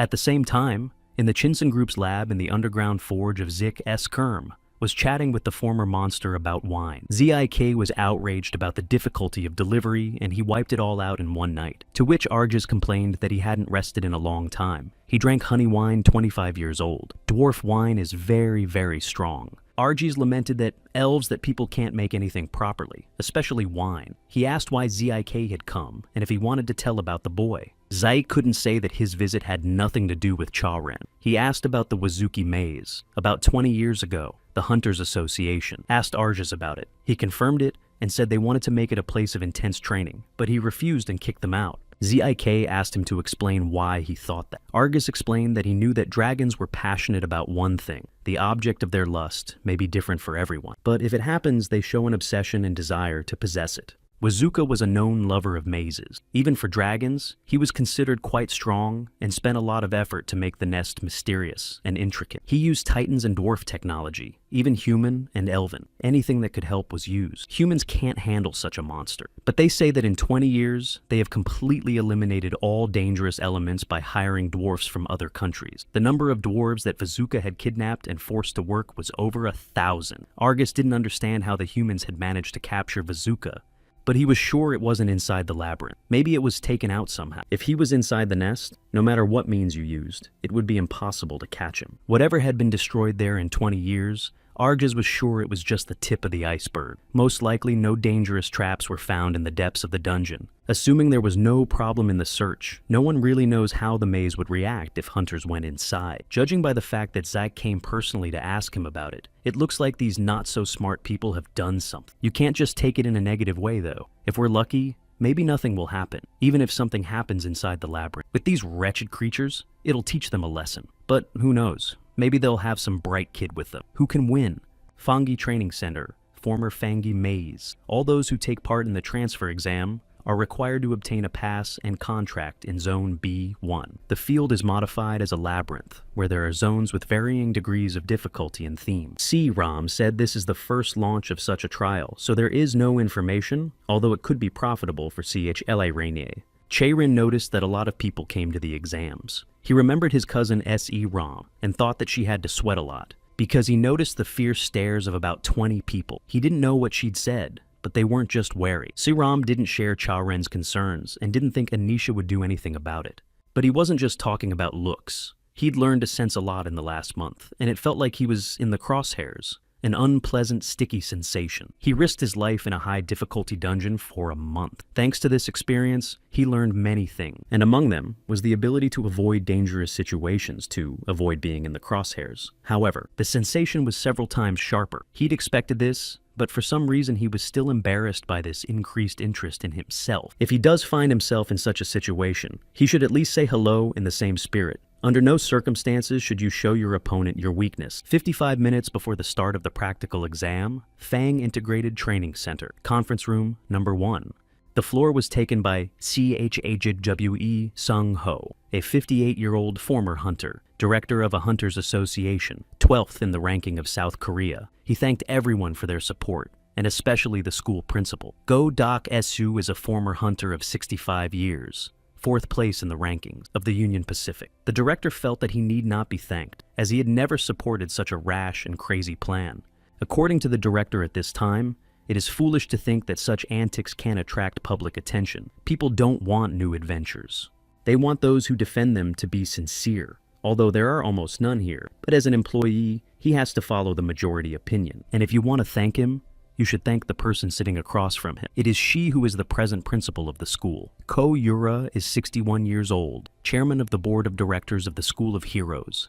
She understood that the director didn't mean it, but asked her to refrain from expressions to avoid misunderstanding. It took all the board members a long time to come to this decision. The director clarified that time is a relative concept. Even well-planned sprints may seem too long to a first-class player, though it is unknown if the ranking achieved through connections and politics has value in this world. The girl present was worried about what was said. Cho Young-gil, a member of the board of directors and founder of the 7-Star Squad, was very indignant at the director's words, and felt that he was letting himself go too far. After all, this is not a general exam, but only an additional exam for a few outstanding students. The principal did not let the attacks go unanswered and replied that he'd better sit quietly and remember himself 30 years ago. There's not a single one of the guys outside that he could treat like that. So, Jura realized that they would not be able to reach a full agreement, and she understood the director's feelings, however. If he tries to cause conflict, she is ready to respond accordingly. They've been at odds for a long time. Everyone present expected this boil to burst at some point, but no one could have imagined that unforeseen circumstances would occur, and namely the appearance of one applicant who had nothing to do with the situation. Sun Ho urged everyone to calm down, thinking that the director had done something unnecessary, but the object of his criticism should be him personally, and there is no point in them quarreling. The director didn't understand why Seong-ho should be criticized. There is no hunter in Korea who does not know that the chairman of the association. She's a pet puppy of So Yuri, and accordingly, she is the root of the evil. The principal asked the Kana teacher if his words were too harsh. The teacher confirmed that the words and tone were certainly very rude. The director understood that when you have power and authority, you want to use it to the fullest, but aren't they overstepping their bound? Every school tries to attract alumni by inviting them to the squads that are most suitable, and they guarantee alumni special treatment and an annual income. So Sura lures students who only want those privileges. Achievement is not through effort and ability, and at the expense of fame and fortune and glory. In a few years, there will be no young hunters with potential left. How can the fish in the well resist the heaven that provides them sustenance? They'll just keep swimming in that confined space, not realizing they have nowhere to go. The headmaster realized that this time too, it wasn't just the chairman's request. They must have found out the information about the dungeon, known only to a few members of the association, and those people are most likely the parents of the children who will be taking the exam today. The principal asked the Kana teacher after all that was said if he really thought his words were rude and aggressive. There aren't enough kids who left the school, so now they're trying to pressure those who stayed. That means he and their whole school mean nothing. The ASD teacher didn't think that would happen. It's impossible to pass this exam using terrain information. If there's anything to worry about, it's safety. The exam is quite dangerous and is conducted at a poorly tested site. The director felt that if something were to happen, and it was necessary to act quickly. Also, neither of them gave a hoot, but ASD must have felt it too. No matter how spoiled, it's hard to miss that aura. In Kina, Cha Ren's opinion, he was immature and not very bright, and considering the time and place even stupid. The director only agreed halfway. Although he didn't know him, he thought that he couldn't be called immature and unintelligent. It's probably on purpose. But ASD himself knew it, because he is known for being stricter with talented students than with the rest. The principal hoped Cha Ren would be able to enroll, although as an official, he couldn't allow it. It had been a long time since he had felt the urge to personally take care of a student. The topic of the exam for those wishing to enter the School of Heroes was finding and transporting treasure. 20 minutes to start the exam. The training center in Pang, briefing room number 2. To pass the exam, they need to find the treasure hidden in a chest inside the dungeon and bring it outside. All of the dangerous elements within the dungeon are basically aimed at neutralizing the participants so that they cannot engage in combat. They were given a release of liability agreement to sign, asking them if they wanted to become hunters, to be sensitive to the safety issue. Straightforwardly negotiated. The condition for passing the exam is 1 treasure per person. If everyone present successfully passes the test, there will be treasure left in the dungeon. There is also no limit to the number of people who pass the test. The applicants whispered that if only a quarter of them got in, that was over 100 people. They hoped the conditions wouldn't change. Xie Ren thought about such rules S.E. Ram didn't talk about, but judging by the reaction of those around him, these rules only appeared this year. At the end of the briefing, they were asked to proceed to the examination field. Follow the numbers on the tickets. Go to the exit starting with Group A. To go to the storage rooms, there is the equipment they gave up. CHA Ren thought he had given up his cell phone and had no way to even make a call. Suddenly, a conflict broke out in the lobby. Everyone was on edge and going in their thoughts, so there was a clash of incoming during the exit. The guy resented them for swooping in and berating him, and why he had to listen to all this. They saw that he hurt his leg, so he's walking slowly. In a place where there are a lot of people, you can accidentally bump into each other. Don't get angry and blame others. But he got angry companions who called him names and did not recognize that they were behind him. Chi-Che Ren picked up the kid's notebook and asked everyone not to act like this. The place was crowded as it was. This got the bullies even more worked up, and one of them decided to latch on to his words. CHA Ren warned that although they are minors, there are laws for them, and he will not do anything before an important exam. But Charen's ego was naturally hurt, and when they met on the exam field, they would probably allow themselves a little too much. The boy thanked him, even though he didn't think he should have done it. But thanks to Charen, he had avoided trouble. He pointed out his broken leg and skeptically wished him good luck on the exam. Charen thought it was weird when he saw his textbook, that a guy who wants to be a hunter is studying for his SATs. That meant he had no hope of passing. P.E. Dojin is an 18-year-old sophomore at the School of Heroes. Placed second last year in the overall freshman assessment. Che-Rin didn't even realize the kid was already in hero school. Apparently, you couldn't tell that from him. Everyone approached the entrance to the labyrinth, with 10 minutes left until the exam. They were asked to follow the instructions of the assistants and each go to their own entrance. Everyone was in awe. It was like a science fiction movie. They were impressed even before the exam began. Each of the capsules was an elevator with which they needed to get into the maze.